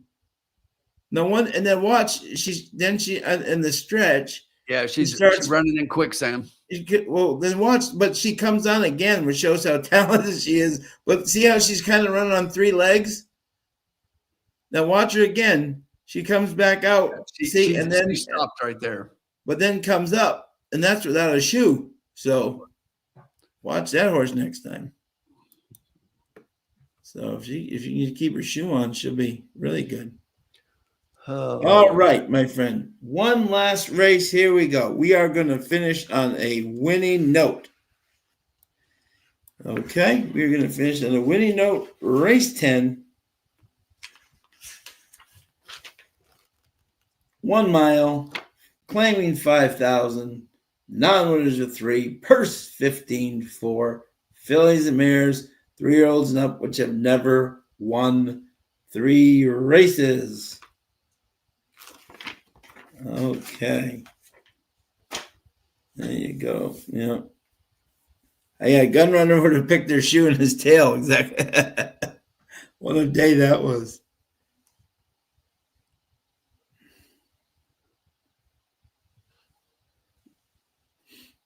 There we go. And that's great. Losing shoe sucks. I agree, Rick. Exactly. Joe T in the house for the last race. All right. So our bankroll is 105.54. Okay. By the way, I think this was one of the toughest cards they've thrown at us so far. And the fact that it definitely was different. You know, and the fact we're still ahead is pretty damn good. Yeah, I mean, we're $5 up going into the last race, so you can't beat that. Nope, exactly. All right, my friend. And we have 19 minutes to post here in this wide open affair where many doubles. We have the first appearance of Walter Rodriguez.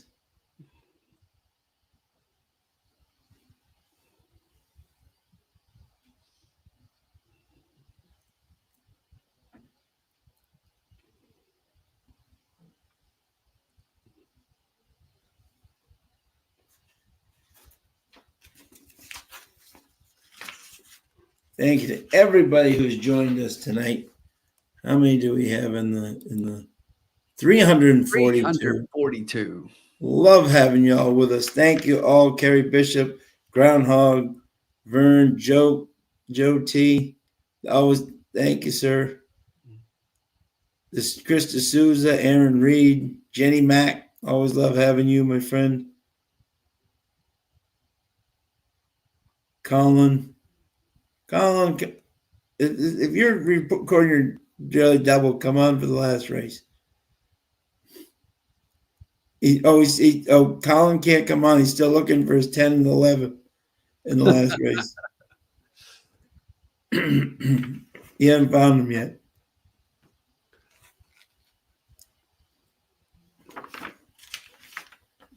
All right. 10th race coming up here. And this is definitely an interesting race. These are where sometimes the bombs can come in. Ramsey's got 9 out of 11-10 super key. Cue the Degeneration X music. What up? Hello. Hey, how are you, my friend? Doing well. Hey, listen. I was watching in the background, and I needed to protect the people from Colin. I heard that Colin might join, and I wasn't comfortable with that. Not going into the last race. Not protecting a short lead. We have a short lead bankroll wise. So I was like, man, let's not do that, you know? Yeah, he wanted us to bet 2 horses in the last race, and they just now finished. Well, standard Colin. Carolina Moon's going 11 all. Colin Sheen's going 100 to win. I don't know on who, but I popped in last minute, boys. I had my shout out to my youngest daughter. My girls have been in theater, as you guys know.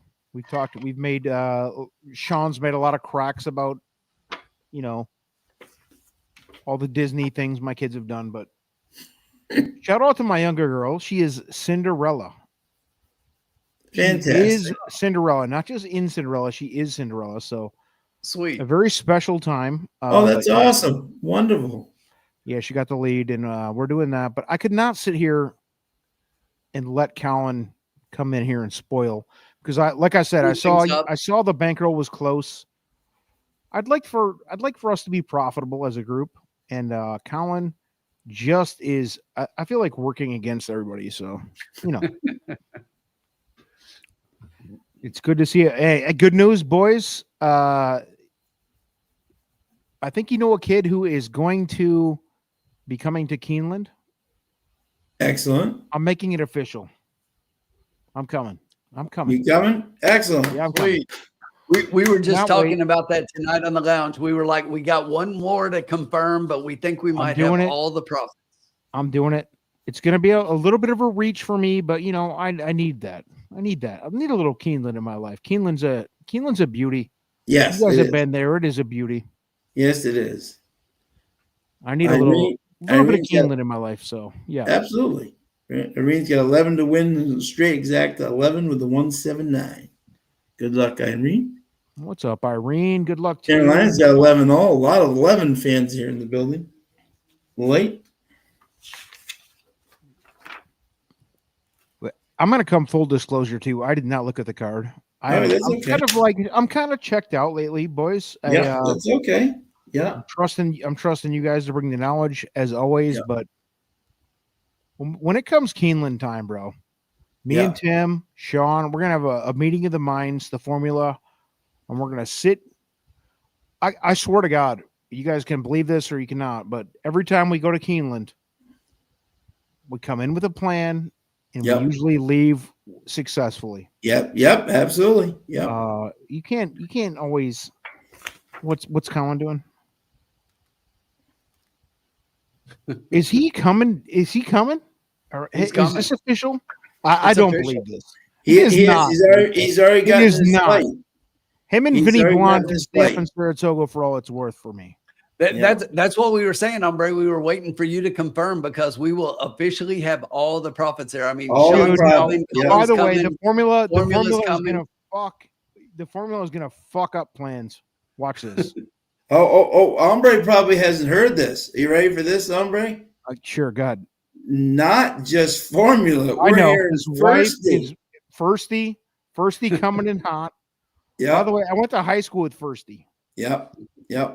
We were not close friends in high school, but I remember him, and we've been like pen pals for 70 years. I'm 80 years old now, but dude, it's crazy. Like it'll be so fun.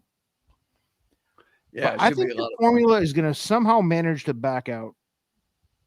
That is my observation. So boys, prepare yourselves. Yeah. And Colin, I would rather honestly not meet. No, Colin. No.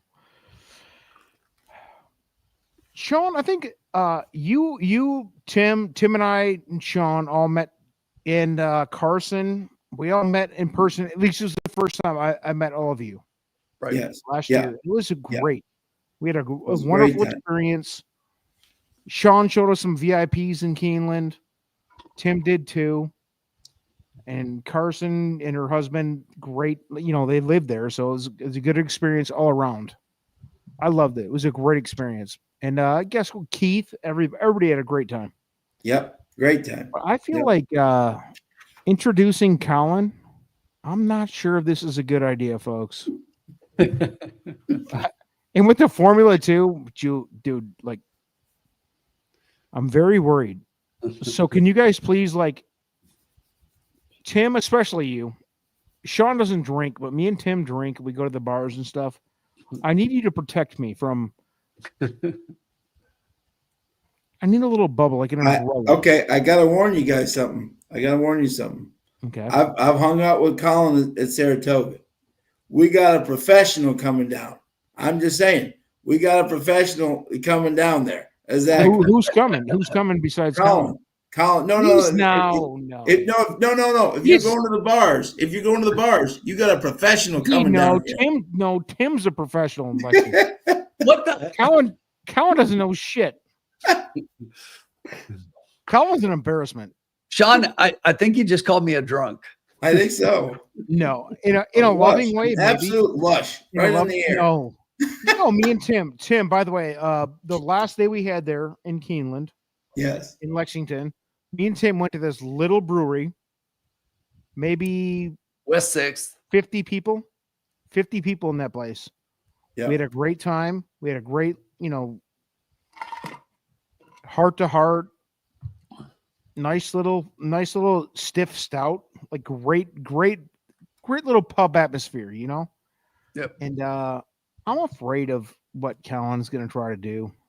The formula is not going to make it. He's not going to make it.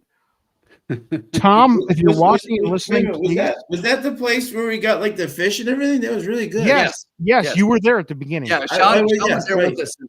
Yeah, Sean had to leave because you had to catch a flight. I had a flight at like 6 in the morning. Yeah. You got out of there. Me and Tim hung out for maybe another hour or two. No big deal. Yeah.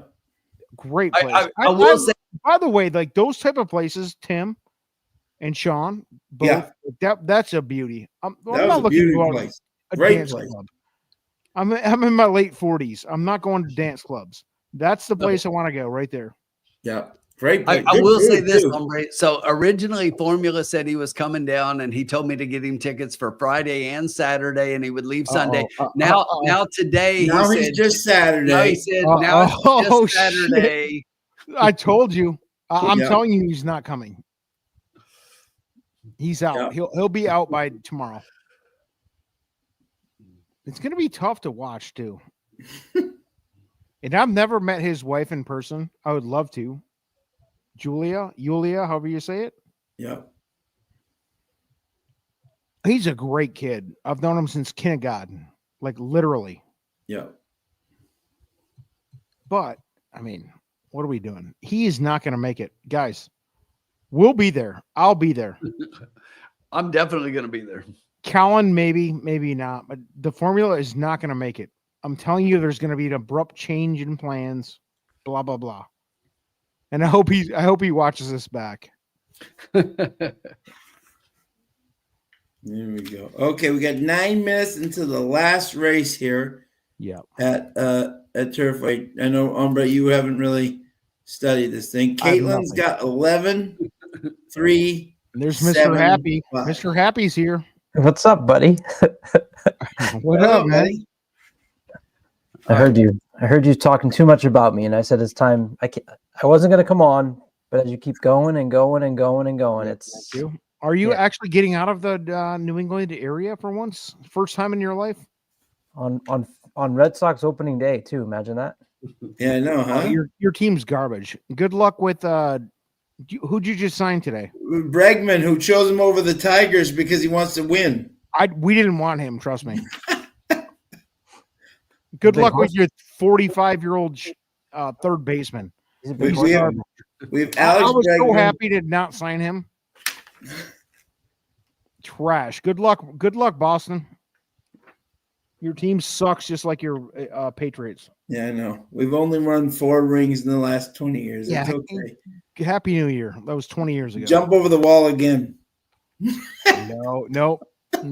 I should have never shared that with you, dude. Go Celtics.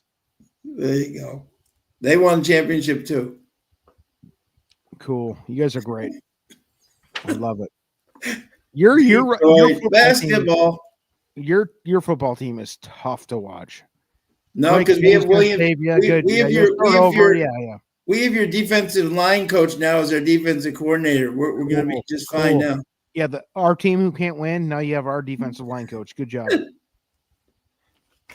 Your teams are shit. The Red Sox signing, wow. Oh, I'm surprised they signed an over-the-hill guy who's only hits home runs because he's in that shit stadium. You're great. Your stupid stadium with the green monster. You look stupid. The whole country knows you guys are stupid. I think the Hawaiian pineapple just hit another grand slam. Exactly. I have no idea what you're talking about. Your team's an embarrassment to the rest of the country. But go ahead. Back to this. We're not talking about choking teams like Detroit. Oh. All right. Nobody chokes. Nobody chokes in Detroit. We're just never good. Yeah, exactly. Your team chokes. Bobby D like 7-11 with 249. Bobby D also says winning the 1 and the 4. Kerry Bishop last 3 winners 4-4-4. Do you bet the 6 because of the name? Oh, something 4 shoes. There you go. Sean, sorry to interrupt. Yeah. Kellen bailed out. He could not handle it. Dick Bush, top picks 4 and 5, long shot 12. Dick, always so glad to have you join us, my friend. His long shot is the 10. And we are. Hey, Sean. So I know this is yours, so I'll give you a couple really quickly. Yeah. So I've gone back and forth, and I think I'm going to stick with this one though. So I'm going to put the 7 on top, Skip and Justice. Okay. This is one that I think is going to be closing best of all, and the reason that I'm changing is based on the fact that the closing is what's winning every race, right? Yeah. So I'm kind of changing. I had the 9 on top initially. I'm going to put the 7 on top. I still like the 9 to be right there for a piece, but I'm going to give you the 7 on top because the closers are winning every damn race, and this is a horse that's going to close best of all. Yeah. Third off a layoff. He's coming back at a mile. I like the 7 a lot. And I think that even though he's right there amongst the favorites, 4-1 is lukewarm favorite on the 5. The 7 is also 4-1. So the 9 is 5-1. That's my second pick. And then I'm torn between 2 horses. So I'm going to give you both of them. The 2 horse, I think, has the ability to move forward a little bit here. If you look, those races don't look great, but this horse is dropping way down, and those were against much better. When this horse has been against lesser, she has run much better. And then the other one is, and Dick just said this in the chat a minute ago, I think this 10 is another one that's going to be closing really hard. I've got really high closing numbers on the 10. And the based on that and what we've seen so far tonight, closers are finishing there. So the 10 could get a piece underneath. I would not put the 10 in my top 2, but could be third at a price based on the closers. So 7-9 with 210. All right. Love it. There you go. Okay. So this is interesting, right? Remember how you and I were saying, right? We don't know who Javier Pardon Barcenas is, right? Right. He got scratched earlier, right? Didn't he? Right? Or he got taken off a horse, right? Yeah. So he got taken off of one earlier that we were talking about. Right, exactly. So I think that's interesting. So, okay. So, and then we got the 7, who definitely looks like a valid. I do not like the 11. And what do I tell you also, Tim, about everyone likes the 11, and I think the 11's got an interesting chance here. The post is what, and remember, Walter Rodriguez, I don't think we've seen Walter all night, have we? Once. Once? We saw him once? Okay, so he has ridden. Okay. So, but we do have a full field of 11, and he's going to break from the 11, and yes, that's definitely going to put him way back there because he doesn't have any speed. Okay, so I'm just going to make it very simple. Hit that button. I'm ready. Let's do it. Where are we?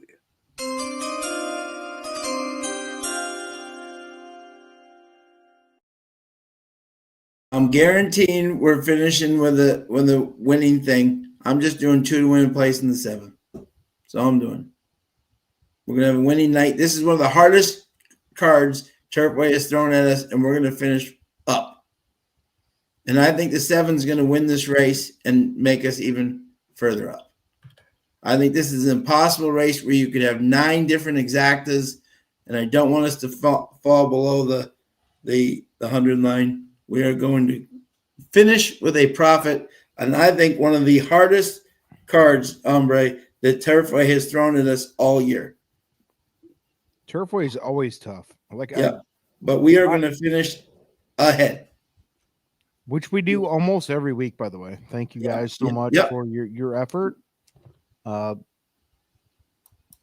Here's what I would say. 9 across the board, Rachel. Again, I'm not deep. How do you guys feel about that bet, by the way? I mean, the 9 was my top pick initially. Actually, I was talking about this earlier, that Caitlin said that the 9 is her favorite, that she least likes on the entire card. It's her favorite. She's fading. And the one thing is, the 9 wants to be on the lead, and that has not worked all night long. That's been deaf, except for one horse that was much, much the best. Yeah, and that was in a sprint. This is not. Yeah, and that was a sprint. The 2. Yeah. The closers have been killing it lately, and that's why I like the 7 a whole lot here. And I think, honestly, if this 7 goes off at 5-2, you should hammer this friggin' 7, just win place. Yep, and that's all we're doing. Yep, and I think this horse is going to win too. I'm personally putting 100 win place, so you guys can, my Keeneland trip may be funded right here. I love it. 9 has a bug, said Carrie. What's that mean? So basically, he's got Oscar Villarreal, so he's got one of the apprentice jocks on board. So he's getting a little bit of a weight break. He's getting 5 pounds. In this race, I get that he's getting a 5-pound break. It's not a lot for 4-year-olds. I don't think it's enough to propel this horse to the win based on the way that we've seen the track playing. Granted, understand that I'm saying that based on the fact that I came into the night with a 9 on top. I've changed that pick based on the way the track is playing, which you have to change when you see the track playing. Yeah, the 7 was my top pick. So I love the 7. Yeah, I did like the 2, Golden Storm, but again, the thing I don't like about this horse is that even though it's dropping 118 to 121 to 124, it keeps gaining weight, So, hey, gents, on the Keeneland thing, real quick. Yeah. Here we go. What day are you guys going in? I'm there Wednesday. I can go Thursday evening or Friday morning, depending on what everybody's doing. I think I'm getting in Thursday evening is my plan. I think I'm going to go Thursday evening through Sunday evening. Yeah, if you remember, that's kind of what we all did the last time is we came in Thursday night, met for dinner, met, a couple drinks. And Yep. Yeah, I think that's the plan, Thursday to Sunday. Yep. Let's do it. I'll plan to come Thursday then. Cool. I'm staying downtown at the downtown Hilton. Colin is he got a Airbnb downtown as well, right across from Rupp Did you see who else, Hombre? Uncle Sully's coming into town. No, we can't do that. Evening. Uncle Sully, you better not big dick us like what's his name? I don't even want to address his name. We're off. So from the middle of the track, the 9 is going out early, which is what we thought. The 9 was going to be on the lead, and that was what we were saying with speed wasn't holding, but we thought the 9 would be there. The 7 is taking quite a bit back. He is next to last right now early on, but the 9 is flying up front early on with a 3-length lead over Fantastic of the 4 back in second. Another couple back to Run Rabbit, the 3 horse in third. Then it's another 3 lengths back to Sono de Verdao, the 1 horse. The 11 is right there with that one. The 2 is another little bit back, and then it's 4, 8, 5, 10, and the what are 7's way back there right now. But the 9 up front went to the quarter, 24.33. Scoop on an easy lead right now, going easy up front. They're letting this horse get away with easy fractions. Fantastic is starting to close the gap just a little bit. Run Rabbit is with that one in third. It's another couple back to the 1 horse starting to make up ground on the inside. Laser Jet, the 11, is also starting to close ground, coming up the rail on a fly. They're letting Scoop go way too easy, 49.12 to the half. They're letting them stealing it right get now. away with the steal. If you look at my PPs before the race, I wrote the 9 is going to steal the race. 7's trying to make a big run from the back. The 7 is starting to make that move, coming really wide.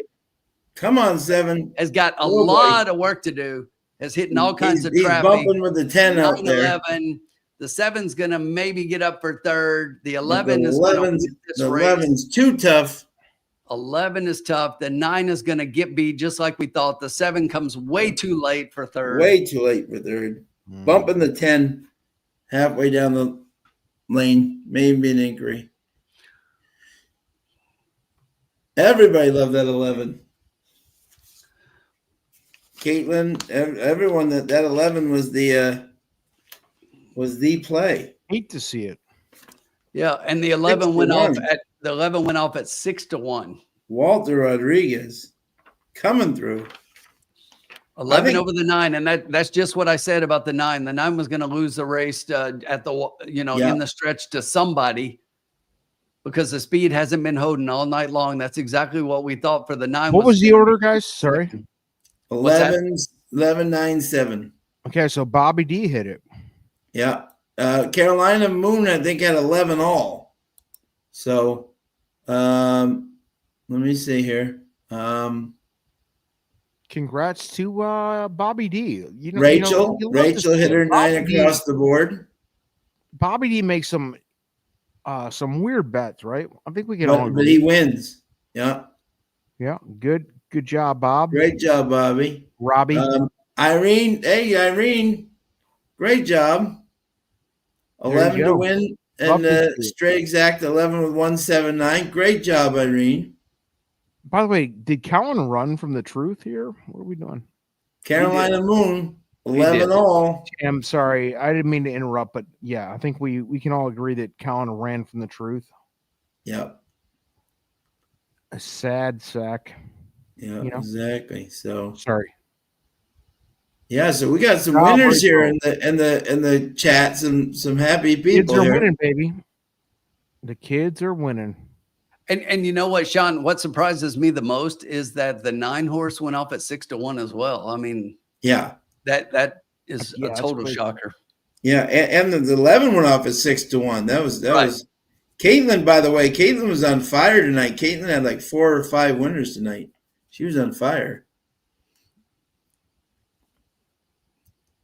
And by the way, folks, we all of us, I know the 3 of us and plus many more, met up with Caitlin last year at Keeneland, and what a class act. What a class act. Yeah. One of the class acts in the industry, and just a really cool chick. Yeah. She'll talk to you about the races, she'll talk to you about life, and she is very real. So shout out to Caitlin. Yeah, who just got engaged the other day. Congratulations to congratulations, just got engaged the other day. I thought she already was. No. Good for her. Just happened. Yeah. So yeah, she's one of the real ones. And man, to talk to her about horse racing is funny because I think she really gets it. Like, there's not many better pedigree people than her. Yeah, and so many people in the industry are just like ridiculous. Like, yeah, everybody wants to think they have the winning formula or whatever. We're all guilty of it at times, but she gets it. She kind of laughs off everything, and she's smart. Yeah, she knows her shit. Puts her opinion out there and does it, and that takes balls to do that. So, mad respect to her, and Yep. Thank you, Carrie. Carrie, did you have that 9? Because Carrie said the 9 is a bug jockey. So it ran a good. I didn't understand what that meant. Bug jockey. What does that mean? The apprentice. Oh, okay. They get the weight. They call him a bug because it's less weight. You learn this every day. Yeah, I'm an amateur. But in our with over 345 people, thank you so much to everybody who joined us in one of the most tough cards. We did not lose. We came out. You have to qualify that. Like, it's really, if you don't lose, it's a win. Yeah, it is, right. Especially at Turfway, if you have even $1 more than you did for an entire night of racing at Turfway Park, you've won. You won, because that is one tough. That was what I would say. Wouldn't you say, Tim? That was one of the most challenging cards of the year, bar none. It really was. It was tough all night long. The races and decent sized fields, and we saw a little bit of everything tonight, I think. So yeah, overall, and the nice thing is overall, too, we finished well. As we always say to you guys too, which is great.